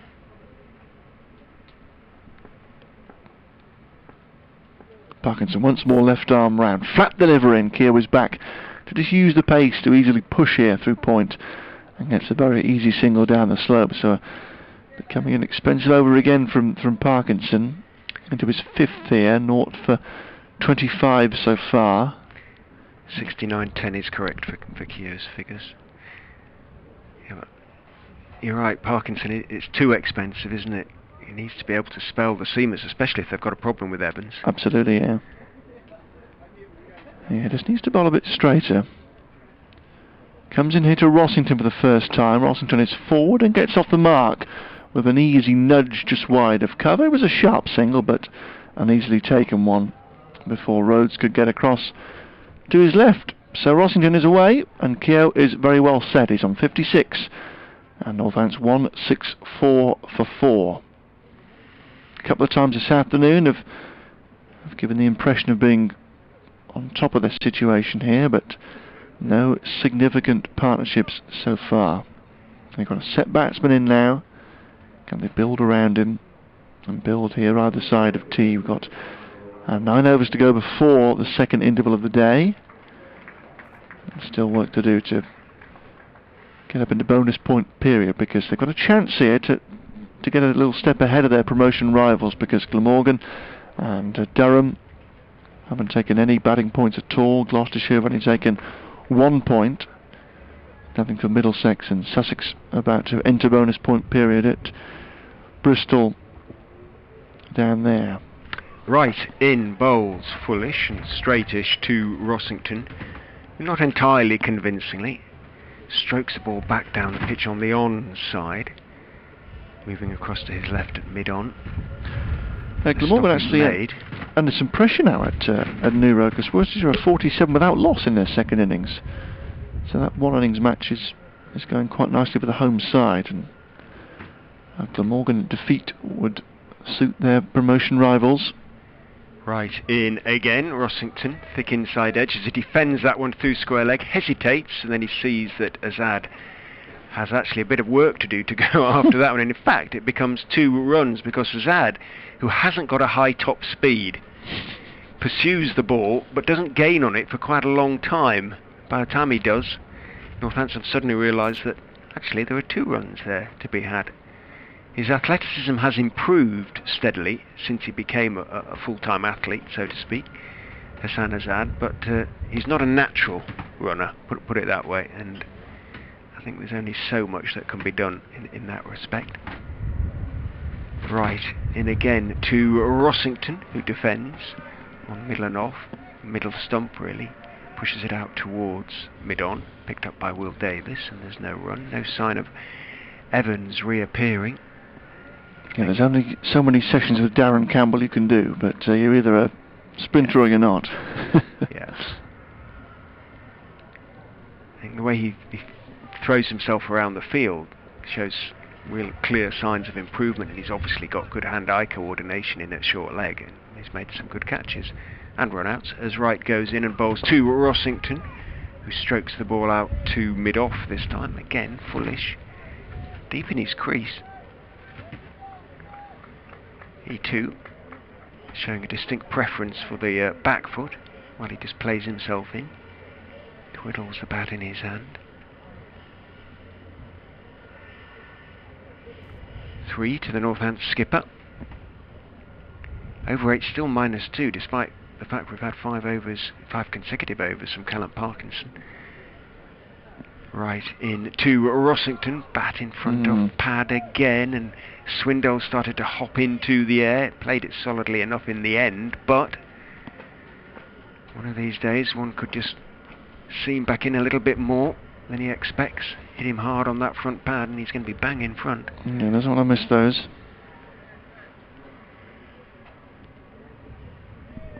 Evans has reappeared below us, which will reassure Leicestershire supporters. Oh, good. Right, in to Rossington again, very straight. Rossington right behind it on off stump. Defends it out into the offside. Evans waves at the umpires, asks for permission to come back on. Comes jogging back on with his lime green heels on his cricket boots. Alex departs, indicating that it's almost the top of the hour, almost time for our 3 o'clock updates. 166 for 4. Parkinson will continue from the pavilion end. I would think he might just get through to, well, maybe to tea. That would be another 4 overs from him. There are 8 overs until tea. 5 overs, none for 26. Just needs a couple of maidens, really. Line and length balls throughout. In he goes, round the wicket to Rossington, almost a full toss. Hit hard down into the ground. Beg your pardon, to Keogh, and taken by Hassan Azad, who's in quite close at short extra, about 3 strips back. Parkinson in again to Keogh, defends that one, back down the pitch on the onside, runs towards Chris Wright, who's at mid-on. There's no run. Parkinson in, bowls, forward goes Keogh to delivery on middle and leg this time. Plays it out to Cosgrove, who's at a shortish mid-wicket.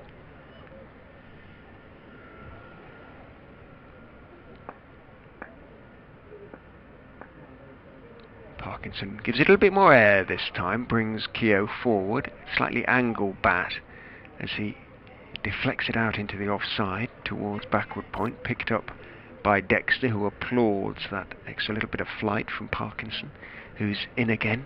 Bowling brings Keogh forward to a good delivery, middle stump, might just have hinted at a fraction of turn away.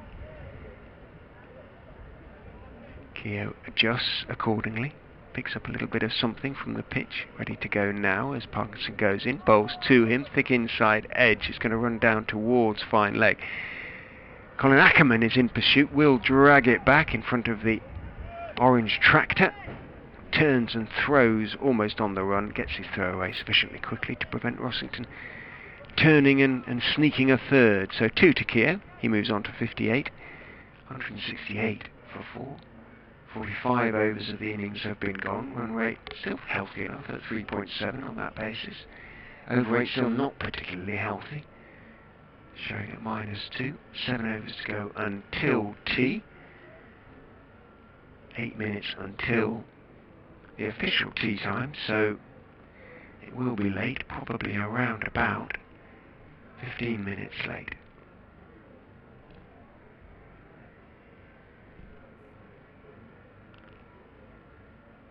Right, to continue from the Bennett end, in he comes and bowls to Rossington, who drives pleasantly, but he can't get it past mid-off. Didn't put his foot, well, he got it halfway past mid-off, in that Evans tumbled to his left. He made to stop the ball. Continued for about another 2 or 3 feet, but Rossington realised that it wasn't sufficiently far to pinch a single. Update coming for BBC Radio Leicester. I'll just get this delivery from Wright in.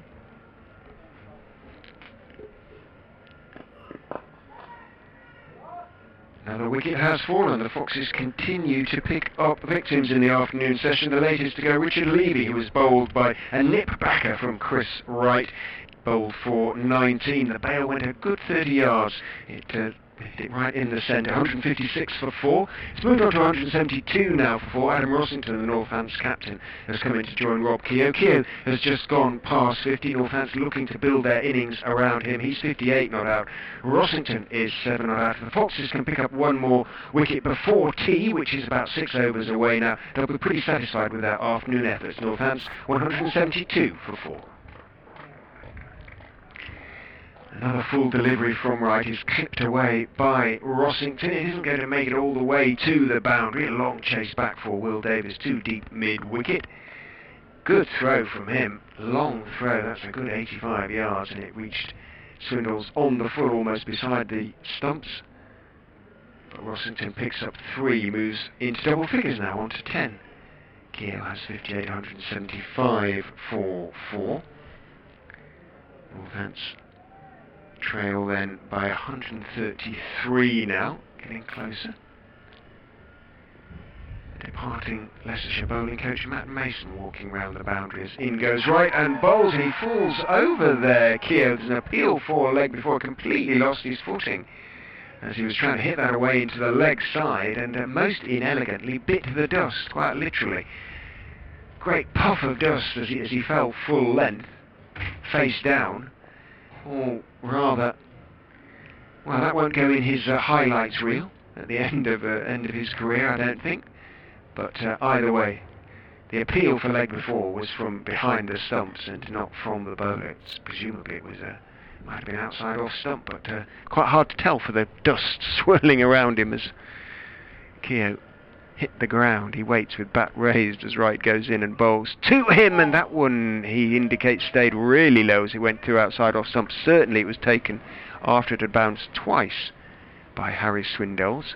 It wasn't straight. That was the main thing as far as Keogh was concerned.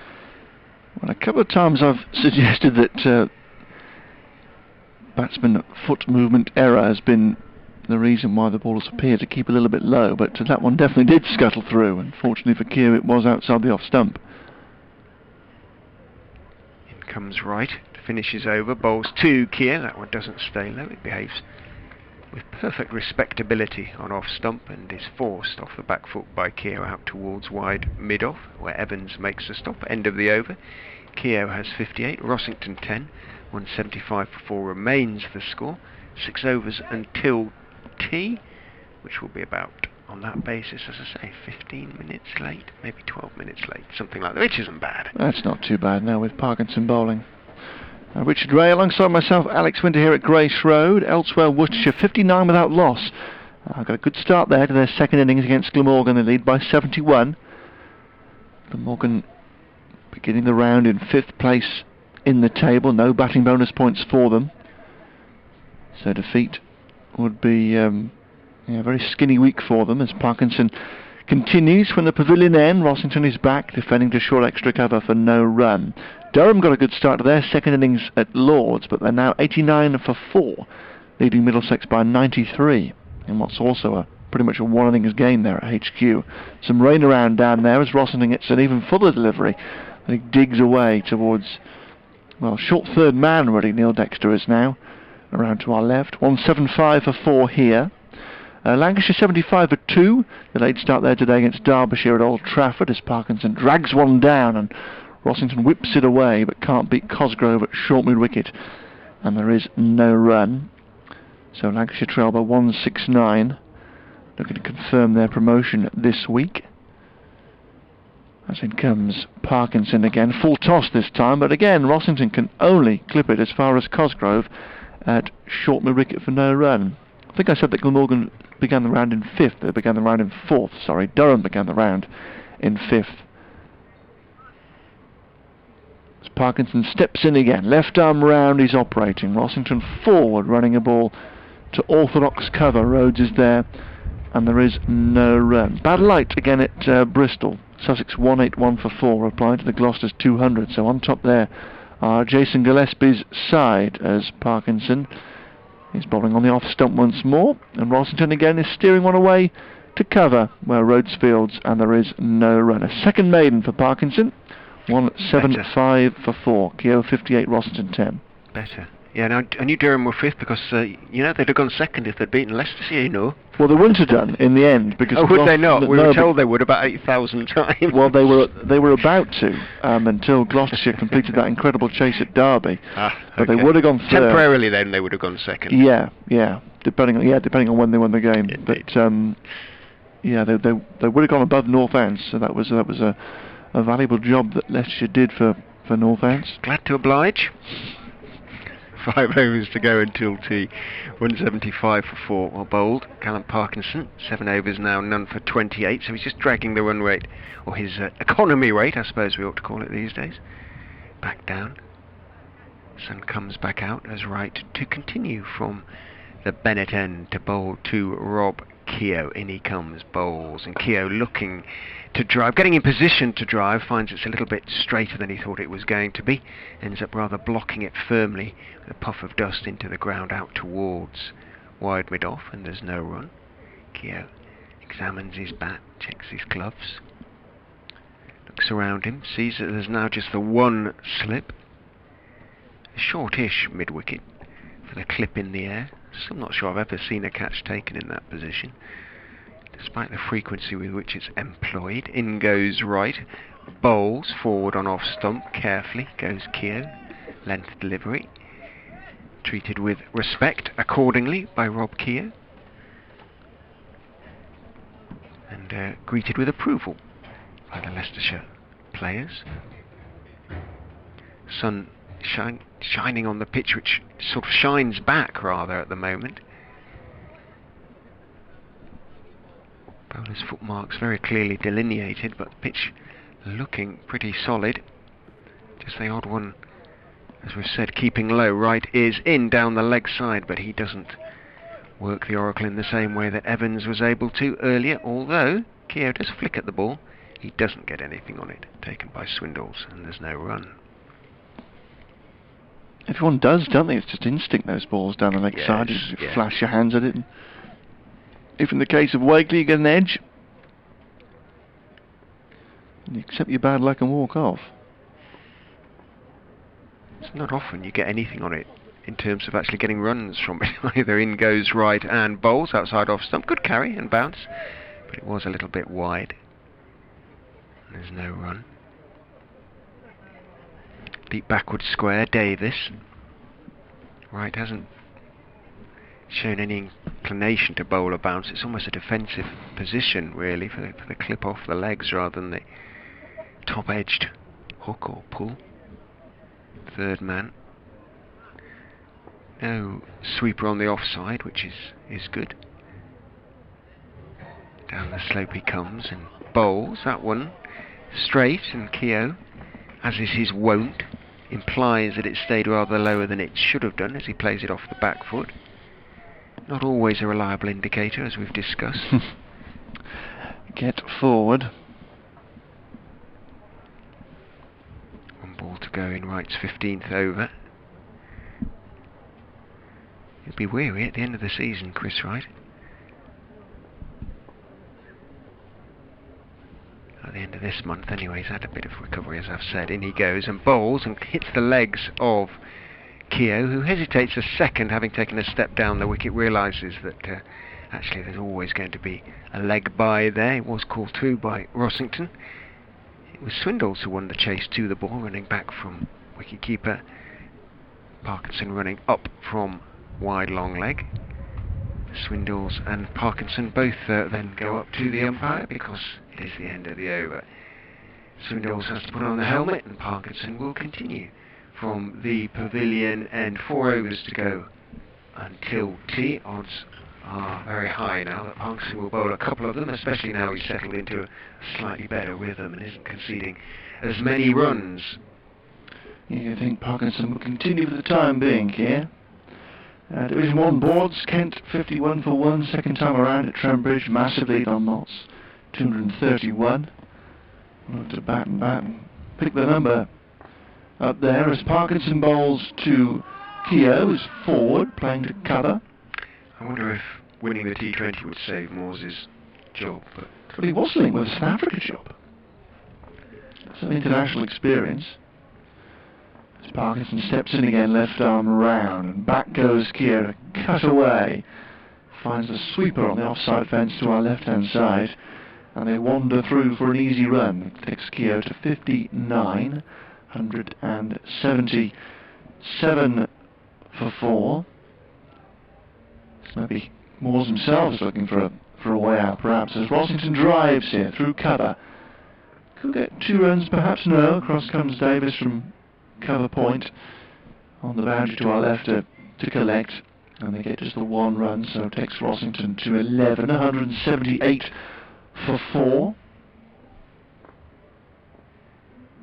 Keogh waits for Parkinson again, just opens the blade, but because they've got that man at short third man now, really, Dexter, rather than backward point, able to cut that across and just limits Keogh's ability to work the ball through that region.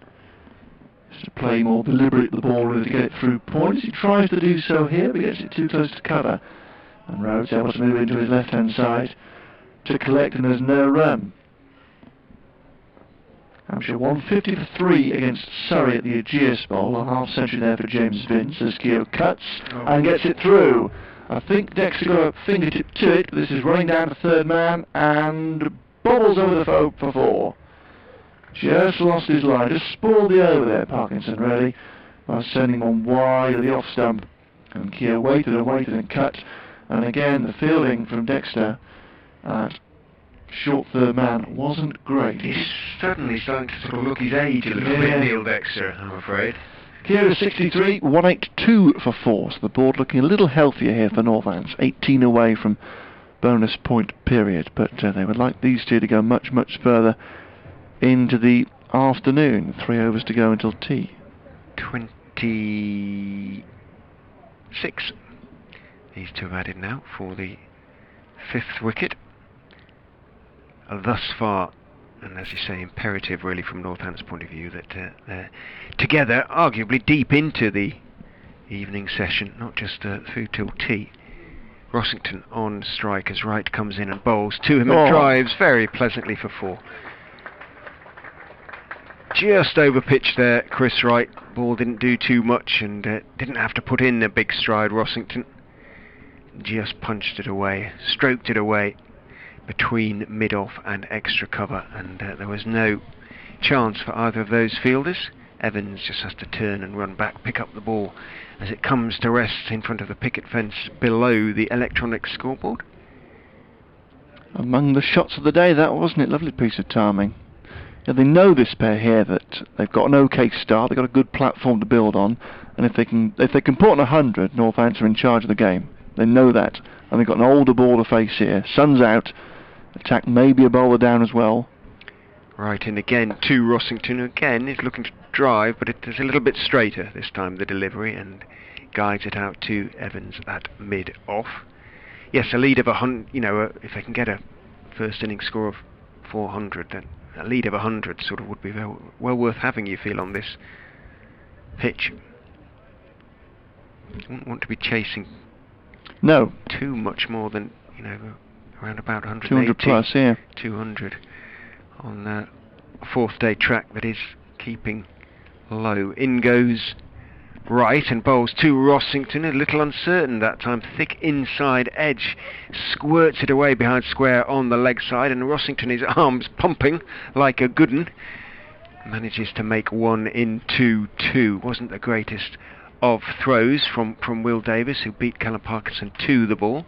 Swindoll's tied it up quite nicely and whipped off the bails, but Rossington, who, like one or two of his teammates, is a relatively burly fellow, managed to make his ground. He's on 17 now. That's a good piece of running. Ball went no more than 30 yards from the bat. He waits with bat raised as Wright comes in and bowls to him. He leans forward, straightish ball, thick inside edge and a pad combination thereof. Bat first, almost certainly, otherwise I think we'd have heard an appeal from Wright, as well as stifled shouts from Swindoll's and Ackerman behind the stumps. And there can't be too much happening because there's only one slip in place, and even though you've got a fella here only on 17 not out, there's one catcher in place. So such a chance here for Northants. Right into Rossington, bit of a bounce that one, and Rossington fends it away one-handed as it bounces up towards his tummy. Manages to push it away backward of square. Sanazad has to run across from mid-wicket and the single is taken, but a real grunt of effort from Wright and rewarded with that extra little bit of bounce. Rossington able to deal with it slightly uncomfortably. Moves on to 18. One ball to go in Wright's 16th over, 1 for 54 his figures at the moment. Keogh taking his time, just putting his gloves back on, waiting as Sanazad goes to a straighter, closer mid-wicket. Wright goes in and bowls. Forward defensive press from Keogh. Takes the ball off stump out towards Evans at mid-off end of the over, 189 for 4. 2 overs to go until tea. 3 wickets in the session then. Ben Curran, first over after lunch, caught behind off the bowling of Will Davis. Alex Wakely, ditto off the bowling of Alex Evans for 37, and Richard Levy bowled by Chris Wright for 19. If Leicestershire were somehow able to just pick up one more wicket in these 2 overs, they'd be reasonably pleased, I think. Parkinson to Rossington, very full delivery, dug out on the offside. And Azad comes across from short extra cover to collect, and there's no run. Yeah, it's not been a bad set for Leicestershire this afternoon. Fortunate with the wicket of Wakely as Parkinson goes in again. Rossington is driving quite freely here with a flow of the wrists down the slope, now towards the sweeper, towards the manually operated scoreboard to our left, which is flicked over to 190 for 4 now, so only 10 away from the first batting bonus point. Parkinson steps into Keogh, and Keogh is forward, pushing out to extra cover, and there is no run. But so far they haven't let Northants build any damaging partnerships. Nicely placed here, Northants, but still much work to do as Parkinson throws one up, and Keogh is driving, opening the blade, running it away again to Davis on the cover fence to our left-hand side for a single. I don't think that fielder on the backward has not been in the game square at boundary all. has fielded one ball. No, it's been Parkinson has been a bowling. Complete waste over there. 191 for 4. Parkinson to Rossington. Rossington forward, pushing back up towards the bowler for no run. He's there basically for the drag down, but so far Northants have taken the drag downs on the offside with the turn, with what turn there is out there. As Parkinson bowls again, it's his drag down and clipped away. It's past mid wicket. He's now going to field one, of course. Now we've said that, and they come back for a second run. But I think Cosgrove would have. It would have only been 2 anyway. Cosgrove would have chased it down. So very true. Yeah. It is to me a superfluous. Yeah, don't really see the value at all. It's there for a bad ball. Yeah. It's there for a bad ball, definitely. End of the over then, 1 more to go until the break. And Northants 193 for 4. Rossington 21. Keogh alongside him on 64, going nicely with a 4th time past 50 in 2019 in the championship. Don't feel as though the left-arm spinner's bowling with any great belief that he's going to take a wicket at the moment, but he's doing an adequate job spelling the seamers. 1 more over until tea, and it will be bowled by Christopher Wright. In he comes and bowls a bouncer to Rob Keogh, who just bobs his head beneath the flight of the ball. Lets it go through to Swindles. No run. They have at least got the over 8 back down to -1. Leicestershire, and what is at the moment 22 past 3, so it will be around about 15 minutes after the allotted, or the time that tea should have been taken at 10 past 3. Wright turns. Down the slope he comes and bowls, and he's going to concede 4 there. It was not the perfect length, just onto leg stump, and just stepped inside the line. Keogh and smartly turned his wrists on it, down to fine leg, a perfectly authentic leg glance, and he picks up 4, moves on to 68. He's played some really nice shots today, Rob Keogh. And he looks in pretty good order as tea approaches. keeping his side very firmly in a position to just get on top in this game. In goes Wright and bowls to him, slightly short outside off stump. He's up on his toes, deflecting it, the ball out towards backward point, picked up by George Rhodes. Tom Smith, Leicestershire second team coach, and Gavin Griffiths heading to the nets. Smith probably will take over from Matt Mason, I would imagine, as bowling coach. Be a method of possibly saving money for Leicestershire as well. In goes Wright and bowls foolish, and a brilliant piece of work by Wright as the ball is driven back towards him. He reaches down with his left hand and flicks the ball onto the stumps, and Rossington actually had thoughtfully stretched back and put his bat back down, and any hint of laziness on his part there and he would have been on his way. So nice work by Wright.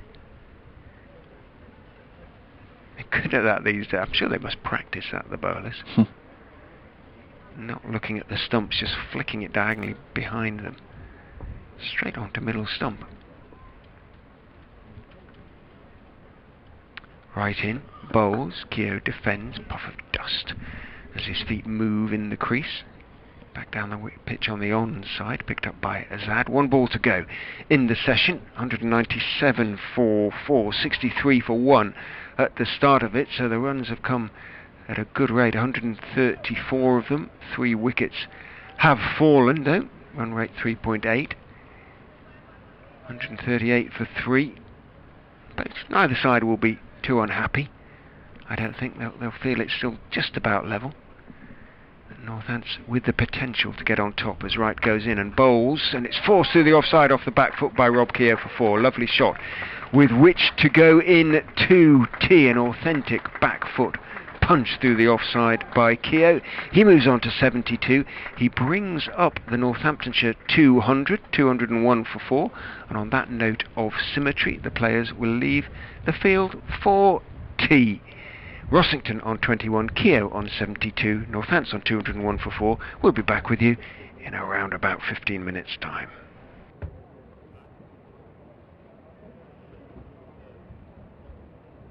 About to resume their first innings, replying to Leicestershire's first innings score of 308.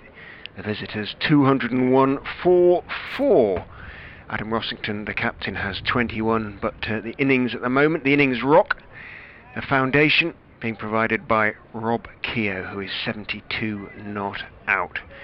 He's going to be facing the bowling of Callum Parkinson. No great turn for the young left arm spinner so far. He's going to be bowling from the pavilion end here to beautifully sunny Fisher County ground. Hardly a cloud in the sky now, but believe it or not, the floodlights are still on. Absolutely no prospect of them having any effect whatsoever as Parkinson goes in and bowls a little bit short to Adam Rossington, who tries to whack the ball away on the offside, doesn't time it at all, and it trickles out towards Paul Horton, the captain of Leicestershire, who is at mid-off. Parkinson in, bowls again horribly short, drags it right down, and Rossington again tries to chop it away, and again he can't get it to the offside. It goes to George Rhodes, who's at extra cover. 2 awful balls from Parkinson, and he's got away with both of them. In he goes, and bowls again, drops very short. It's almost doing it deliberately. Rhodes dives to his right, manages to deflect the ball towards Horton, who is at mid-off, and as a consequence, Rossington, who very nearly collided with Rob Keogh there as they both ran down the pitch, is only able to pick up 1. He moves on to 22, 202 for 4, 106 the deficit as Parkinson goes in and bowls a slightly better length delivery. Keogh goes back, tries to force into the offside, does, but doesn't time it. And Hassan Azad can fall away to his right to make the stop at short extra cover. Parkinson in, again drops horribly short again, and this one is slapped away through the offside for 4. Well, he got away with 2, first 2 balls he bowled, but he doesn't get away with a third. Rob Keogh, rather tucked in there. Awful ball from Parkinson. 3 out of 4 have been rank long hops outside off stump, and he's fortunate to have only conceded 5 runs in the 5 balls he's bowled so far. 206 for 4. 102 the deficit. 6 wickets in hand. Northamptonshire beginning to get themselves into a rather good position here. Can they take full advantage? In goes Parkinson and bowls, gives it some air, much better length delivery, and Keogh steps forward and just defends that one out into the offside end of the over.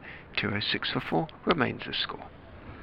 Hello again, Rich. Hello again, everybody. A big session this, isn't it, in the match? If Northampton can win it, losing maybe only a couple of wickets and build a decent lead, go along at 3, score about 100 runs, they could be...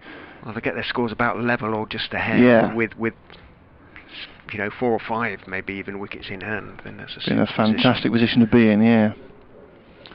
And so far, Northampton's doing well enough, I think, to make up for what was perhaps not their best day yesterday.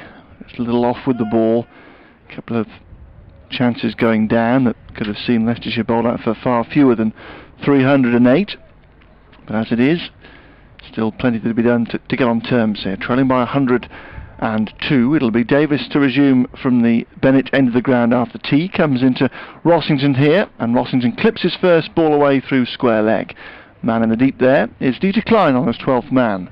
So does that mean that Alex Evans is not with us after tea? Looking around the field. Is that him at mid-off? He looks tall. Is it right at mid-off? I think that's right, isn't it? Rhodes is out at backward point. I can't see at first glance Evans out there, which is a concern. So he did go off mid-afternoon holding his back at the end of 1 over. But you do have obviously someone off the field here.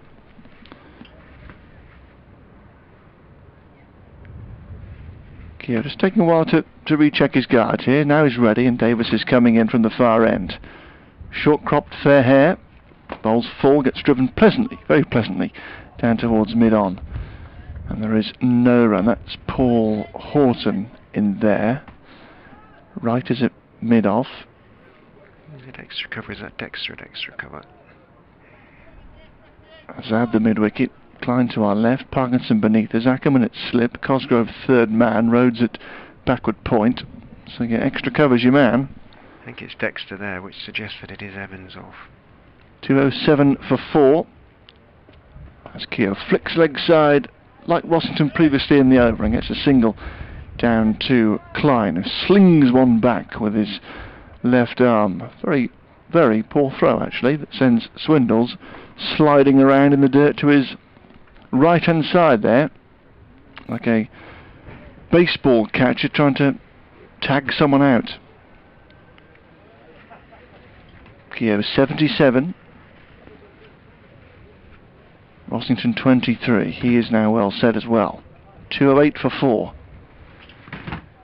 As Davis moves in again, and Rossington drives, half a save by Dexter at extra cover. You could definitely tell it was Dexter then, the way he went down a little gingerly to his right-hand side. But he did get something on it, plenty on it in fact, to prevent what would have been 4 runs, because it was pleasantly timed by Rossington. But just the 1 run, Rossington 24, and brings the deficit down into double figures, 209 for 4. Davis turns at the far end. The breeze just picks up around our commentary box as Davis is past the stumps, full of length, and Keogh clipping with good timing, but straight to mid-on. And there is no run. And a good wander around the ground at tea time. Very, very pleasant indeed. It's lovely now, isn't it? If you're out of the even in the wind, actually, it's absolutely fine. But if you're out of the breeze, it is genuinely hot. I think given there's barely any cloud where the weather's been coming from now, and there isn't going to be, surely the lights could go off now. But anyway, seems nonsensical. Keogh waits. Davis in, and this keeps a bit low and scuttles through everybody. Did it clip the helmet? It's gone down to the boundary. No 4 byes are given.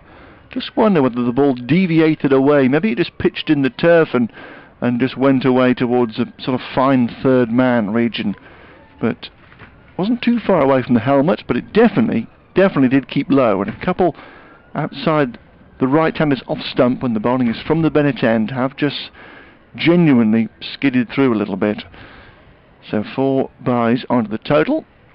means another pretty productive over for Northants. 213 for 4. Keogh 77. Rossington 24. The scoring rate in that afternoon was very healthy indeed, wasn't it? 138 runs Northants put up in 35 overs. Clyde's gone off, so looking for Evans back out there.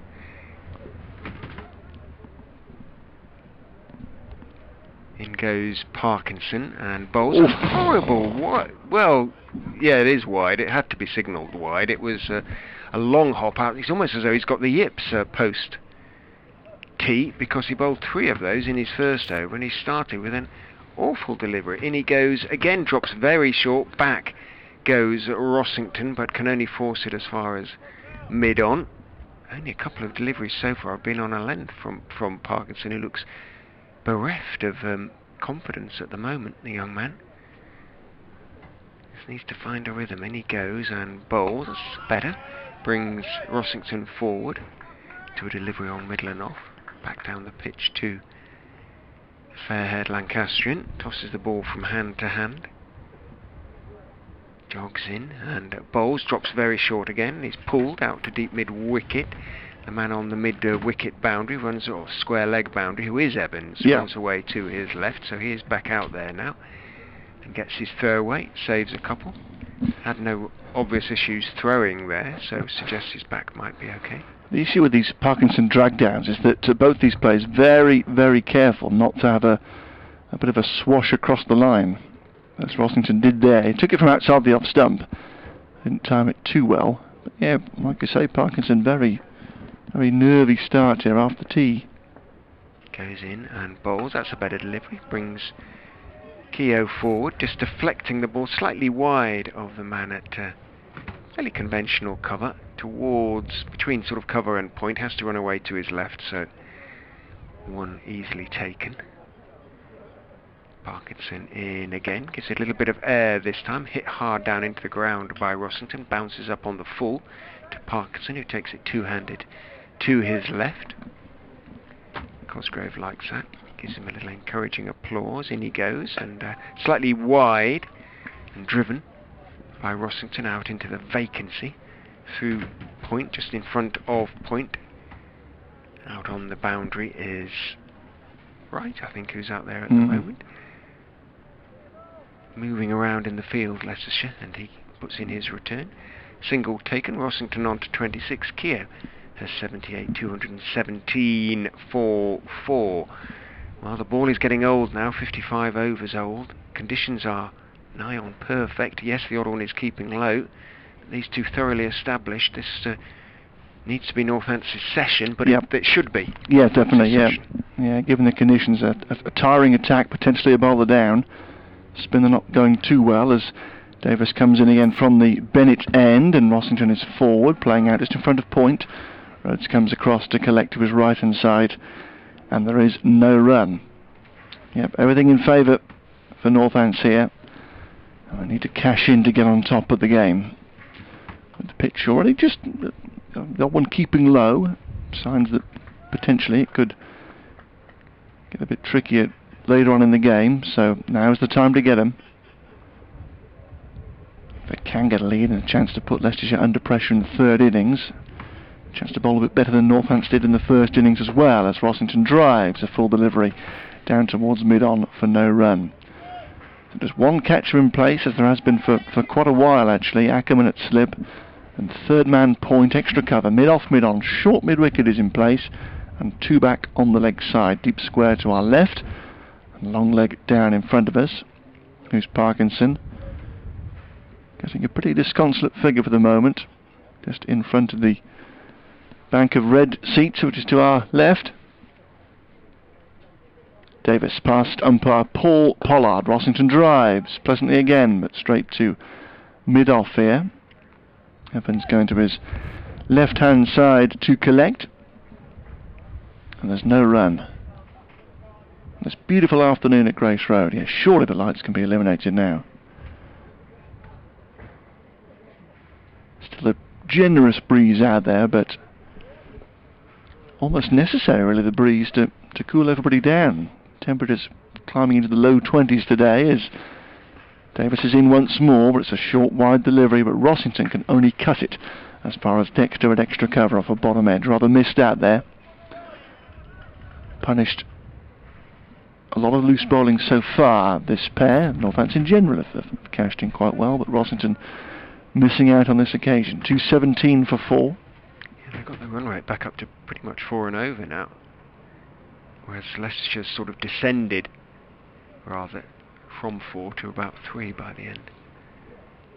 Davis in again, past the stumps he comes, and Rossington is forward, playing down to short mid-wicket. Azad is there.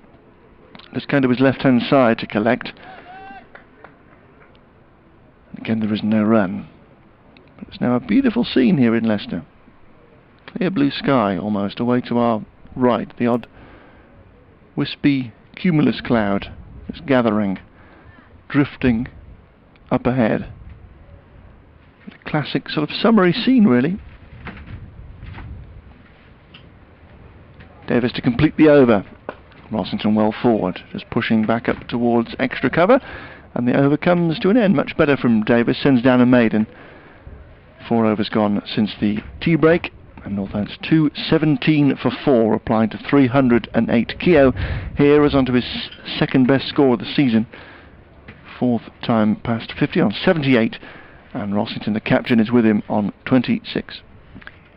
Parkinson will continue as coming to the top of the hour, which means updates time for both of us.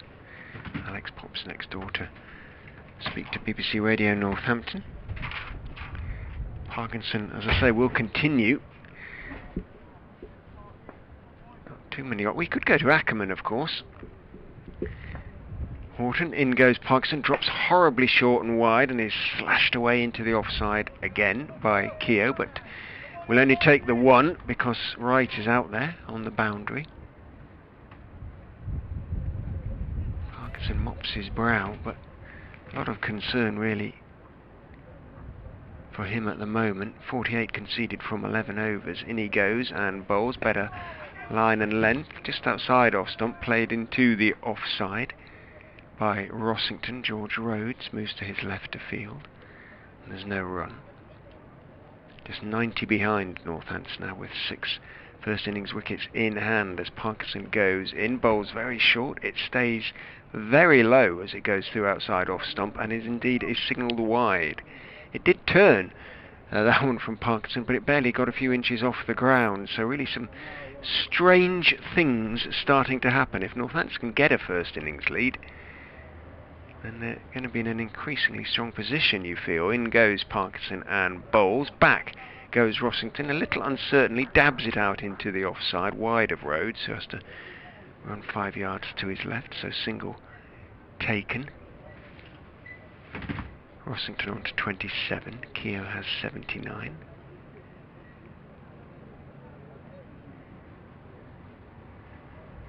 Hiatus while Keogh adjusts everything. Now he's ready as Parkinson tosses one up. It's a full toss and clipped firmly, but only as far as mid-on by Rob Keogh. Bounces to Will Davis. Horton goes across from mid-off, takes the ball from him and throws it to Parkinson, who's getting away with some fearful dross at the moment. In he goes and bowls, gives it some air. That's much better. And forward goes Keogh, just pushing the ball out towards point there. Having the man back on the point boundary and the man back on the deep square boundary means that there's always one there at the moment, the way the field is. So I'm not convinced of it. In goes Parkinson, bowls, and is half driven without too much weight in the shot from Rossington out to extra cover. End of the over. 2-2-1 for 4:20 added since tea. Here comes the update for BBC Radio Leicester.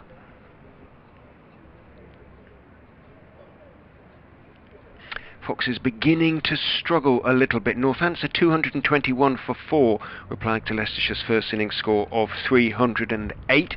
They were 201 for 4 at tea, so 20 runs added since then, but without any real difficulties. Rob Keogh has moved on to 80. Adam Rossington has 27, all of which means that they trail now by just about 76 runs, Northamptonshire, and with 6 wickets in hand, they're getting themselves in an increasingly strong position in the match. The Foxes need wickets, and they're not coming.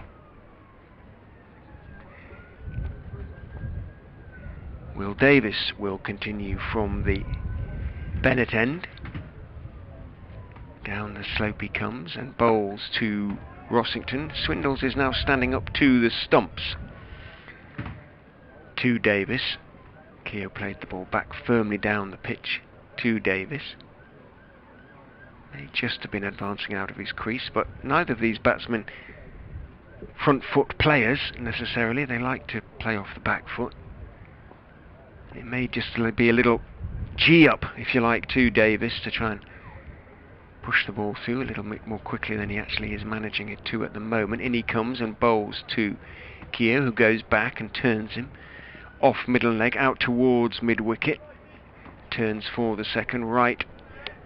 The fielder they know hasn't got a particularly strong throw, certainly not from out there at deep mid-wicket. And the 2 is comfortably taken in the end. Keogh moves on to 82. The run rate continues to be good as far as Northamptonshire are concerned. Pretty much up at around 4 now. 2-2-3 for 4. Busy, these 2 batsmen, but they have, as I said, particularly from Parkinson, had plenty to feast upon. Davis down the slope, bowls, and forward goes Keogh, driving, but can't get it past Dexter, who moves to his right at extra cover.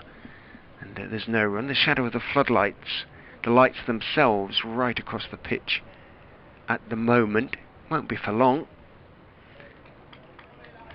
but don't appear to be causing the batsman too many problems.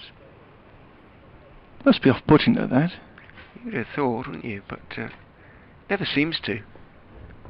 I think they just batsmen probably accept it's one of those things you can't do anything about, so just get on with it. There's no point complaining. In goes Davis and bowls to Keogh, who goes back and defends firmly, positively, positive defence, punching the ball out to Evans, who's deepish at mid-off. No run. Well, I'm not sure that Callum Parkinson can continue. Well, it's been awful, hasn't it? The overs he's bowled so far. 2 wides. 2 wides, yeah. A couple that he's got away with. Some awful short stuff. Just looks, as I say, almost like a case of the yips. Yeah. Fingers crossed it isn't, but they're persisting with him. Does that mean Evans has got an issue? In goes Davis and bowls. Whee. And that one stays a little bit low outside off stump. May have come back in a touch. Both batsman and wicketkeeper with their backs to us. Makes it a little bit difficult to tell. But it certainly did something unexpected. Keogh wanders out and prods most suspiciously at the pitch. Has a word with Rossington, who wanders down. But that one certainly did something unexpected. Maybe movement, maybe bounce, maybe a combination of the 2. Davis in to finish his over, bowls, and that's a straighter delivery, middle and leg this time, clipped away off the thick inside edge by Keogh, out through the vacant square leg area. Right comes in from the deep-ish mid-wicket boundary, single taken by Rob. Keogh moves on to 83. End of the over, 224 for 4. Well, he could go to Dexter. Maybe he's been told to give Parkinson a long bowl. I don't know. It's a bit difficult to tell, isn't it?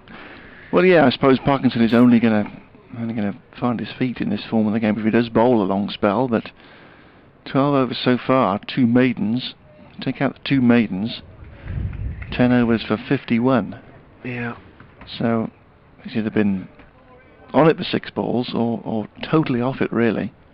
But by and large, that is a reflection. They're not always the case, but the figures are a reflection of the quality of the bowling at the moment. In fact, if anything, they rather flatter him. 2-2-4 for 4 then. And Keogh on 83 facing Parkinson from the pavilion end, and he drives towards Rhodes at cover, and there's no run. Slip in place, short third man, deep point is back. Orthodox cover in place, short extra, mid on and mid off, short mid wicket, and still this man back on the deep mid wicket fence to our right hand side as Parkinson bowls again, and Keogh reaches out for a ball on the leg stump but can only turn it away to Cosgrove at short mid wicket for no run. Can only assume that the bowler has requested that field around the leg side as a bit of an insurance policy. He comes in again now and bowls on the off stump, and Keogh just props forward, opens the blade, runs it away through point. I think it's a very easy single. They'd be much, much better with an extra man on the offside and just say bowl at the off stump. Or at least have a conventional point and then bring your extra cover back from that silly short position. Well, they've done that now. Yeah, they are going to a conventional backward point and extra cover now as Parkinson bowls to Rossington, who drives just wide of mid-off, but they err on the side of caution in not taking the run there. 225 for 4 Northamptonshire with that Keogh single. It's gone on to 84. Because they milked it through point when he did pitch, and he's warning Horton here, Billy Taylor, saying that Parkinson, an official warning. That is an official warning. Is also to add to his woes, stepping on the line. Parkinson in again, a little short and cut away by Rossington. Big gap there at cover still with those four fieldsmen saving one. Pushed away down the slope to right to our left-hand side. Rossington 28, he's nicely set now. 226 for 4. So Northants tip past the halfway point to their next batting point. Keogh back facing Parkinson, and he punches off the back foot. But Azad doing the fielding down extra cover to his left-hand side. They're end-to-end the over. Better there from Parkinson, but still holding little threat. And the warning there for running on the pitch.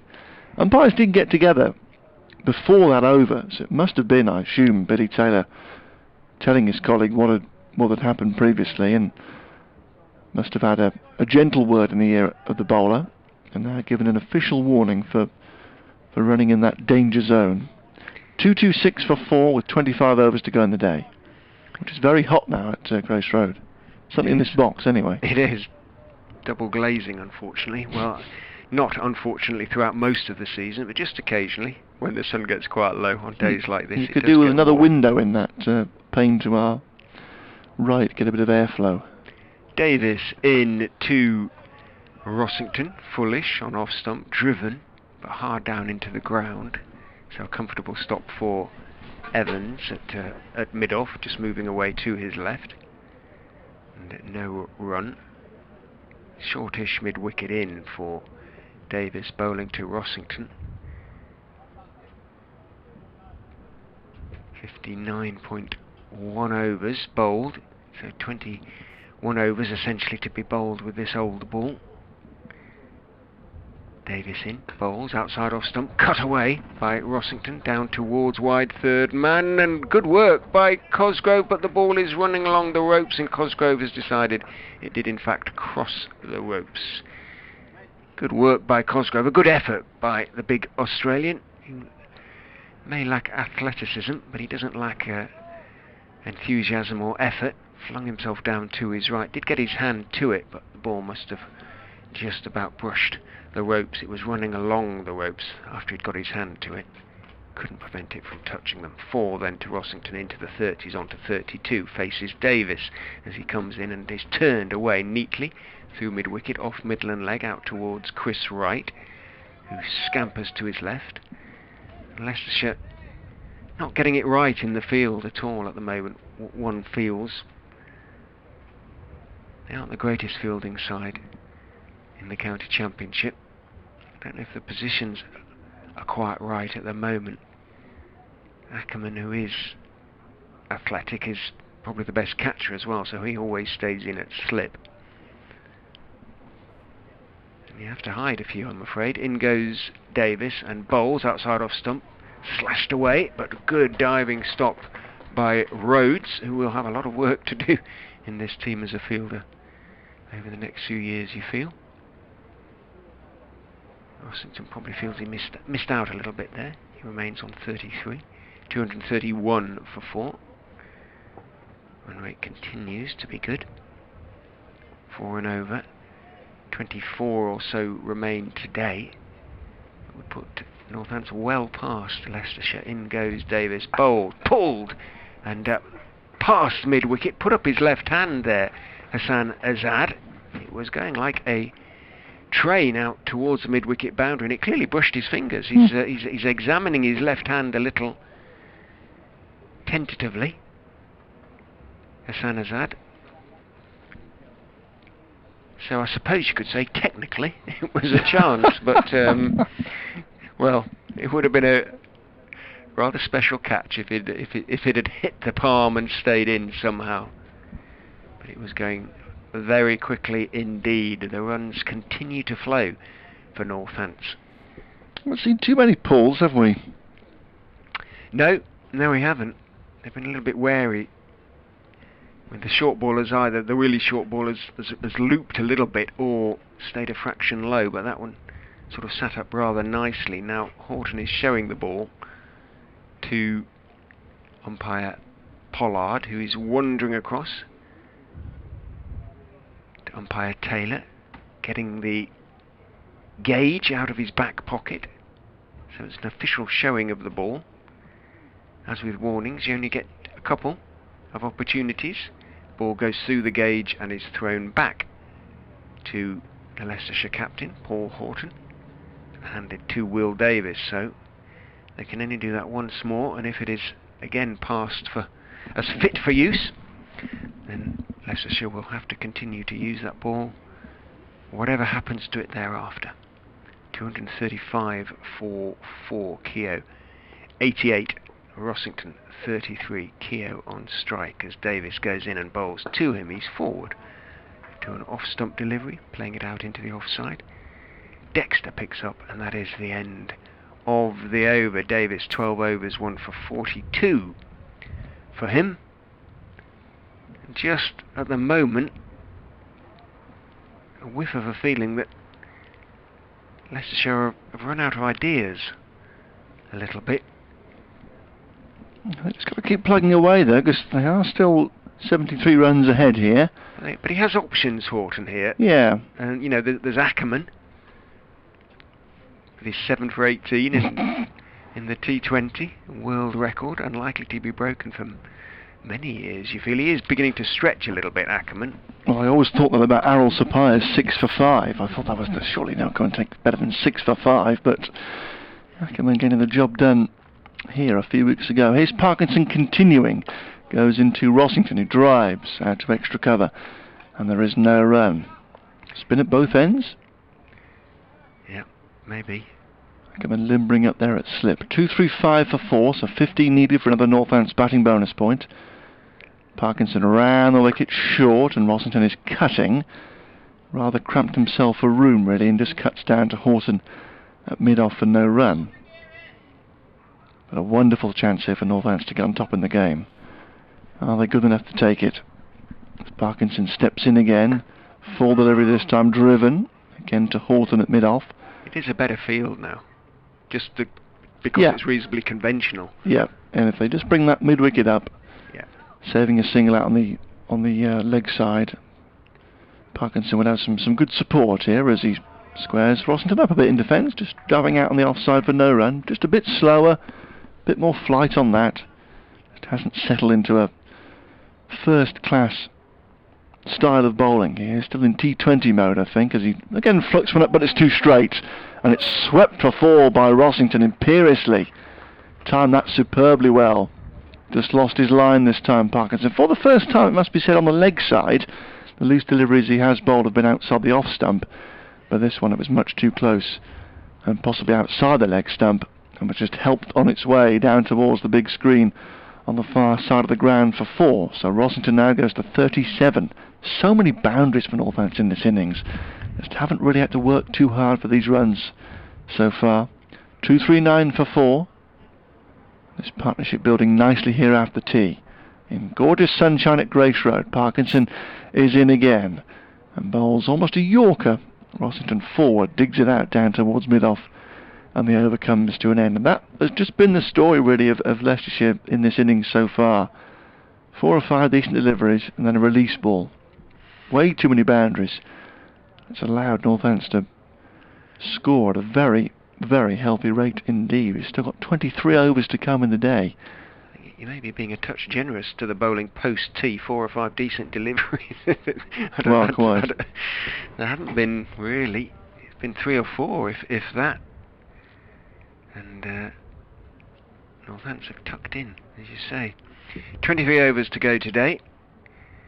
2-3-9 for 4. Davis will continue from the Bennett end. Doesn't look delighted to be bowling at the moment, Will Davis. As I say, there's sense of drift from Leicestershire in the field at the moment. Evans is beginning to do some gentle stretching. Could be just maintenance rather than preparation. So Ackerman is being brought out of slip, so Leicestershire are going to bowl without a slow. He's going somewhere funky though. A silly mid-on, essentially. Silly-ish mid-on, about 4/5 of the way back, pretty straight. There's also a shortish mid-wicket. For Will Davis as he comes in to bowl to Rob Keogh down the leg side. Was that a little bit of a flick on that one? Is there going to be a signal from umpire Pollard?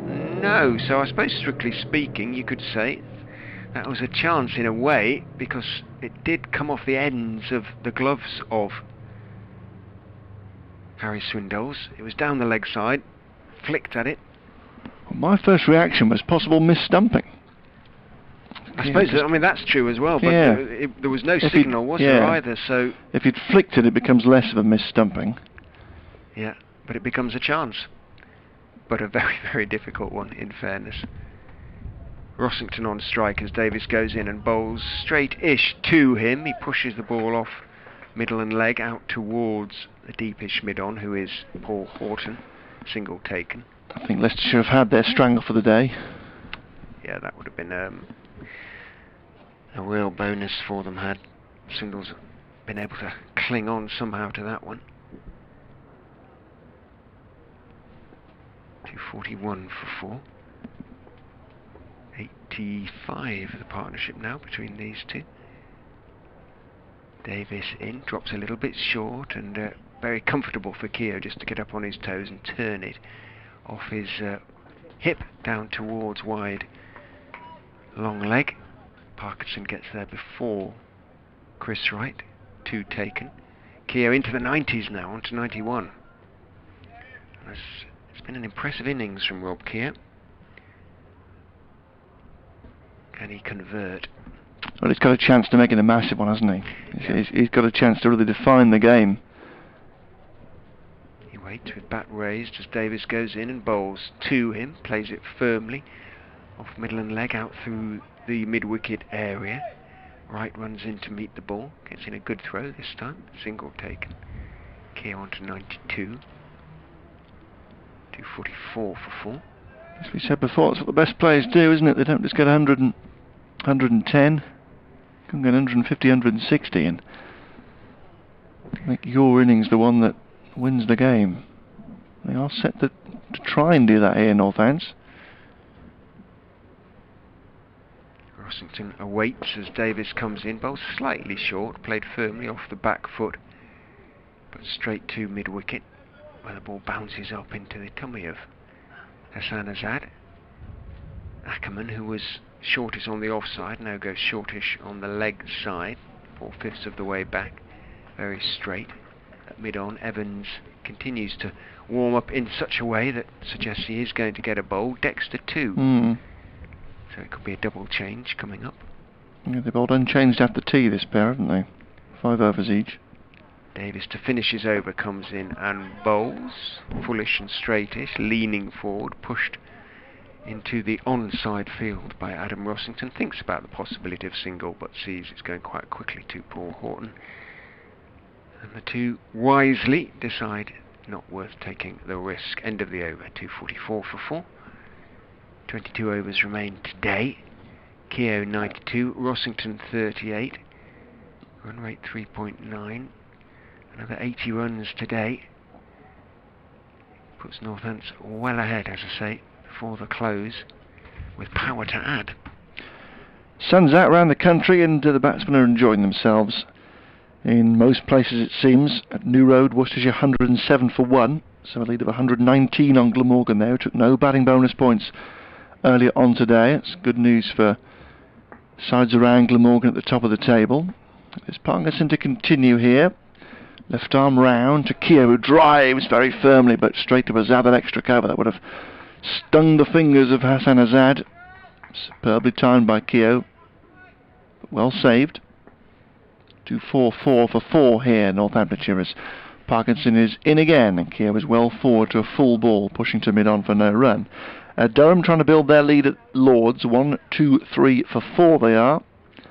Leading Middlesex by 1-2-7. Game pretty much a one innings affair, as is the game at Glamorgan almost, or at New Road, sorry, as Keogh here is back and punching away past mid-off for 4 more. Another drag down by Parkinson, but Keogh keeping his shape nicely. And again showing splendid timing to steer that away between extra cover and mid-off. And it sailed away down the slope out towards the red chairs to our left-hand side for a boundary. So Rob Keogh is now on to 96, and Northants are on to 248 for 4. So about to pick up a second batting bonus point, which is more than 3 of the sides around them. More than Glamorgan, Gloucestershire, Durham and Middlesex have picked up so far. Keogh here 1 hit away from a second century of the summer. Parkinson is into him and he bowls a little short, and Keogh is back and playing away to short mid-wicket. Cosgrove is there and there is no run. Lancashire also responding well to Derbyshire's 2-4-4 at Old Trafford. They're 166 for 2. So right on top there as Parkinson steps in again, and Keogh cuts away and gets it back with a point. That'll run away for 4. And Rob Keogh raises his second century of the summer in some style here at Sunny Grace Road. He takes off his helmet and bat and salutes the members down beneath us, many of them up from Northants, and even gets a toot on the whistle from the Leicestershire supporters away to our right hand side as well. Rob Keogh goes to exactly 100, cutting Parkinson away between backward point and short third man down towards the car park. Very well played. It's put Northants in a great position now at 252 for 4. Can he kick on and put Northants in a potentially a match-winning position here on first innings? Still trailing by 56 here, Northants, as Keogh goes back and punches another run down the slope out to our left-hand side, out to Chris Wright, down towards the Milligan Road to our left. So Keogh to 101, very well played. A second century of the summer, 253 for 4, and Northants have gone along very, very nicely indeed since tea. Yeah, well played, Rob Keogh. It's been really positive and very impressive as well from the Northants man. And with the run rate now over 4 and over, he's giving Northamptonshire time as well to get well ahead before the close and on into tomorrow. So in every respect an outstanding knock from Keogh. Brings up the 250 as well. He waits as in comes Evans and bowls to him on the legs, fullish, turned off the legs out towards deep backward square. Beg your pardon, Davis, it isn't Evans quite yet, might be before long. Continues to windmill his arms at mid-off. Parkinson, you feel he's something of a almost sort of sacrifice in a way. It's, you're not bowling well, then take a young bowler off and just say, well, have a spell, come back. In goes Davis and bowls outside off stump, slashed away by Rossington down towards wide third man. Sounded a bit tinny because it came off the bottom of the bat rather, which gives Cosgrove time to get around from third man to sort of wide third man. Save a couple of runs at least, and that is applause because it is the 100 partnership for the 5th wicket. The two batsmen touch gloves in mid-pitch. Rossington 40 of those runs. Keogh obviously is now on to 102. His 100 incidentally came off 134 balls as Davis goes in and is driven back past him. He sprawls in the dirt, but the ball is cut off anyway by Evans at mid-off. And 17 fours, 134 balls and 17 fours for Rob Keogh's 100. And the 100 partnership has come up in pretty decent order as well. We'll get the figures for that shortly. 50 to 152 balls for Keogh, 7 boundaries. Very fluent. So pretty much a runner ball for his second 50. Davis is in, bowling to Rossington, who turns him off his legs down towards fine leg. Parkinson runs to his right, picks up and gets his throwaway, single taken. But at the moment, these two Northamptonshire batsmen playing with almost total freedom. Pitch has been baked a little bit over the last couple of hours, in fairness, so it was pretty hard already. Ackerman continues to bowl looseners, so too does Alex Evans. Horton needs to make a change here. Davis 1 for 51, 2 balls left in his 14th over, in he comes and bowls, and he's driven back past him for 4. Over pitched on Midland leg, but Keogh, who's seeing the ball pretty well now, played a beautiful straight on drive back past the bowler and back past the stumps between Ackerman, who's standing almost with his left foot on the cut strip. Not quite, obviously, that's not allowed, but it went past him before he had a chance to move. Keogh on to 106 now. Run rate up to 4.1 runs per over, accelerating. Updates time. Alex disappears with good news for the listeners of BBC Radio Northampton. Less good news for those on BBC Radio Leicester when our update comes in a few moments' time. Davis in, bowls, Keogh forward, defending out into the offside, and he heard the call of no as he saw Neil Dexter closing on the ball. End of Davis's 14th over, 1 for 55 for him. 261 for 4. The 100 partnership, 132 balls. 40 to Rossington, 53 to Keogh. 7 extras, obviously, on that basis. The sun's shining on Northants very much at the moment, metaphorically as well as literally. Barely a cloud in the sky, but still the floodlights blaze away. Mark Cosgrove, with sunscreen all over his face, leaves the pitch.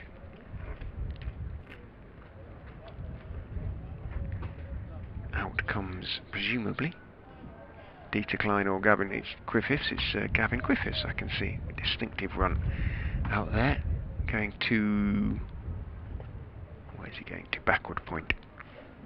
Colin Ackerman's going to have a bowl now. Not arguably before time. What sort of fields he's got? Is it going to be... should be slightly different to Parkinson's. It isn't particularly. It's a sweeper on both sides. Ackerman prefers that. Still sees himself, I think, as a part-time bowler, or very much a batting all-rounder. In he goes and bowls, tosses it right up, full toss, whacked away for 4. Absolute gift of a delivery, rank full toss, and any club batsman would have put that one away. Rossington isn't a club batsman, he's rather better than that. Just stood up tall and whacked it away through mid-wicket for 4.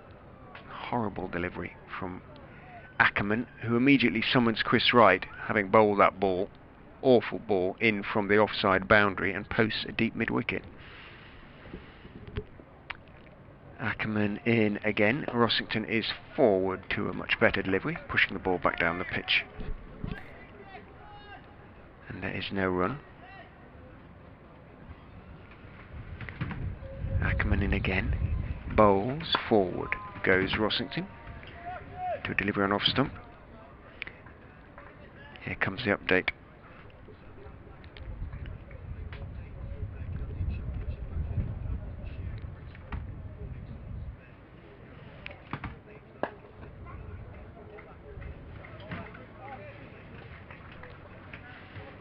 I'm afraid the Foxes are chasing leather, as the cricketers put it at the moment. They're not bowling very well, and Northamptonshire are going extremely well with the bat. Rob Keogh has gone to a century, his 2nd of the season. He's 106 not out. Adam Rossington, the Northants skipper, is 46 not out. Together they've added more than 100, 110 in fact now for the 5th wicket without being parted, and worryingly from the Leicestershire point of view, they've added them at about a run a ball. They've dragged the run rate for the innings as a whole well over 4, which is very high for their county championship. They've taken Northants on to 266 for 4. They trail then now by, there's another 4 as well, driven by Keogh. He moves on to 110, 270 for 4. Then they trail now by just 48 runs overall, and Leicestershire really look as though they've run out of ideas a little bit. It's been their worst bowling performance for some little time, and they need to get a bit of control back. Northants are 270 for 4. Yep, a full delivery from Ackerman, driven away for 4 by Rob Keogh. So 4s for both batsmen in that over. 270 for suddenly Northants are just a matter of, 38 behind now, Leicestershire, with 6 wickets in hand, with 2 very well set batsmen scoring at the best part of 6 runs and over. 65 overs have been bowled in the innings, 15 remain with this old ball. Leicestershire in deep trouble, Northamptonshire getting right on top here. Alex Evans, welcome to first class cricket for the Foxes. You're going to come back on. You've got the best figures so far, 2 for 48 from 12 overs. Can you find a way of getting a wicket? Bowled a fine delivery early on to dismiss Rob Newton. A fortunate delivery to dismiss Alex Wakely. Leicestershire would take either at the moment. One suspects Rossington on 46 waits as the young man comes in and bowls to him. Slightly short of a good length on off stump, forced away into the offside by Rossington. Mid-off, Davis rather wearily scrambles away to his left to make the stop, and Rossington takes a comfortable single, moves on to 47, 271 for 4. 18.5 overs remain. Every prospect of Northants being a good 60 or 70 even ahead at this rate, if they keep scoring at this rate. Been a hugely impressive partnership so far for the 5th wicket. Keogh does have 150 to his name already this season, an innings of 150 to his name, that is. Evans goes in and bowls to him, thick inside edge, and he looks around to see where it's gone. It's gone between his body and the stumps out to backwards square. Well bowled, Alex Evans. Found the inside edge there, and just for a second, Rob Keogh didn't know where the ball had gone, looked behind him, saw it running out towards deep backwards square. So Evans at least asking some sort of questions of the batsman. Keogh on to 111. Brings Rossington down to face. Shadow of the floodlight now off the pitch, away between the umpire and the stumps as Evans comes in, bowls to Rossington, fullish, just pushed away out into the offside. Davis picks up, hurls the ball at the stumps at the non-striker's end out of frustration, probably as much as anything. Azad was backing up because Evans was nowhere near the stumps. The throw missed. 273 for 4. Gorgeous conditions. Leicestershire not enjoying them though at the moment. Northamptonshire's batsmen very much enjoying them. Rob Keogh in particular on 111 faces as Evans comes down the slope and bowls to him nice and straight, and has to be treated with respect by Keogh. Defended back down the pitch off stump. Evans puts out his right hand, stops the ball. Yeah, that's the key as well. Don't get carried away with this situation. In such a good position now, Northants. Getting themselves on terms. Still second new ball, 14 overs away. You've got to think, get to that period, get beyond it, come back tomorrow and bat deep and get a big lead. And bat only once. Well, potentially, yeah. In this game, in goes Evans and bowls outside off stump. Allowed to go through by Keogh. Yeah, you'd rather get him now than in the 4th innings, wouldn't you? So, yeah, that would be certainly plan A, but but most of tea time tomorrow, yeah, definitely, yeah. And that's Leicestershire to survive on a 4th day pitch with a big deficit, definitely. To do that, they're going to need to score 480, maybe even 500. It's within reach the way these two are playing at the moment, and indeed the way Leicestershire are bowling. Evans, an honourable exception, comes in and bowls nice and straight to Keogh, who drives, but it is nice and straight and it is a decent length delivery, so he has to be circumspect up to a point. Guides it out to Davis at mid-off, and there is no run, so a decent comeback over from Evans. Happily, in terms of what we were concerned about, he was holding his back slightly, but clearly no major issues. He went through that over without obvious discomfort, no stretching or reaching for his back. 13 overs he's bowled now, 2 for 51 his figures. It's just about batting time, isn't it? And not being satisfied with the situation, being hungry and going on and getting a huge score as Ackerman moves in. Rossington driving away towards point for no run. In their last game against Worcestershire, Northampton had the chance to totally put Worcestershire to bed. In the end, they got a very healthy lead, which was enough to win the game very comfortably, but they could have taken it completely beyond Worcestershire by batting once and batting long, as this is flicked to mid-on for no run. So here they've got a similar situation. They can bat, well, if they bat 50, 60 overs, there's your 200 runs. There's your 500 as Ackerman drops a bit short and Rossington is back but can only push away to point. And there's no run. 273 for 4, but still a long way from those calculations for the moment, because still behind. The rate of progress either side of tee has been very alarming for the Foxes, and more runs here for Rossington, who drives away through the covers, and down the hill the ball runs out towards the Milligan Road for a boundary that raises Adam Rossington's half century now. Keogh to a century, and now the skipper Rossington to 50. Takes the applause around the ground. His 6th 50 of the summer, and playing beautifully here today as well. 52 to him now, 277 for 4. Just a couple of times Ackerman has sent down half volleys to flick away through that cover region. He had a sweeper on the offside, but after his first ball, which was a horrible full toss and was whacked over mid-wicket, he moved him in and moved out a deep mid-wicket. Yeah, you can sort of see why he's left cover open, because he wants the batsmen, the right-handers, to go against the turn. He wants them to play through that region, but that he doesn't tally up with why he got 2 sweepers out on the leg side either. No. The field as it is, or was, is set for quite straight bowling, but now a sweeper does go back, and 45 is brought across to extra cover, but he is swept, but there is a man back there now at deep backward square, been moved back at the square. Azad in the deep with the sun hat on now down there, and they go through. He doesn't have a sun hat on, I made that up, sorry. Single to Rossington, he's now got 53, 278 for 4. The sun was glinting among the trees. No? He's in the shadow of the trees. Thought I saw a sun hat down there. It's quite pleasant now. Ackerman to Keogh, a drag down from him now, and Keogh just pushes back up towards the bowler, and there is no run to end the over. It's those type of deliveries you can't get the straight of that from Keogh's point of view. Just sit in, don't think I should have bunted that over the top for 4. Just sit around, just back time. Chance to get a massive score here and take control of the game. 278 for 4. Northampton trail by 30. Couple of batting points on the board already. A chance for the moment certainly to go on and claim all 5 if they play well. 76 balls, 6 fours for Adam Rossington's 50. Some impressive stretching going on down there by Rob Keogh, who's lying on his back and swinging his legs from side to side.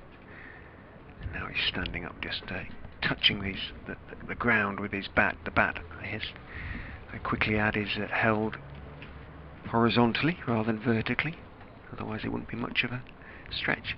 In goes Evans to bowl to Rossington, short and pulled away. He does have a man at 3/4 of the way back, Chris Wright at backward square, so he concedes just the single, but that was a rather tame bumper from Alex Evans. Got away with it slightly. The wind rustles the trees away above the electronic scoreboard.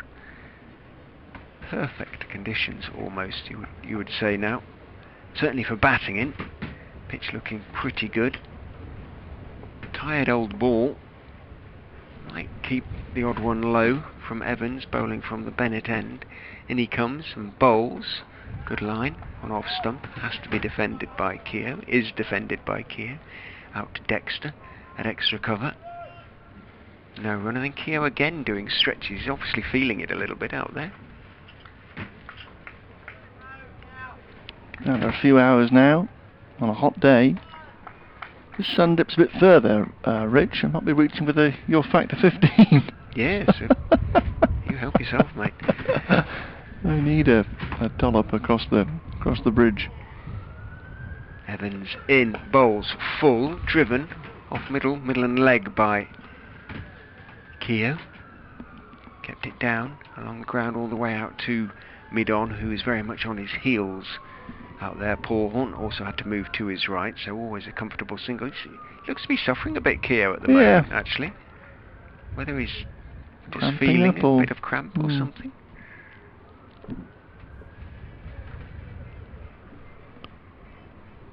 Evans.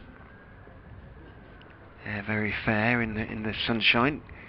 Down the slope he comes and bowls to Adam Rossington. A bit of extra bounce from the young man, an effort ball, and getting in position to cut it away. Rossington had to quickly drop his hands there.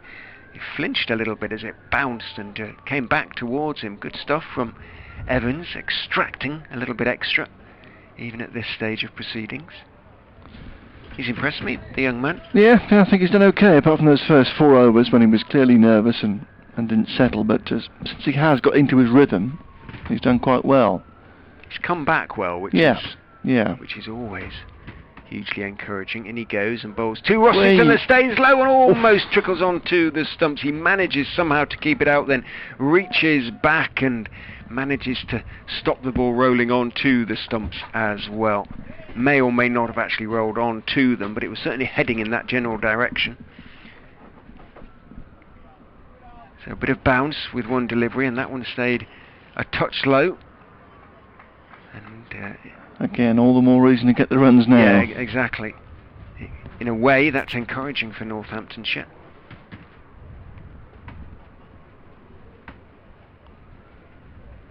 Rossington waits as Evans is in and bowling on off stump, half forward, defending out towards extra cover. Another good over from Alex Evans, 14 overs, 2 maidens, 2 for 53 for him, and he has at least put something of a break on the scoring rate. The young man, about the only figure of any encouragement on the scoreboard for Leicestershire at the moment is the fact the over 8 is back down to level.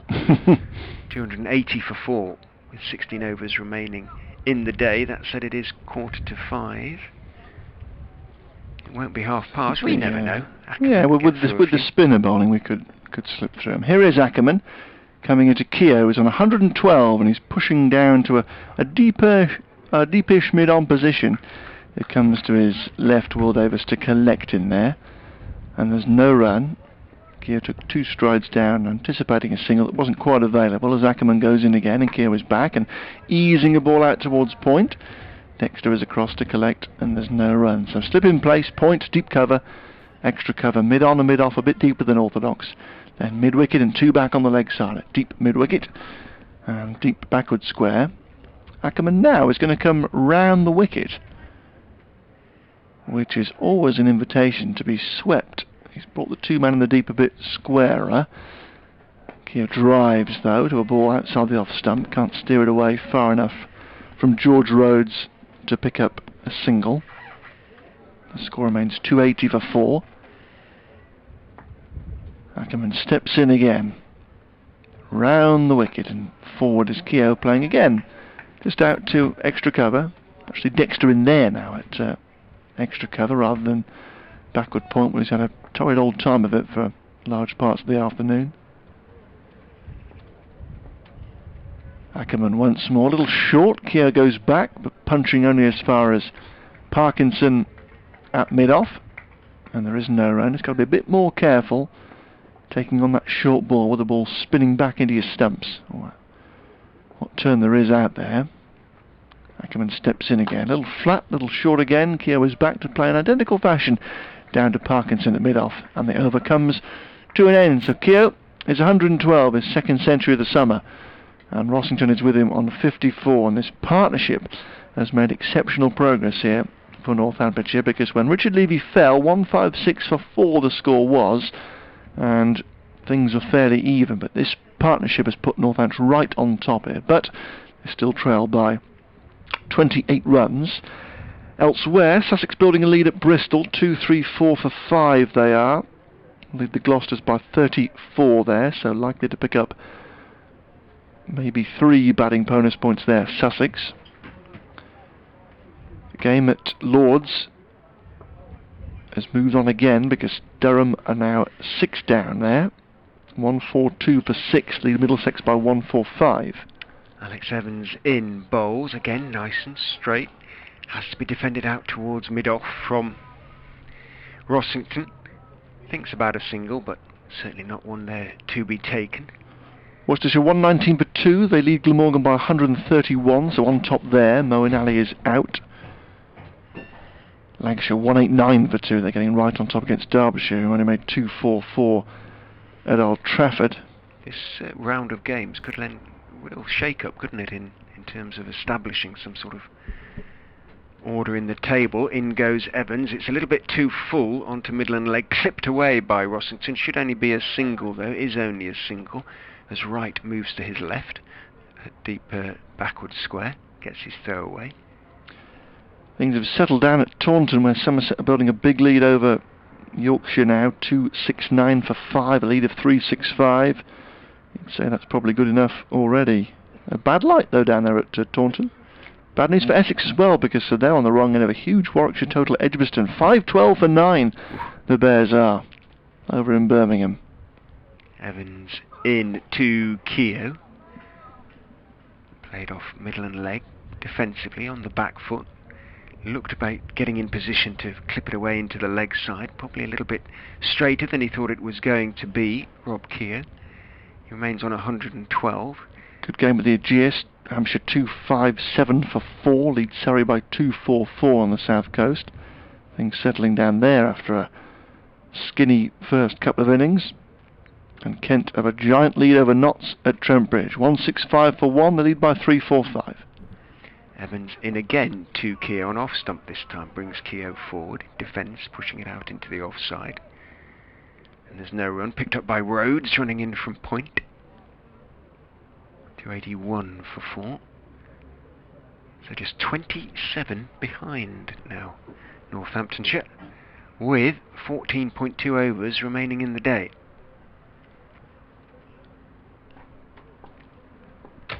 Still the lights blaze in an almost perfectly azure sky. So it's just intensely irritating. It's the silliest thing, isn't it? Evans in, bowls full again, thick outside edge, as Keogh props forward. It still looks in a little bit of discomfort out there, Rob Keogh, just almost limping slightly as he walks away towards square leg. As you say, I think just maybe feeling a touch of cramp here and there. Rossington just came down the pitch to have a word with him there. He was driving a little loosely. Evans won't mind seeing him come forward and keep concentrating, square the wicket. I'm sure, because there's still work to be done here. Evans in again to Keogh. He's driving, can't get it past extra cover. Dexter falls to his left and makes the stop. End of the over. Another decent one from Evans, who I say has dragged the scoring rate back. It had got up to 4.2. It's now 4. He's got 2 for 54. Certainly he'll be the Leicestershire man I'll be talking to at the end of today, as things stand at the moment. Keogh just calling for a drink, and I think he's motioning that he's having some back trouble there. Salt tablet or two, perhaps? Yeah, possibly so. So today, Leicestershire resumed 276 for 8, and they squeezed out their first innings past 300 to pick up a third batting bonus ball, which was a good effort.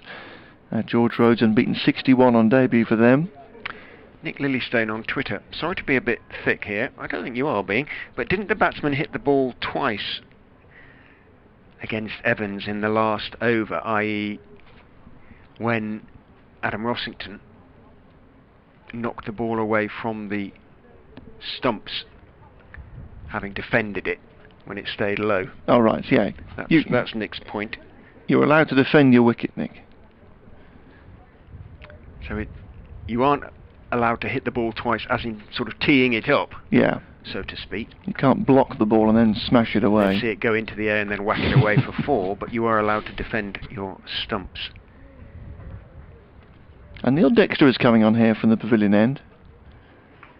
Northants in response to the 308 lost Newton for 17, Curran for 27, Wakely for 37 and Levy for 19. And all those 4 batsmen must be cursing themselves with what's happened since then, as Rossington drives here down towards mid-off for no run. Because Rossington and Keogh have enjoyed themselves against the older ball, which has still got 9 overs after this to run. Keogh's there on 112, his second century of the summer, and Rossington is 6th 50 of the year. So been reasonably consistent, got a decent haul of runs, has Rossington. Great chance to go and make three figures here as Dexter goes into him. Very slow delivery. Rossington just pushes very gently back up towards the bowler's left hand for no run. No cactus in place here. Swindles is up to the stumps. Third man is back. Backward point is in place. Extra cover, deep cover, mid-on, mid-off, mid-wicket, and two back on the leg side at deep square and deep backward square, really, rather than long leg. Dexter rolls in again. Forward is Rossington, flicking away to the left hand of Ackerman, short mid-wicket. Comes to his left-hand side to collect, and there's no run. On what's now a very hot, sweaty afternoon here. Sun shining brightly into our commentary box. Dexter bowls once again. Again, a very slow delivery, gently patted up down towards mid-on by Rossington, and there's no run.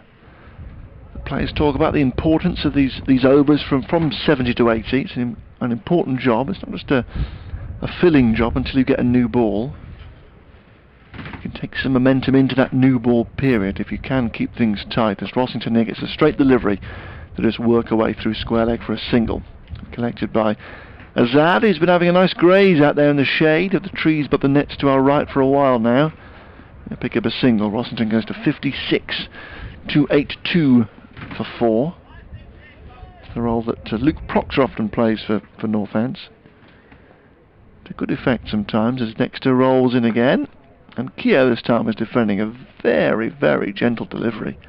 Back up towards the bowler for no run, but Leicestershire won't mind that too much. Some control there from Dexter, despite no obvious threat.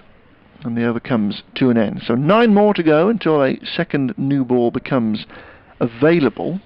But you've got to look round and think who might take that new ball for Leicestershire, because Evans is already bowling now. Exactly. Wright has been off for a while. Davis has done a lot of work either side of tee, didn't he? Yeah. 282 for 4 anyway. A little bit surprised if it was taken, unless they somehow managed to pick up a wicket or two with this older new ball. I'd be a bit surprised if it was taken tonight. Obviously be taken tomorrow morning, I'm sure, but with just 4 overs to go, potentially 4 overs to be bowled tonight with it, and 2 potentially very weary bowlers to bowl it, whoever they are. Be a little bit surprised if they took it, to be honest, as if these 2 are still together, but we'll see. A little delay while drinks are taken by the Northants batsmen, and tablets, salt tablets, I'm pretty sure, of some kind, or anti-cramp tablets. They're probably a little bit more complicated than just being salt tablets these days, aren't they? They'll have a different name, isotonic sodiums, but yes. AKA salt. Someone once made me a homemade isotonic drink. It was a sort of a pint glass with a third squash. Okay. And a load of salt. It was the most disgusting thing I've ever drunk. Yeah, sounds a bit like it. Vile. They sometimes have them when I'm running, obviously, and they're at least palatable. Evans to continue from the Bennett end. Comes in and bowls to Rossington, who is pushing firmly out into the offside, off stump. Straight to Neil Dexter. Extra cover, and there's no run. What's your next target, running-wise? I'm booked in to do the Valencia Marathon right at the beginning of December, and I've got a 17-mile race on Sunday. Race in inverted commas, but it's as part of the training for that. So, sort of use it as tempo training, if you know what I mean. It's a curious distance.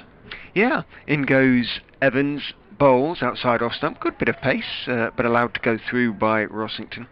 It's called a Ponton Plod, which in my case is highly appropriate, but it's not far from here, not far from between Leicester and Grantham, sort of towards the A1. And there are 3 distances you can do: 7, 17 or 27, so it's obviously sounds to be some sort of circuit, but the fact that it's properly marshalled and so on and so forth, and you're in a competitive situation, makes it useful to do as part of training, if that makes sense. Could always go and do one in the Leicestershire countryside, of course. But in goes Evans and bowls to Rossington on off stump again. A little bit of shape to it in terms of coming back in, and Rossington trying to force off the back foot, can only hit it as far as mid off, and again there's no run. Well, good luck. Thank you. We'll see how it goes. You've got more patience than me with running. I find it hideously boring. Training, if you're with a group or you're listening to podcasts or something, you can find a way. In goes Evans and bowls, and again off stump again. Rossington looking a little impatient now, can only defend it out to Dexter at extra cover. Excellent over so far from Alex Evans. When I've been away this year, I have taken my trainers, but yeah, limited it to 1 mile. One mile each morning. It's enough to get the body moving and do something, but it's not really my activity. Cardiff's nice for running. There's some wonderful paths. In goes Evans, bowls, and again very straight again. All Rossington can do is defend off stump. The Taff Trail, which goes behind the cricket ground, alongside the river, as it sounds. Up past Butte Park and all that area. Very, very beautiful indeed. And there's also a city centre sort of trail that goes up to the tidal barrier. Yes, down by the bay, yeah. Exactly, Cardiff Bay, and that's a nice run along there. It's a nice place, Cardiff. And back. It is much improved. Evans, 2 balls left in his 16th over, comes in and bowls 2. Rossington, full chipped in the air, just short of mid-off right, was a little bit slow in reacting there. Oh, Evans thought he had his 3rd wicket there, just got to it on the half volley. Chipped in the air by Rossington, it was very full. And just for a second, is it right or is it Davis, in fact, is waiting for him to turn. Thought he was going to get there. Now Wright's out there at deep square. It's Griffiths, in fact, is it? On his 12th man. Just the way he's walking looks very like Gavin Griffiths. Cosgrove's, is he back out there? He is back out there. Half a chance anyway. It was. If he'd reacted a little bit more quickly, that would have been a wonderful, that would have been a wicket maiden.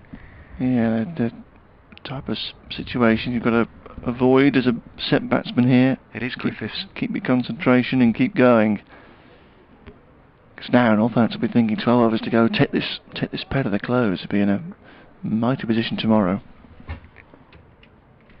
Dexter is in, bowls, outside off stump, leaning forward. Keogh, who has just come to a little bit of a halt at the moment. Just having to almost start his innings again, he's feeling, with his discomfiture, with his cramp or whatever it is. And he's just come to a little bit of a halt. Dexter is in, bowling to him. He just strokes the ball back out to mid-off. There's no run.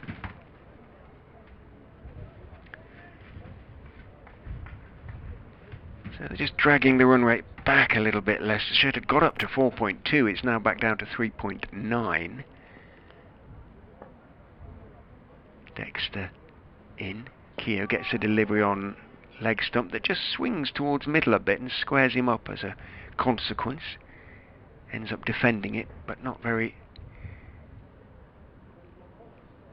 aesthetic, in a not quite properly. He just lost his footing a little bit and lost the stroke and shoveled it out into the offside. In goes Dexter and bowls to him again. That's a better shot from Keogh. It's fuller, and he was able to lean forward and play it firmly, punch it away straight between mid-on and mid-wicket. Mid-wicket, Ackerman dived across to his left, couldn't get there, and Cosgrove could only turn and jog after the ball.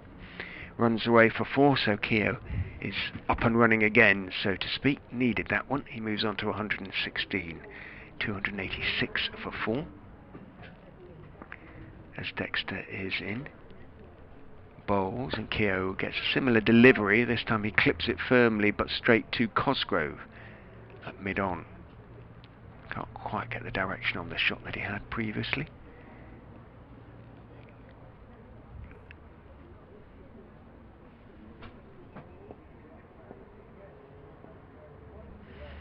Dexter is in again, bowling.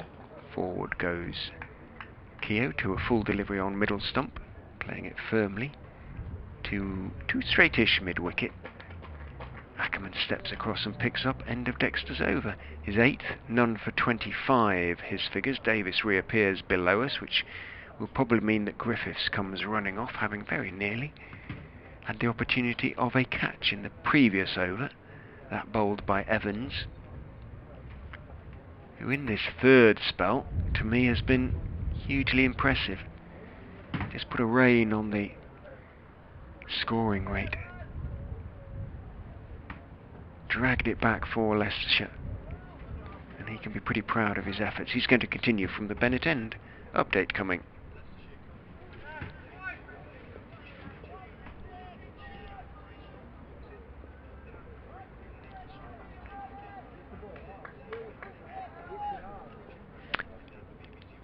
I'm afraid they haven't. Very nearly did in the last over. Alex Evans, who's making his debut for the Foxes, almost persuaded the Northampton skipper to Adam Rossington to give a catch to mid-off. Didn't quite carry, so Rossington's still there. He's moved on to 56. Rob Keogh, that is, has moved on to 116. They came together when the score was just 156 when Chris Wright bowled Richard Levy. They have yet to be parted. They've taken the score on to 287 for 4. They trail Leicestershire's first innings score now by just 21 runs. There are 10 overs left today. They're going to be well past it before the close. Leicestershire in real problems here with Northamptonshire on 287 for 4. In goes Evans, bowls very straight again, clipped by Keogh, but straight to mid-wicket. The fielder is Azad, and there's no run. 287 for 4, 21 behind, 10.4 overs remaining. Evans looking weary. This is his 17th over. 2 for 55 though, his figures. He's been very tight in this third spell and deserves almost a third wicket now. The young man bounds down the hill and bowls to Keogh. Again, nice and straight on off stump. All Keogh can do is on the back foot force the ball out into the offside. Puff of dust as it hits the cut surface, the cut strip, before bouncing out into the offside. And there's no run.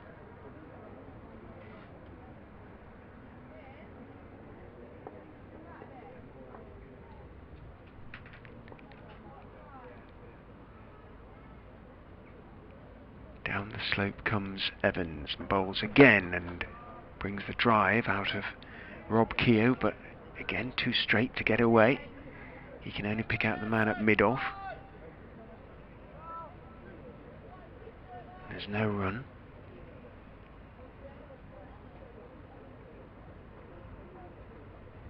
Gentle murmur from the crowd below us. Had a lovely afternoon and particularly lovely evening, basking in the sunshine. As Evans, with 2 balls to go in his 17th over, comes in and bowls that one back, swings back in. Is it going to be leg before? No, says umpire Pollard. And there's general dismay for Evans, and it wasn't an inside edge onto the pad. It was a leg by. The ball ran down to third man. Swindles has his gauntlets over his face. He can't believe it wasn't given. It certainly wasn't a question of height, so one can only assume it hit him outside the line. Goodness me, it must have been close. It was a weary push from Rob Keogh. But umpire Pollard has taken some convincing in this match, and he wasn't convinced there. Evans in again, bowls to Rossington, nice and straight, and his hand started to go in the air again. Alex Evans pushed out to mid-off though.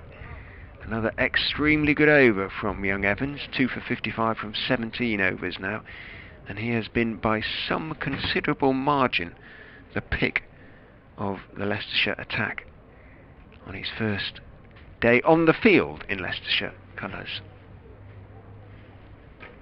They deserves a third wicket for this spell, to me. Hasn't yielded one as yet. 10 overs to go. What time is it? 5:05. Dexter will be bowling at least a couple of them. 8 overs, none for 25 for him. 6 until the new ball, but as I was saying earlier, I'd be a little bit surprised if they take it. Evans, who's been, well, right, I suppose, might come on and take it, but one wonders. I don't know whether Alex, back alongside me now, has had a chance to see that leg before shout. Height wasn't an issue, and leg bys were signalled, so it might just have hit him outside of the line. I didn't see it, I'm afraid. With a moment for Leicestershire. A couple from Evans from the top end, haven't there? He's done brilliantly, really. Here is Dexter going away from us and bowling on the off stump, and Keogh is pressing. Yep, gets it past point. Just hesitated, taking a couple of strides down the wicket before seeing the ball disappearing down the slope. And away to Chris Wright to our left-hand side. And Wright has been having a nice sunbathe today. No cap on. Had his shades on down there, basking in this beautiful late summer's sun. 289 for 4. Keogh is up to 117. And Rossington now is pushing Dexter back up towards the bowler for no run. It's a point deep cover. Short extra, short straight mid-wicket, and an orthodox mid-wicket saving one. Mid-on and mid-off in place. Deep square is back, and now more of an orthodox long leg for Dexter. He did have a deep backward square earlier. As he rolls in again, brings Rossington forward, pushing out towards that short straight mid-wicket. Ackerman in there, and there's no run. They've just managed to get a grip on the scoring rate in the last quarter of an hour or so. Evans has been game from the top end. Dexter so far okay from this bottom end. As Rossington drives back down the wicket, a little firm, a little keenly there. The ball shooting up initially, but well short of Dexter, who stuck out a right boot to flick it away to mid-on, and there was no run. So 11 more runs Northants need for a third batting bonus point. But the bigger picture, a chance to go on and take control of the game as Dexter is in again and Rossington is dropping one out towards point, and there's no run. That's what Northants did earlier in the season. Even though they weren't winning many games, they were still picking up a good haul of bonus points, and their draws were 11, 12-point draws, and their board was still flicking over quite well. So when they then did start winning matches, they were right up there. As Dexter is in again, and Rossington sweeps here up over the leg side, and has got that all the way for 6 out towards the big screen. He has. Man was back there at long leg. I don't think Rossington was aiming to get it that fine, but he picked that up really nicely indeed, and it sailed away up over the head of the fieldsman down by the trees at long leg, all the way for 6. It's gone way back actually there, bouncing over the picket fence out towards the concrete. And Rossington, it was a bit of a free hit because it was a ball drifting towards the leg stump, and he got all of it. As I say, I don't think he was planning on getting it that fine towards the fieldsman, but got plenty on it, more than enough on it to carry it all the way for 6. So he's on 63 now, and Northants 295 for 4, closing in on that 300 mark and trailing by just 13. Problems mount for Leicestershire skipper Paul Horton, but Alex Evans isn't giving him any at the moment. He's continuing down the slope from the Bennett end, bowls to Keogh, very straight again. Keogh looking to on drive, does on drive, doesn't middle it though, runs out quite slowly to Horton at mid on, and there's no run.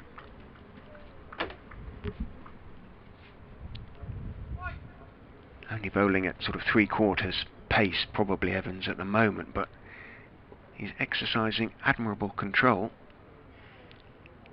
Down the slope he comes. Bowls very slowly this time, and that one is driven for 4. It did float up, arguably for the first time in his third spell.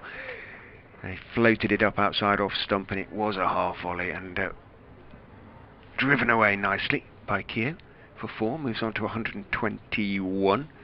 299 for 4, that third batting bonus point very much within reach now. That was a tired delivery from young Evans. Yeah, this is first class batting all over, isn't it? You bring bowlers back for third, fourth spells and they get a bit weary. That was a bit weary. Has been game in this spell so far though, has earned the right to have a slip back in. And he comes to Keogh and bowls fullish, and Keogh. On the move, rather, shuffling forward. Plays it firmly out towards mid-off, off stump. But straight to Dexter. No run. Just a reminder here from the skipper Rossington to Keogh. 8 overs till end of the day.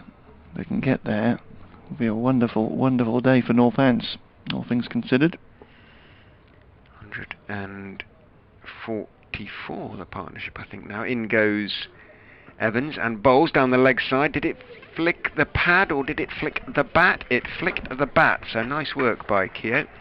Again, a slightly tired delivery, and that brings up the 300 for Northamptonshire in very good time indeed. So 4 runs and over, 303 for 4, 75.4 overs. Keogh on to 125 now, just 5 behind Northants. Leicestershire's first innings score of 308. And the partnership now approaching 150. Evans in, bowls just outside off stump, steered by Keogh down towards third man, through the gully, single taken. Evans looking suddenly very weary indeed, having conceded 9 runs from the over so far from the first 5 balls. So 2 for 64 his figures now, and this should be it if Horton is wise. Very nearly picked up a wicket. Nearly had Rossington caught at mid-off, and a very close leg before shout. Down the wicket goes Rossington, clipped in the air, and he's caught by Chris Wright. Evans has his 3rd wicket deserved. Rossington shuffled down the pitch. Evans bowled quite straight. Evans has got he's too tired to celebrate now. He's got his hands on his knees, the young man. He does lift them now and slap palms, but Rossington somehow managed to pick out the only man in those wide open empty spaces down there at deep backward square, Chris Wright, and Wright made no mistake. The partnership at long last comes to an end, but what a partnership it has been. 148, I think that is, for the 5th wicket. Rossington's share 63. Well, the second most fortuitous wicket for young Alex Evans, who has ran in well here in this second spell, but another huge stroke of luck. Rossington clipping in the air straight to deep square is a poor way to go. He's played nicely, but you've just got to be greedy, haven't you? You can say, yep, 63, great position in the game, 3rd batting point raised, etc, etc, etc. But the best sides, the best players, they kill you when they get the chance. And Rossington there has rather given it away when he had the chance to take his side of the close in holding all the aces really. 2 set batsmen coming back tomorrow would have been ideal, but still it was the type of partnership that Northants were looking for. Didn't get anything together of the first 4 wickets. Stand of 55 between Wakely and Keogh made good progress, but nothing significant to do real damage. But that stand has done some damage. It's got Northants within 4 now. But Keogh's still there, going nicely, 1-2-6. And still plenty of batting to come, with Proctor out here at number 7. Berg, Bracewell and Hutton all very capable of occupying the crease for significant amounts of time. But with Rossington gone, it doesn't quite change the complexion of the day, but it just gives Leicestershire a little pick-me-up in the closing overs. 304 for 5, still trail by 4. Such an innocuous dismissal as well. Rossington, a fella who can do damage, but 650s for him this season, but no century. So maybe some circumspection here from Keogh as we approach stumps. Still 8 overs to go, and Ackerman is back from the pavilion end. Slip goes in. Ackerman right arm round and a little short, and Keogh is punching off the back foot down to right at deep cover to our left. Proctor was keen there for a second run. Keogh palpably wasn't. He's been there a long time. Has been just struggling with his back as well. So settles for a single, goes to 127, 305 for 5, and now Ackerman here, the off-spinner, has got a chance to bowl with a left-hander as well. And there is some rough there. It's a dry wicket, and you can see some very dark patches outside Proctor's off stump. Just wonder whether it's a little too wide at the moment. But still, this pitch would have been baked all afternoon really here. 305 for 5. Slip in for the left-handed Proctor. He bowled well in the Leicestershire innings, and here flicks one down the leg side. First ball, so he's running out towards the Bennett end. Will just be hauled in. Only just, actually. The fielding was a little lax down there by right. But they get through 4. Leg by, signalled by umpire Taylor. So Northants now within 1. 307 for 5. Ackerman just a touch too straight to Proctor first up. Moves in again.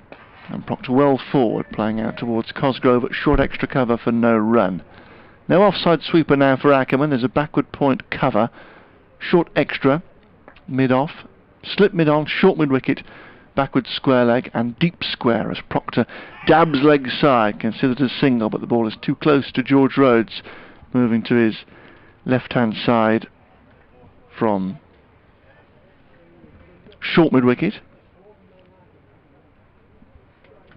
And Ackerman steps in again, and Proctor is back, and now does get off the mark with an easy work around the corner. Just in front of the man on the 45, so Proctor is away, and the scores are level. Northants 5 down. A chance to kick on and get a big first innings lead. Ackerman to complete the over, stays round the wicket, and Keogh presses to short extra cover. And there is no run to end the over. So 7 to come tonight in this beautiful sunshine. Glorious afternoon it's been for several hours now. Genuinely hot really out of the breeze. 308 for 5. Keogh still there on 127. Despite the benign conditions, showed his appetite for batting long at Glamorgan in that first game of the season, made 150. Can he kick on here and give his side potentially a match-winning lead? I would actually take Evans off now, but wicket notwithstanding. But he's going to keep going. This will be his 19th over, 18 overs, 3 maidens, 3 for 64. I think Horton and Leicester have got to just protect him a little bit as well on his debut. I'm sure he wants to keep bowling, having picked up a wicket for me he deserved. He's going to come round the wicket to Luke Proctor. In he comes and bowls outside off stump, well wide, and Proctor is already turning his back on it as it thumps into the gloves of Harry Swindells behind the stumps. I guess there'll only be 1 or 2 more from him if Leicestershire take the new ball.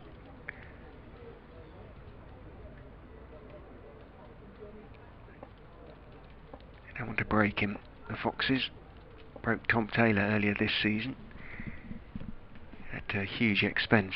In he goes and bowls to Proctor, again outside off stump.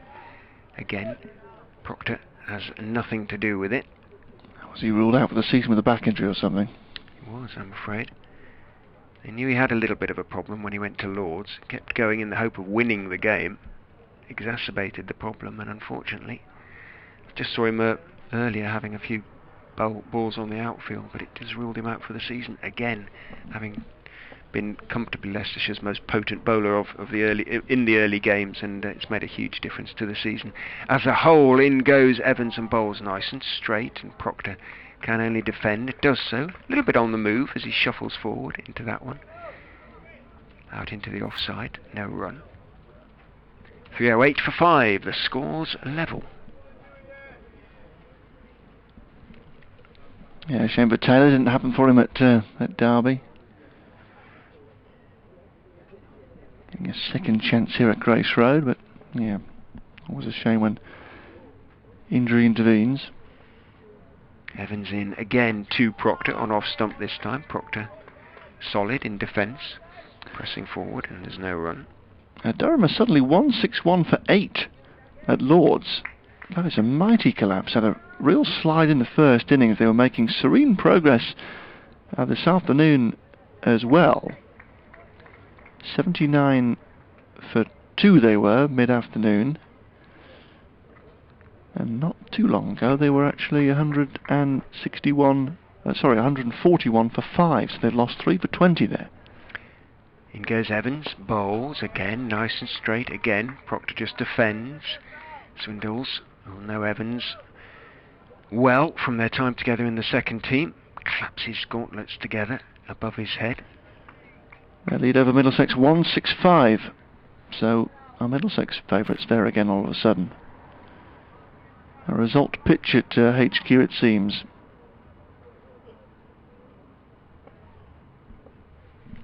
Middlesex needed to win last 3 games to go up really. Evans in again, bowls, fullish and clipped off the stumps judging by the reaction of the bowler and the wicketkeeper by Luke Proctor out to deep square. It was full, waited for it, clipped it away off his toes, almost squeezed through. Single taken off the last ball. Horton pats Evans on the back, who again leans forward with his hands on his knees, blowing hard. 19 overs, 3 maidens, 3 for 65 for the young man now, and that, as I say, judging by his demeanour, should be that. Horton claps his hands together, which I hope indicates that that is that for him. But Northants, with that single, are ahead. They are 309 for 5, with those 5 second innings wickets in hand, and Keogh going well on 127. Power to add. Ackerman is round the wicket to Proctor, touch short, just worked around the corner, but too close to backward square leg for a single. Generally a calm presence at the crease. Luke Proctor has done a good job down the order for Northants since joining the county. Really did have a period up the order. As Ackerman moves into him and he works it away, again just a backward square leg for a single, including runs here a couple of years ago when he initially switched on loan from Lancashire for the back end of that season. He got himself into the 90s as Northants knocked a simple target off in the 4th innings of the game. But by and large has been used in this role down the order as the 4th seamer. Has done pretty well. Leicestershire want a helmet here. They're going to have a short leg coming in together with the man at slip. You know why, don't you? Over 8's gone to +2. Don't know quite how. Only 414 runs for Proctor in 18 innings, but 6 not outs tells the story. He can often run out of partners. But does a useful job in finishing innings off. Certainly did so in the 50 overs campaign a couple of times, only a couple of times because it wasn't a great 50 over campaign for Northants. Any idea how the over 8 can be +2 when we've got 5 minutes to go? Well, the umpires, they make allowances, don't they, for each session? They must be wrong though, mustn't they? Because we've got 5.4 overs to bowl. Well, when did 5 minutes to go. When did we come out after tea? We were a bit late, weren't we? So they've obviously decided Possibly, that there's the time allocated for each session, and how many overs you bowl in that session produces your plus or minus. As Proctor plays forward here to short extra cover for Noah, and that man under the lid has come in at the leg slip, actually. Well, backward short leg, really, we'll call him, just around the corner. No leg side sweeper for Proctor as he defends here. Down to Rhodes at short mid wicket for no run. So the first time in quite some time we've got everybody up, either catching or saving a single. 309 for 5. Northants lead by 1. Ackerman in, and Proctor has beaten, he's bowled him! It's a beauty that's turned away, beaten the outside edge and clipped the top of the off stump. A superb delivery from Colin Ackerman, and Proctor has gone for 2. And a double strike for Leicestershire towards the end of this second day. Just checking the Northants' progress a wee bit. 309 for 6. Keogh was still there on 127, but Proctor has gone for 2 and has been done by a superb piece of bowling. Turn. Maybe out of the footholds, but whatever, there was turn for Ackerman. And he does give it a bit of a rip, as was evidenced in the T20. And that one bit. And poor Proctor, propping forward, had no answer. Doug Bracewell, presumably, would it be next, or he's very tattooed, his right arm. Berg it is coming out here at dead number 8. Yeah, so still Berg, Bracewell and Hutton to come here for Northampton. A chance to build up towards 400. The scenario for maximum batting bonus points is relatively straightforward, because they've got still 31 overs to go in bonus point period, and they need 91. So long as they bat enough time, they should get across the 400 mark inside 110 overs, which would be a real boost to pick up 5 batting bonus points. But of course they've got to rebuild towards the close now, and then of course in the morning you get another partnership together here. And just again it goes back to that dismissal of Rossington. Loose stroke, gets himself out, new man comes in, you've got to start again, left-handed off spinner to bowl at, and he gets out as well. So the progress, as I say, just checked. 309 for 5. The ball to go in Ackerman's 5th over here, but that was a really smart piece of bowling. Slipping a short leg now coming in with the right-handed. No, it is Bracewell. I thought I recognised the burliness and the Bracewell had a name and number on his back. Did he? Did he have his old one on? Does look like him though, doesn't it? He's the burlier figure with all the tattoos. Anyway, Ackerman's bowling to a right-hander and goes past the outside edge. A cry for a catch behind now. Umpire says not out. Now with the arm ball from Colin Ackerman, but Bracewell survives, and it's 309 for 6. But some joy here with the Foxes towards the back end of the second day. Can't quite believe that one hasn't been given the Foxes. A little bit of bounce, and would have been 2 in 2, and suddenly Leicestershire would feel that they were back in it. Just watching the replay of the Proctor dismissal. What a lovely delivery that was. Just bounced and turned, went past the outside edge and clipped the outside of off stump. Almost perfect to the left-hander from Colin Ackerman. Have a look at that one if you can. I'll retweet it from the Leicestershire Twitter feed, because I'm sure it'll be on there before too long.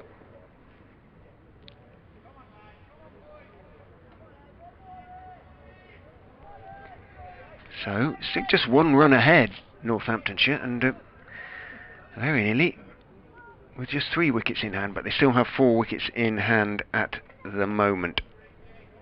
Updates coming. Alex has gone next door to update BBC Radio Northampton. Chris Wright is back on, replacing young Evans, who magnificent really, that third spell, to be quite honest, in the circumstances. Dragged the scoring rate back, and yes, the wicket might have been a little bit fortunate, but could easily have had 1 or 2 before that moment, and for me, thoroughly deserved for his effort as much as anything. Wright is in, bowls, and turned away through the leg side by Keogh. He's limping slightly, struggling a little bit with the cramps still. Single taken by him.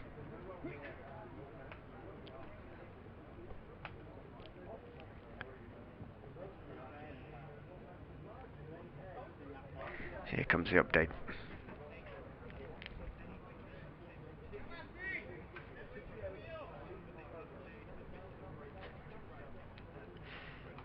Yeah, they picked up a couple of quick wickets. First, Adam Rossington went shuffling down the pitch towards Alex Evans.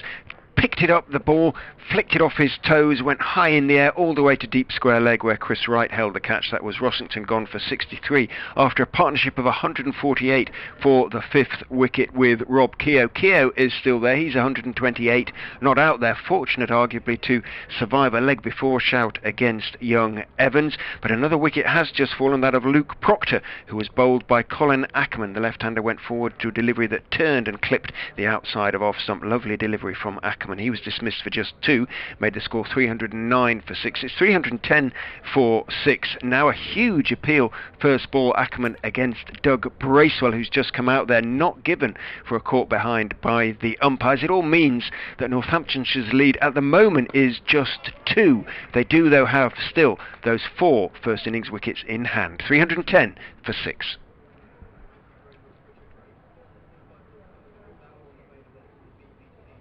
Back with you online.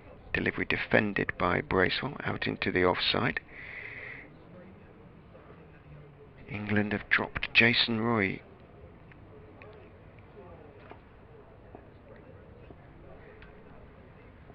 Craig Overton also.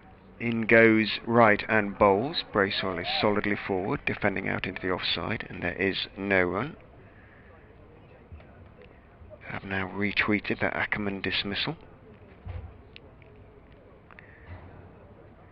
In case you haven't seen it yet, worth having a look at. Lovely off-spinner's delivery to the unfortunate Proctor. Alex returns alongside us, having no doubt also heard the news that Roy has been left out, likewise Overton of England's 5th Test side.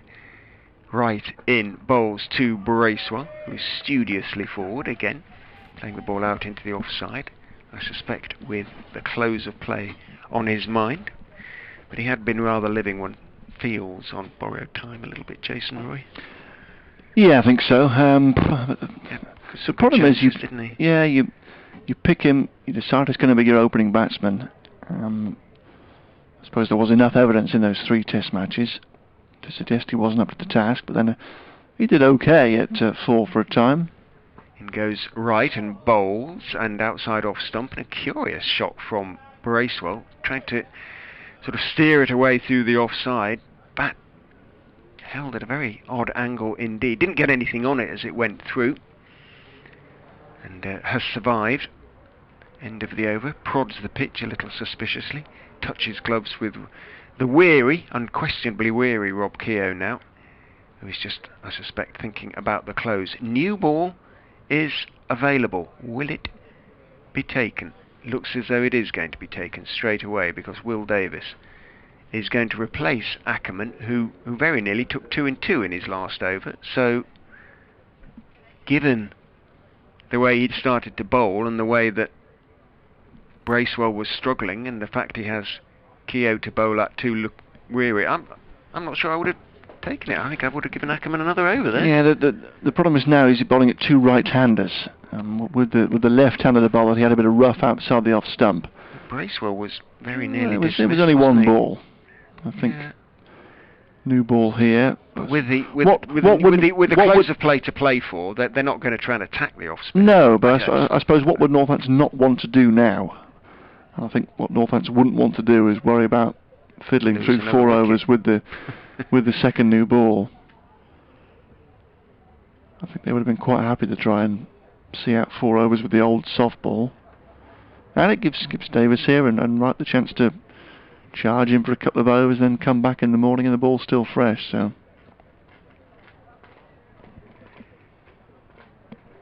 Dan Rowley on Twitter, pleased for Alex Evans, wondering whether Leicestershire can get young Habib released by Lancashire. I think a few counties wondering whether they can get him. I don't think Leicestershire can afford him, but they can't.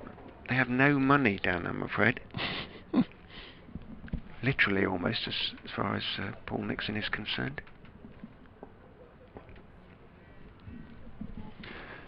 So Davis with the second new ball and immediately gets driven away for 4. Beautiful, flowing extra cover drive by Rob Keogh, placed perfectly between mid-off and extra cover.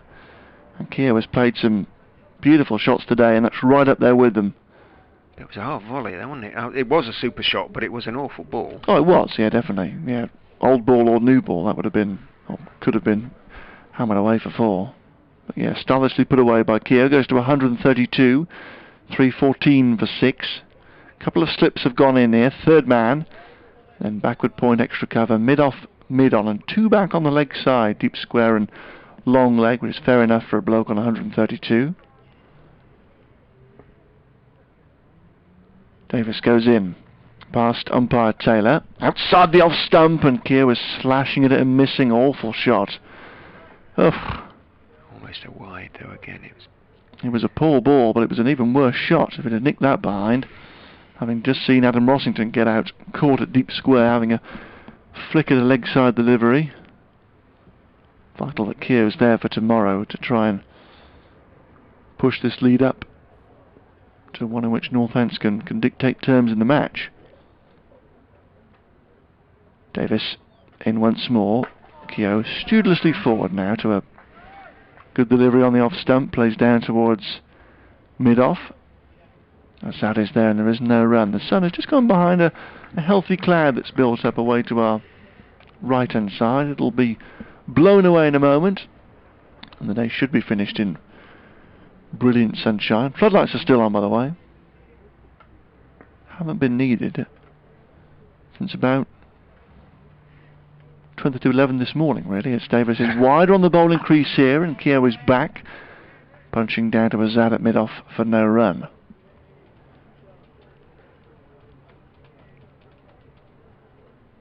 Maximum batting points, very much in reach here for Northants, but they've got to get a partnership together here lower down the order.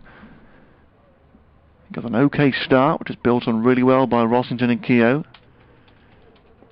Their progress just checked by a couple of wickets, and work to do again to get a grip on this match as Davis rolls in once more and Keogh is edging away and is caught! He's caught at point! And Keogh now falls, and Leicestershire are battling back into this game late in the day. The harder, newer ball just coming on a bit quicker than Keogh expected there. Had a flick at it, outside edge, caught at point, and he's gone for 132. So the second loose stroke brings a wicket. Both set batsmen gone in very disappointing fashion. And as well as Keogh has played for his 132, he'll be mighty disappointed, and he walks off head bowed here. He and Rossington just not quite greedy enough. 314 for 7 now, Northants. And not too long ago, it was 304 for 4. And we were thinking about Northants only batting once in this game, but all of a sudden, two new batsmen have got to try and see out the day against the second new ball. But off comes Keogh, played wonderfully well, second century of the summer. But you can see the disappointment on his face. He knows he's given it away. He knows it's a poor one. And a wicket for Davis with the second new ball. 314 for 7. And a first catch in Leicestershire colours for George Rhodes at point. So from 304 for 4 to 314 for 7. 10 runs but 3 wickets. Have given the game a rather different complexion. The lead is just 6 at the moment, 3 wickets in hand. Shows how quickly a game can swing. One more before the close and almost level pegging again. Still an opportunity though here for Northamptonshire in the persons of Berg and Bracewell just to get through to the close and then try and build tomorrow, because every run might be key. So suddenly two blokes out there on naught. Northants 7 down. Leicestershire right back in the game. Davis from the pavilion end goes in with 3 slips now, and Berg on his Northants debut drives at his first delivery and misses it outside the off stump. A full delivery that swung away and went past the outside edge. Goodness, things have changed all of a sudden. Ambitious shot, shall we say. First up. 314 for 7 Northants. Well, they do have previous in terms of not quite nailing a situation when you got a chance. At the moment, this is just slipping away from them slightly. Still got Hutton to come, but all of a sudden you've got lower order players in here facing the second new ball, whereas it should have been Keogh and Rossington dealing with the situation and getting Northants through to the close. Just a lack of game awareness, really. And that stroke from Keogh couldn't gain too much in 4 overs until stumps, and if he knows if he comes back tomorrow morning, that's just what Leicestershire do not want. But even though he's played really well and scored a fine century, he has given it away there. And now all of a sudden, a nervy look towards the close for the visitors, and the lead only very slender. Chris Wright into Bracewell bowls. Foolish Berg. Is that down at this end now? They look a little bit similar. It was Foolish and driven out to mid-off. Neither player has their name or number on their back. It is indeed Bracewell. Slightly wider shoulders. We had a chat to Gareth Berg at the end of play yesterday. Quite a slight figure for all his Viking beard. In goes right and bowls to Bracewell, outside off stump. Swings away a little bit, Bracewell, big stride forward, then lifts his bat over the line of the ball, lets it go through. Sun behind cloud at the moment, won't be for long. It's been a gorgeous afternoon / evening at the Fisher County ground. We're going to finish around 20 minutes late. That might be nearer 25.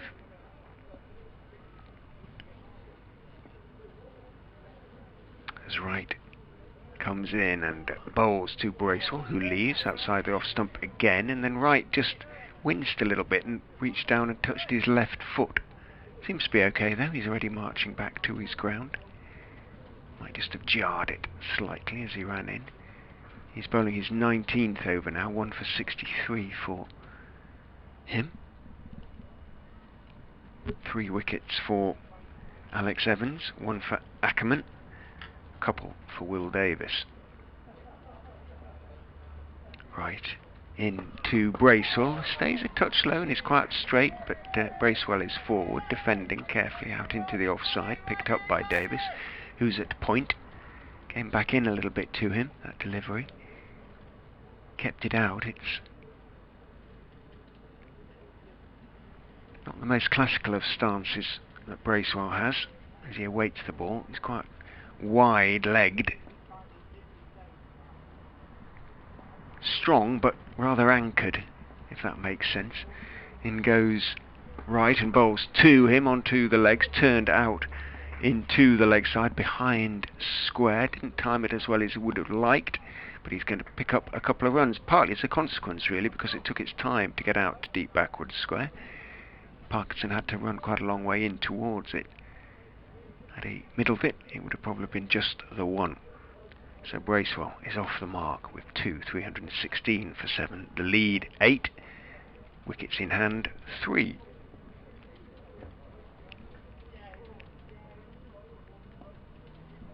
One ball to go in the over as Wright comes in and bowls to Bracewell, who's driving pleasantly, and it bounces through. Guess who? Neil Dexter. He managed to get something to it, but it was absolutely straight at him. And somehow it squeezed underneath. He formed a semi-long barrier.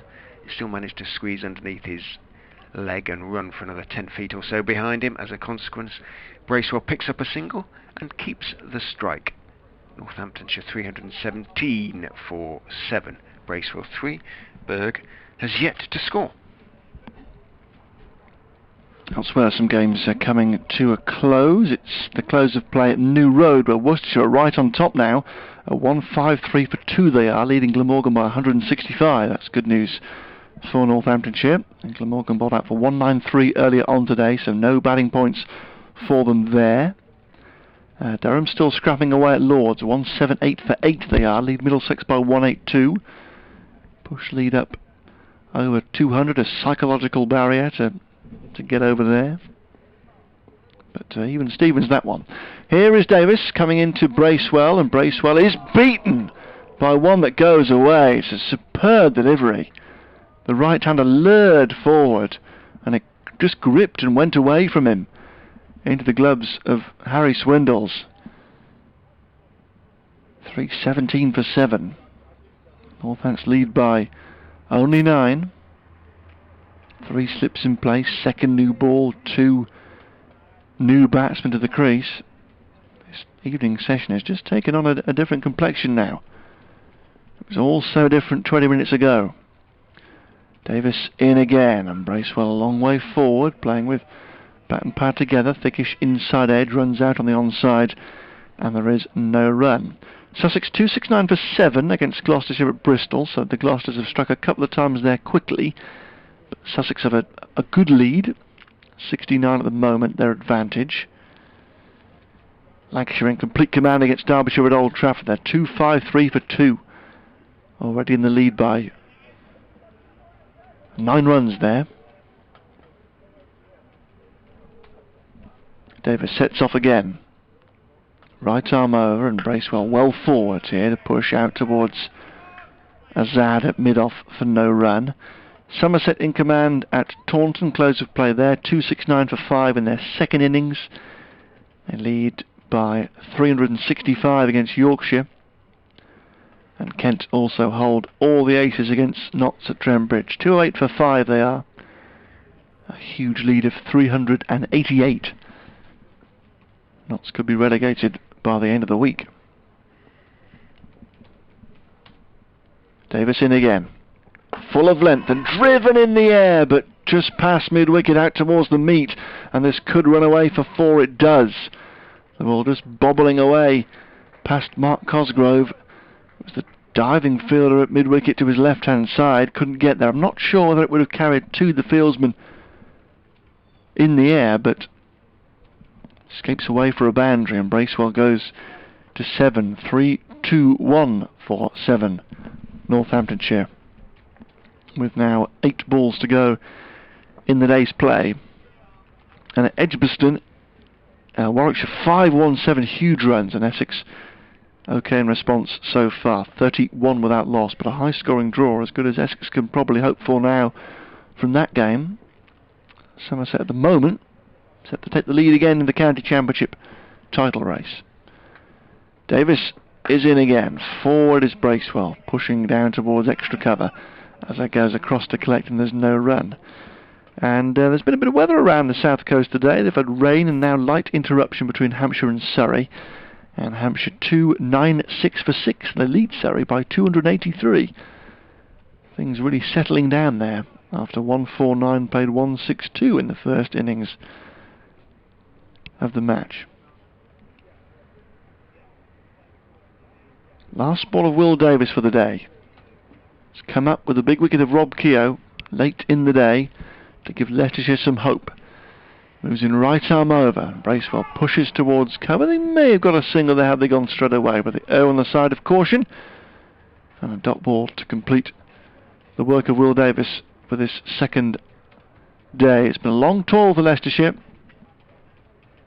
Partnership of 148 for the 5th wicket between Keogh and Rossington, making lovely progress, but back in the game for the moment, and Northants in need of another partnership to just stamp their authority on this game, and indeed to try and work up to maximum batting bonus points. Still need another 29 to pick up a 4th batting bonus point.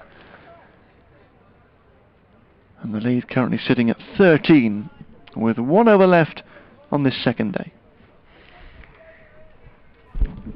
Which will be bowled by Chris Wright. And he's going to be bowling to Gareth Berg, who is yet to face. Right. From the Bennett end. Long shadows. The shadows of the trees themselves. On the west side of the ground, almost now encroaching on the pitch as Wright comes down the slope and bowls to Berg, who drives pleasantly for 4. What a nice way to get off the mark in Northamptonshire colours. He's impressed with the ball, Gareth Berg, taking a wicket with his very first delivery. Not the most impressive of deliveries, in fairness, but that was a lovely way to score your first runs for your new county. A fine on drive, back past the bowler, and ran down to the long on boundary for 4. 3-2-5 for 7. Beginning to build that lead. A few what look rather like swifts go overhead. I don't think they were. In goes Wright and bowls again to Berg. It bounces. He's no idea where it's gone. It comes off the shoulder of the bat and falls a long way short of backward point running in Will Davis. But Berg got the bouncer there, and it was a decent bouncer with the new ball. And he's examining his left hand now, so it may have come off his glove. Taking his time just to resettle himself, because that was a most discomforting delivery as far as he was concerned, and he was fortunate to survive it. A couple of times we've seen bounce from Wright, haven't we, from that top end? Taking his time to put his gloves back on now, Berg. Yeah, back they go. Got a wrap on the glove there. He did. Fortunate. Back in his stance now. Right, 4 balls to go in the day's play. Comes in and bowls again to Berg. Line and length delivery on off stump. Played solidly enough this time. Out towards mid-on. He takes off his glove again. Berg, his bottom hand, his right hand, just flexes his fingers again. Bracewell wanders down to have another word. 3 balls to go. Berg's glove back on now. Right back at the end of his mark. The last few spectators who were heading for the Curzon Road entrance have paused underneath the electronic scoreboard to see those last 3 balls. In goes right, bowls, it seems back in, stays a touch low, defeats Berg, all ends up, was probably going down, well, was going down a long way down the leg side, I suspect. Bounces out towards gully. But not the most comfortable of final overs as far as Gareth Berg is concerned. Yeah, it's the type of situation you didn't want. Fresh batsman to try and see out here. Taps his bat. 2 balls to go. Right. Full of vim. Goes in and bowls outside off stump. He goes for a slightly cross-batted, drive through the offside. Square drive. Neither one thing nor t'other. And Berg, fortunate not to get anything on that. The ball taken on the full by Swindles, diving across in front of first slip there. Come on, Chris. Come on, righty. Other calls from the Leicestershire fielders. In comes right to finish the day's play. Bowls, and Berg defends on the back foot this time. A straight delivery out to mid-on, and that is the end of play. Another fascinating day's play. When Northamptonshire threatened to end it fully on top. They are on top in that they lead now by 325 minus 308 is 17. So they are ahead of the game, but not by quite as much as they threatened to be at one stage when Adam Rossington and Rob Keogh were